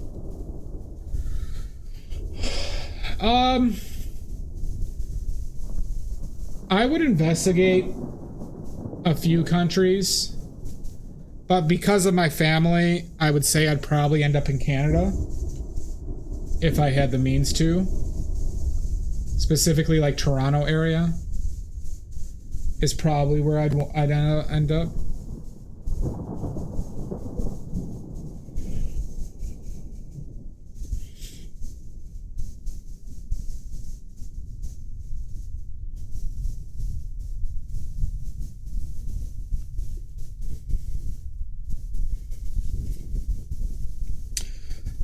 I think you'd have, because Stoic, you're Hispanic, right?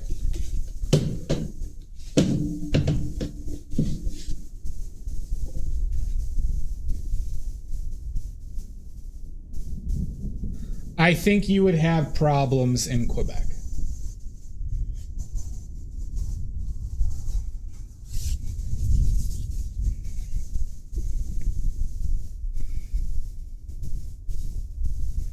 Unless you were in Montreal.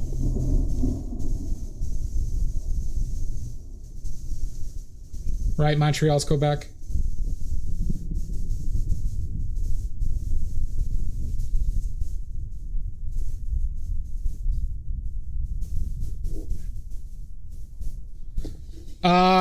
They have racism and they dislike American. They basically like, you get a lot of pockets of it that just dislike any non-French speakers. Like, you have areas of Quebec that are just French speaking. So, like, yeah, like you'd probably be fine in the city, obviously. But I think you'd have issues going anywhere outside of the city due to racism and anti-American sentiment. Especially now.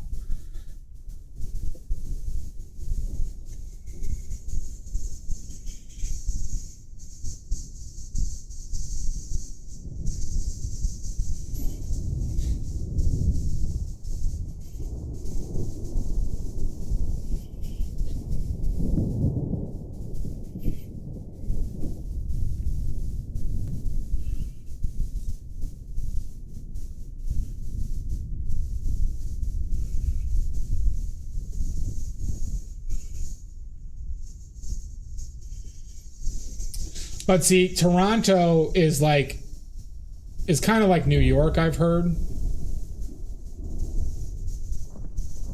But it's very pricey.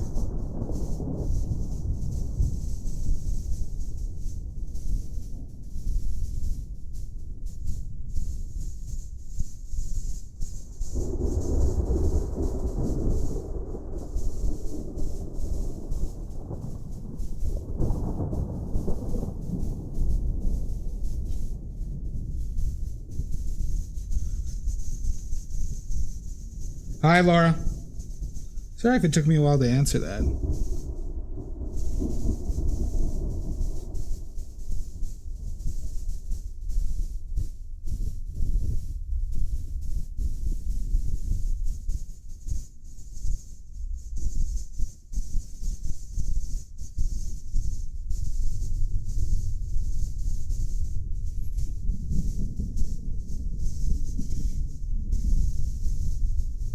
See, I would love Vancouver and their weather.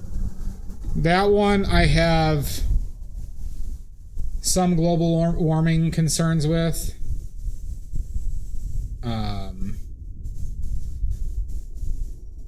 But I would do Vancouver. I'd do Vancouver over Montreal.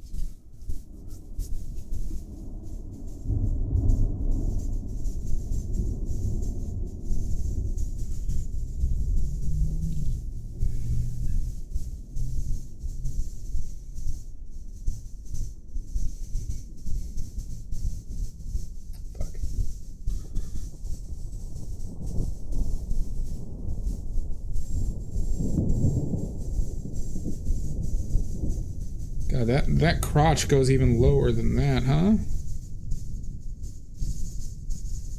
This crotch really goes low.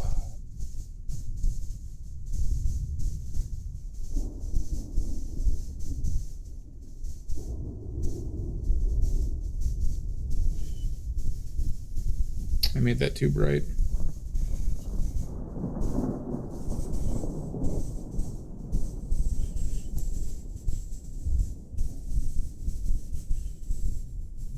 Yeah, possibly so.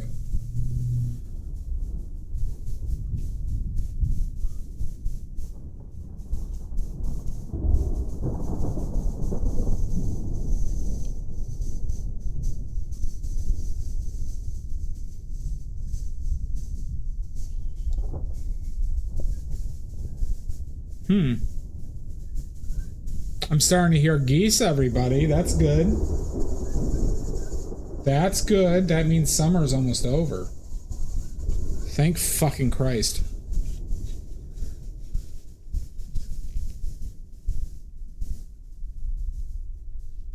Hearing the geese.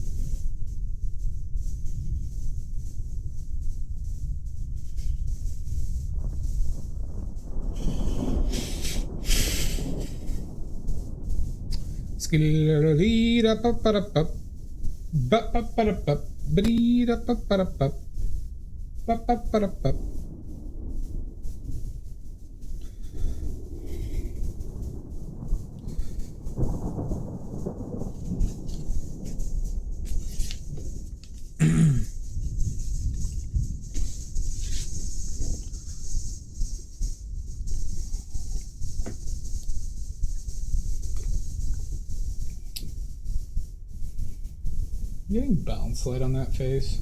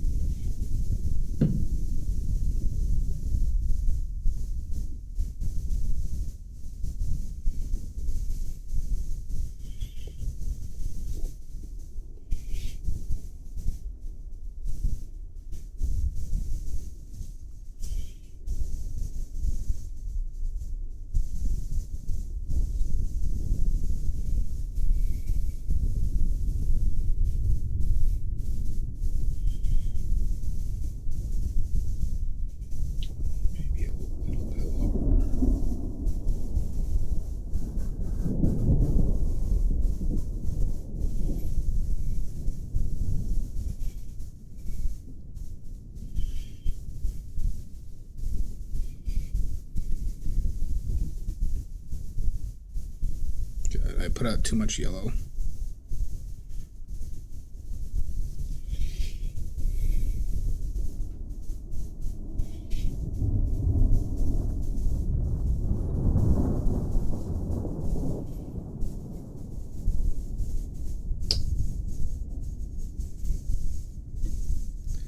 Problem is, a lot of this is reading too yellow. Which I don't like, but it is yellow.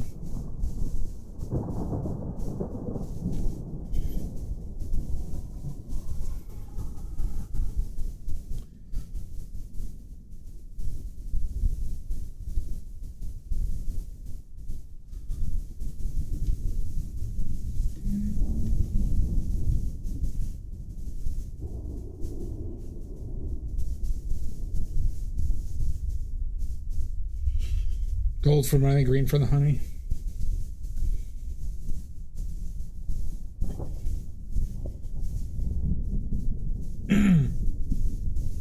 And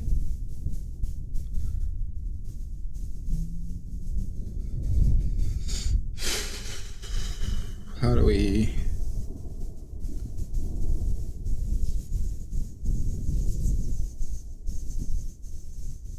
Maybe it's just titanium white.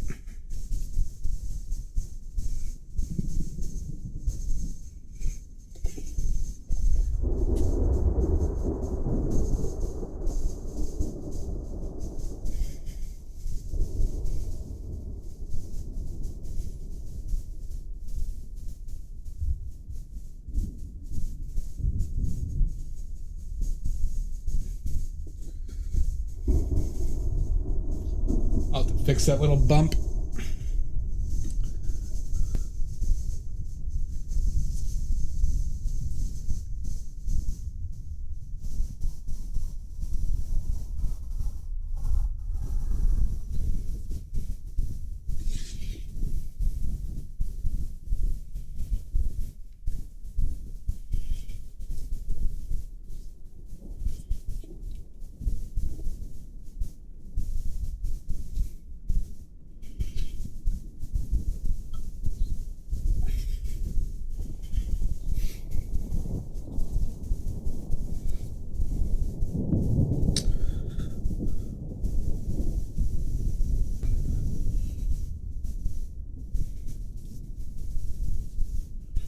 Ooh. So one thing I have noticed with painting with these long brushes, it makes my shoulder a lot more tired. It feels like my shoulder's doing a lot more work.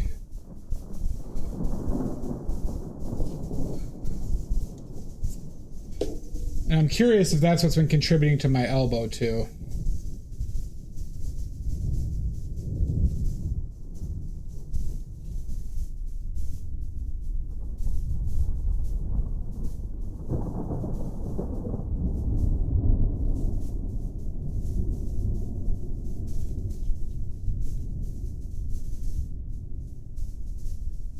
Well, no, you know I've been having shoulder issues for a while.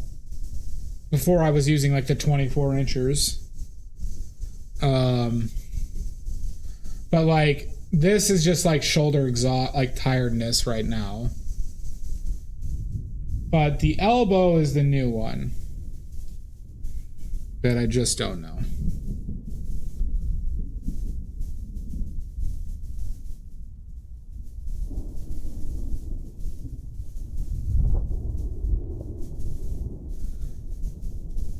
One special kiss. Some people wait a lifetime for a moment like this.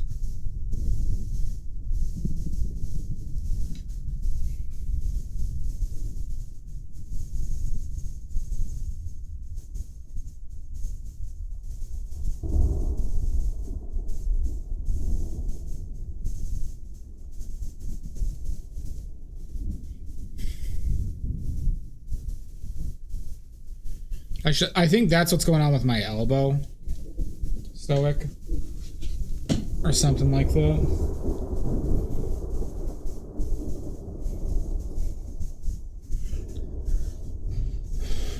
Some people wait a lifetime.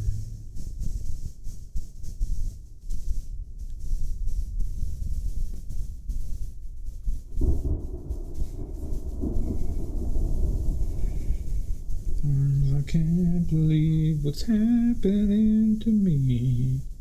Some people wait a lifetime.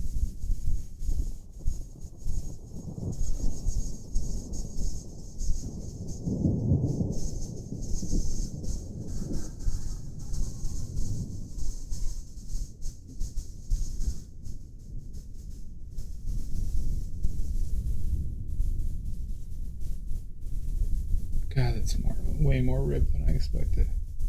Maybe does that have to move?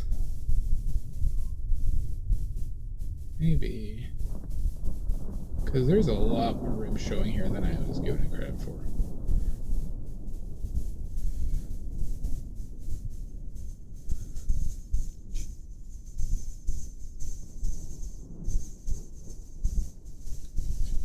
Let's see if we can get that done. Get that estimated today.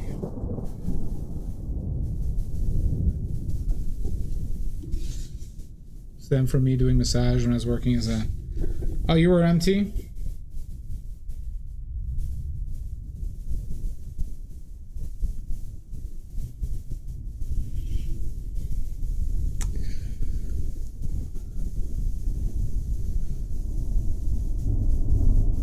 Some people wait a lifetime.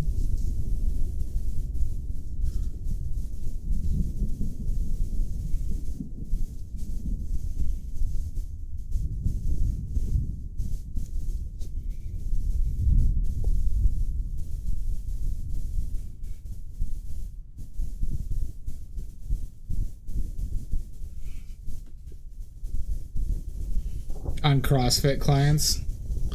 I used to do CrossFit. I did it for a while.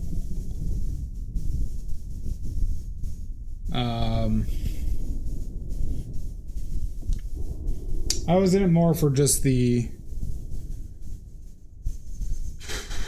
It was a good cardio workout, and I was more preoccupied with that than building muscle. But I've never been a massage boy. I've never gotten a massage in my life from for athletic reasons.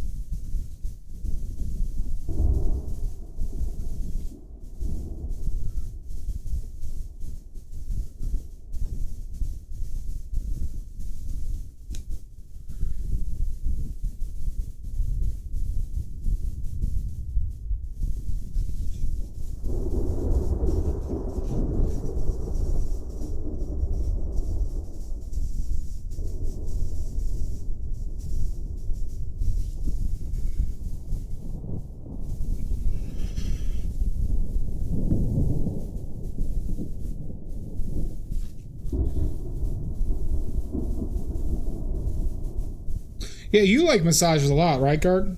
Ooh, fuck. Shit. Cock. Cax!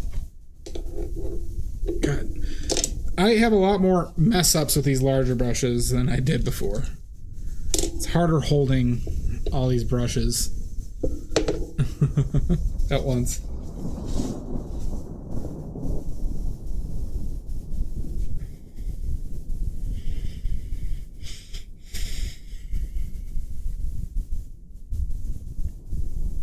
I feel like I just need to generally be more active, though.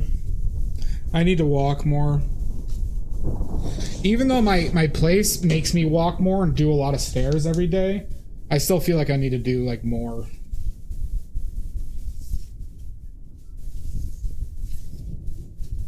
Because, the stairs in my place are, at least a story and a half, and I'd say probably, 1.6 stories worth of stairs.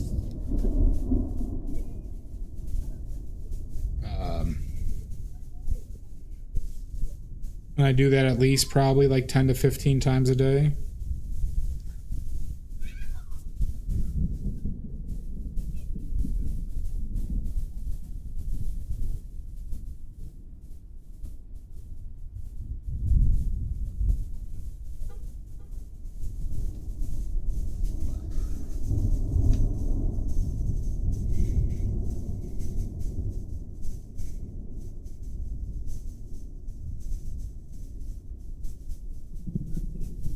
Yeah, it's a good amount of stairs.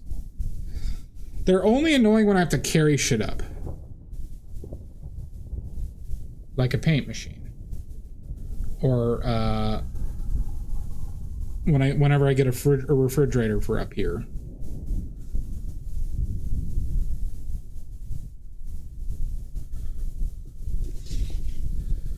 Now, if I had money, it wouldn't be an issue.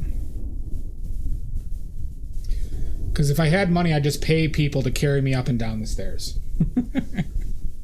Imagine if that's where I was going to with this. I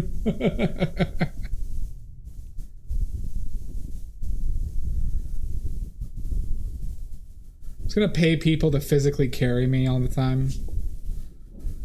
On a palanquin. Gosh!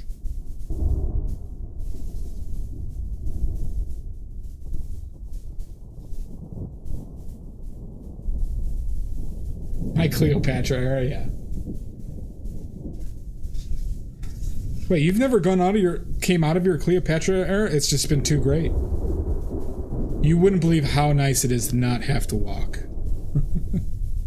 As my legs, like I can't physically use my legs anymore.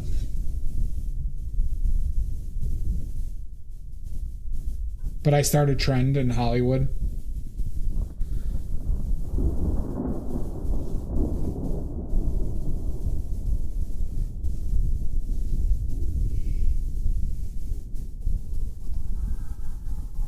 Happening to me.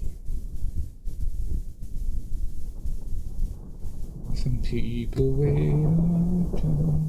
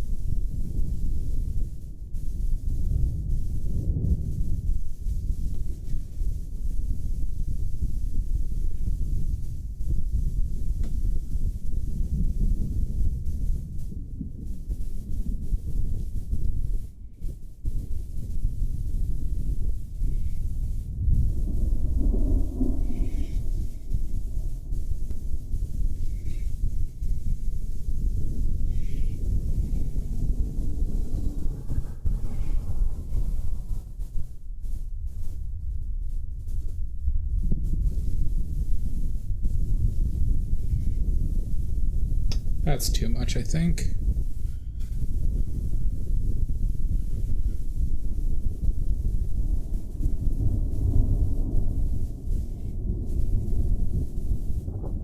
That's, I think, just right.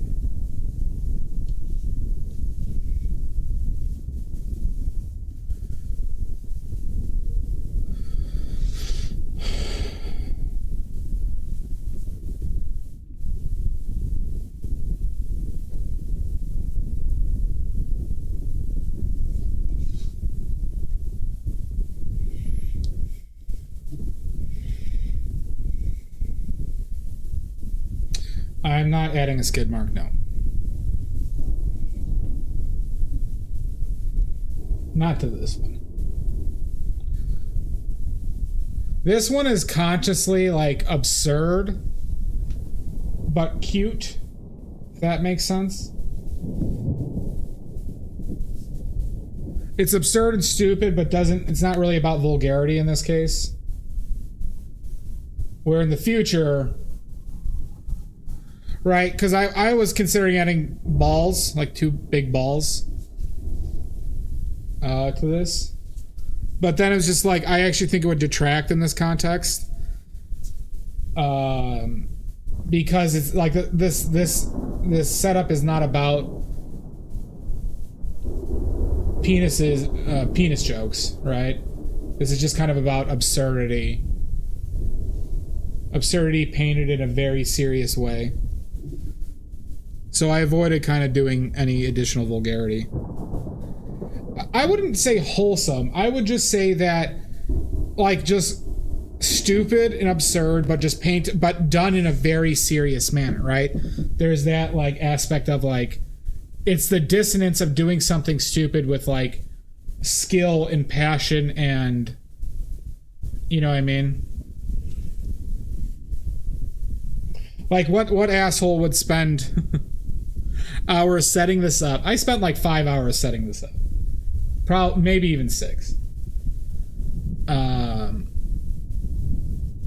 You know, I got props for this. I'm approaching this with as much seriousness as I would any other painting. Right? But that's kind of stupid. But it's being honest to painting what I want to paint. I have not been able to predict paintings that people want to buy. I have not.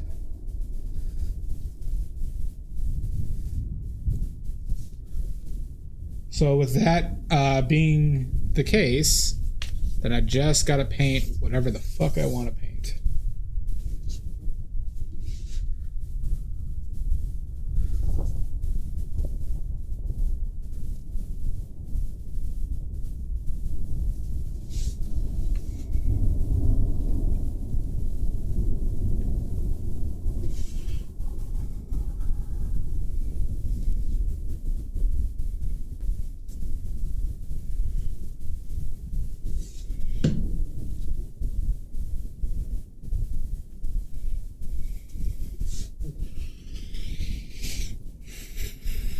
Some people wait a lifetime.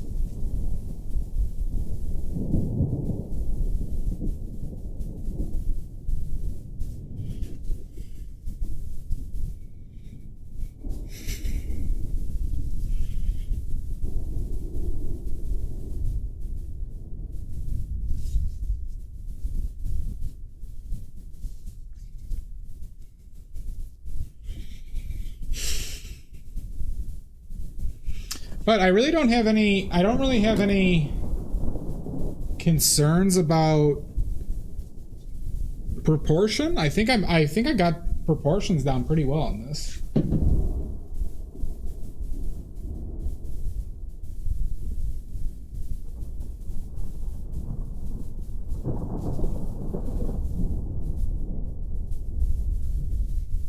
So that's good.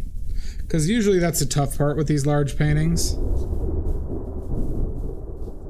Is so far large paintings have been a much different beast with regards to lining shit up.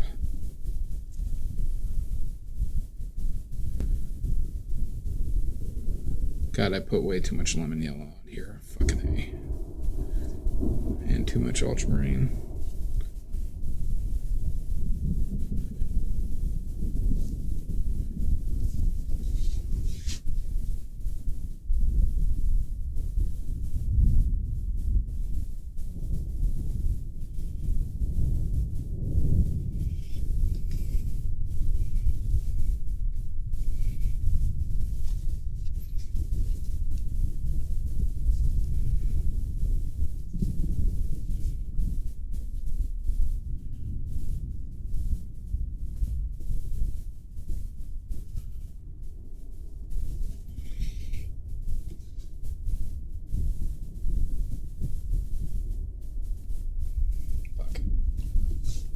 Into the green.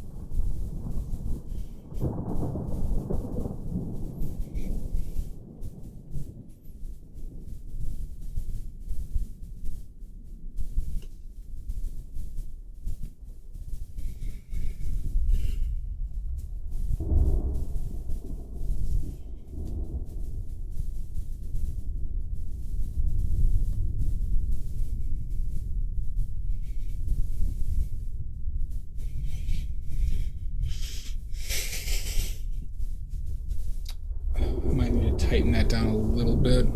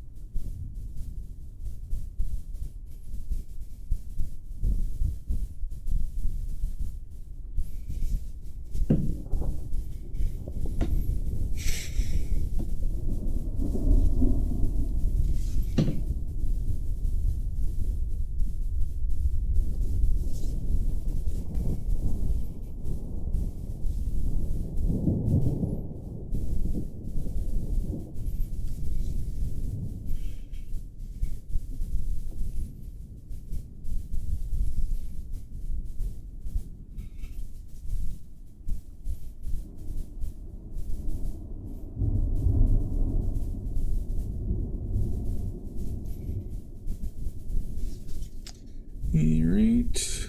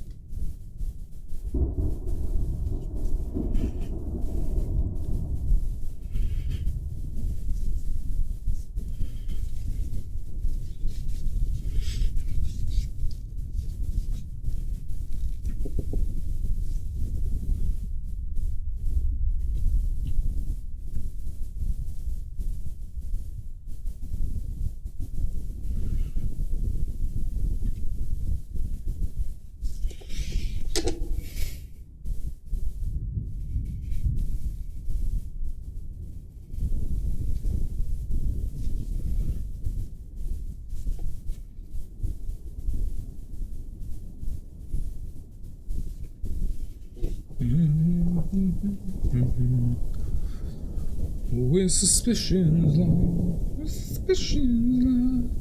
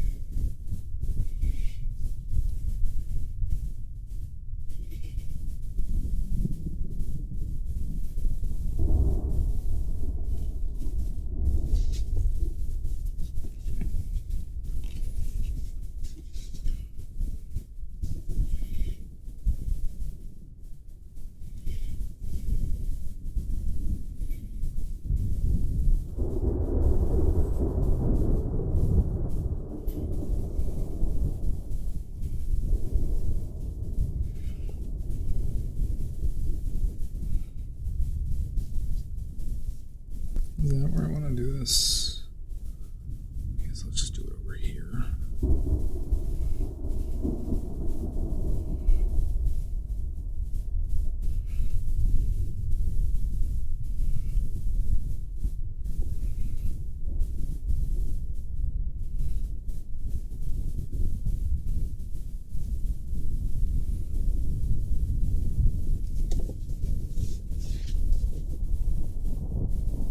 Fucking shit. Really?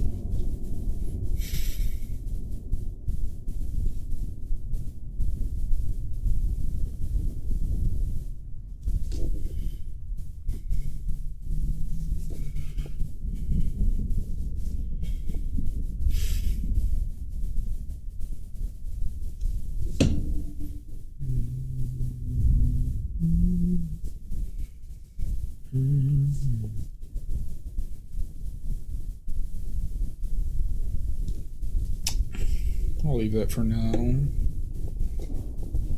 Right, anything else we want to do for today? Obviously, I got some, a lot of highlights to do, but we're pretty honed in on everything. So it's just about ribs, highlights, some face stuff, and the pig. But we're going to call it there. We're going to call it there for today, everybody.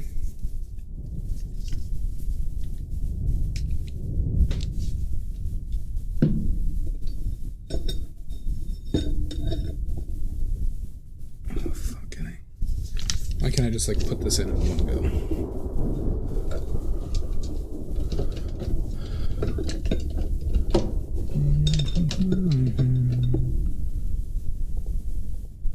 We're suspicious. I shall. Emmy, how are you doing? Are you on the ladder today? Are you working the ladder?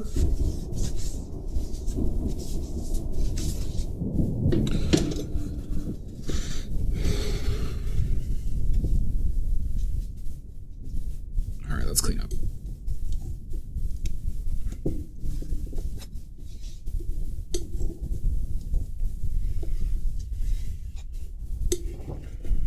Yeah, that was a lot of wasted fucking paint. Jesus. A lot of yellow, a lot of ultramarine blue. I hate when I just end up not using enough, or not using as much as I put out. The yellow, though, was... Well, I did put some filler in that yellow, now that I think about it. So it's not as terrible.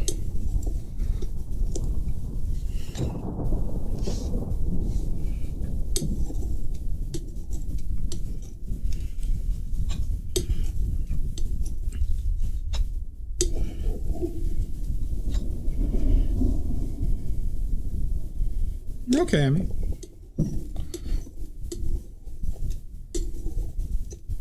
Oh, Emmy, that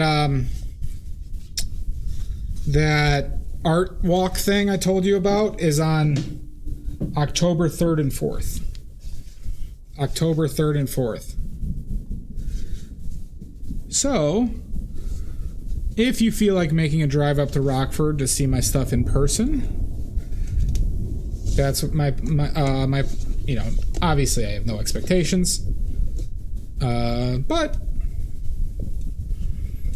if you had any interest in seeing them in person,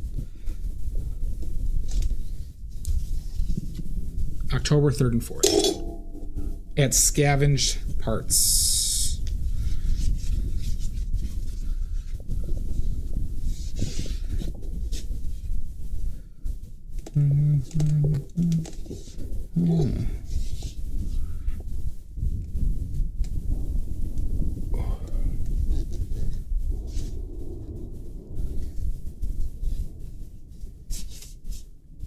Yep.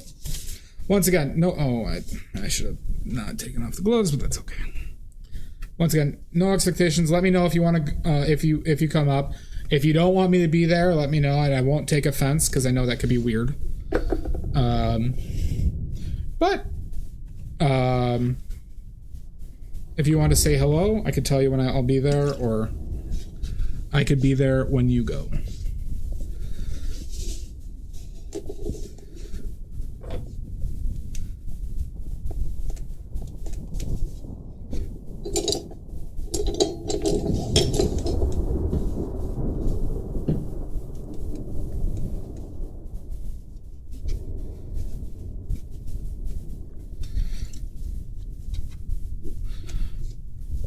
Suspicion.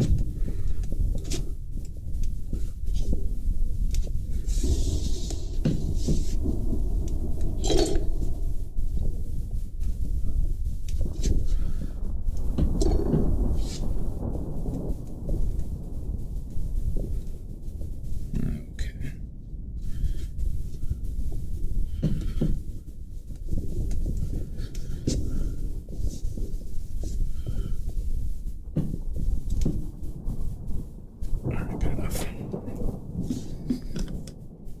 All right.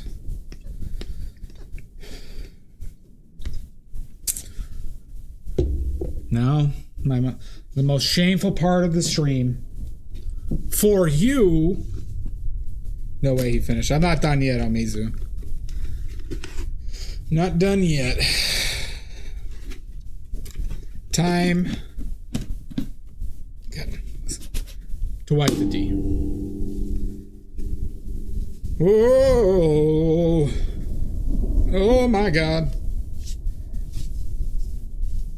Yes. You think I'm ashamed of de-wiping in front of people? I've been doing it for years now. Oh my God, this is just disgusting. Oh, this is filthy.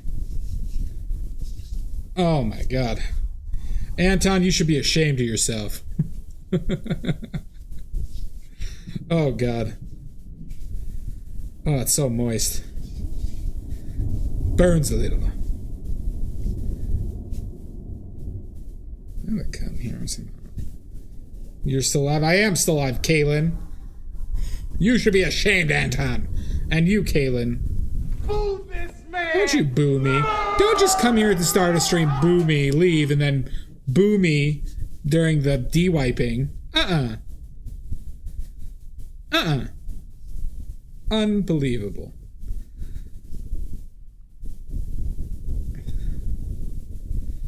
What are you talking about, Emmy? What's this peep show? No booing. No booing. Good, Anton. Good. Now you understand. Now you understand. D-wipes save this. Can save you. No! Unbelievable. Alright, let's find something to read. The D has been wiped. Live and uncensored. You all saw it. Because I want to go house some rotisserie chicken. Oh, brother, this guy stinks! You stink, Maddie. You stink. Alright. Who can we raid? Quit playing with your dinghy. Never. Fair enough, Anton. That happens every stream. Because now you're going to feel... Son of a bitch! Kaylin! Anton, you're gonna feel it. You are now gonna feel the need to see de-wiping regularly. Okay.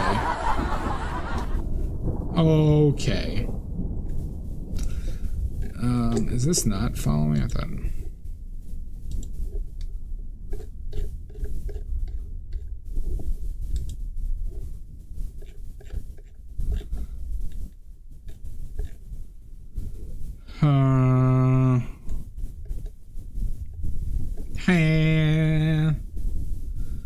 Oh, I will, Kaylin.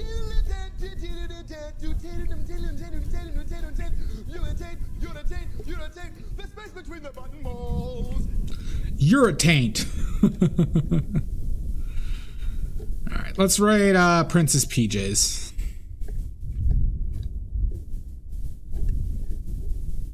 Or Squatting Cat. I award you no points, and may God have mercy on your soul. All right, now let's rate Princess Peaches. All right, everybody.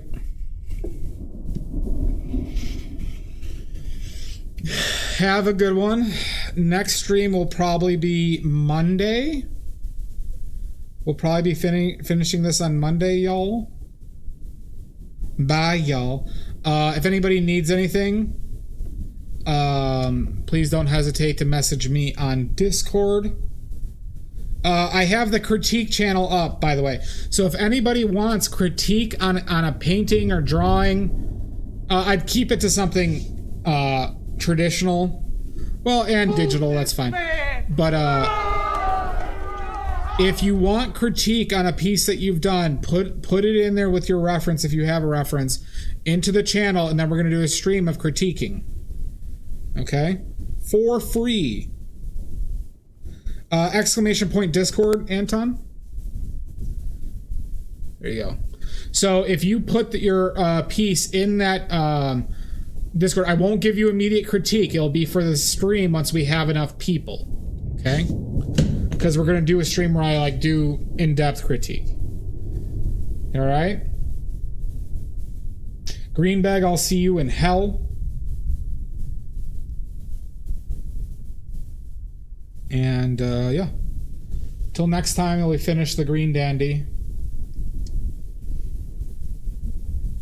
And yeah, bye everyone.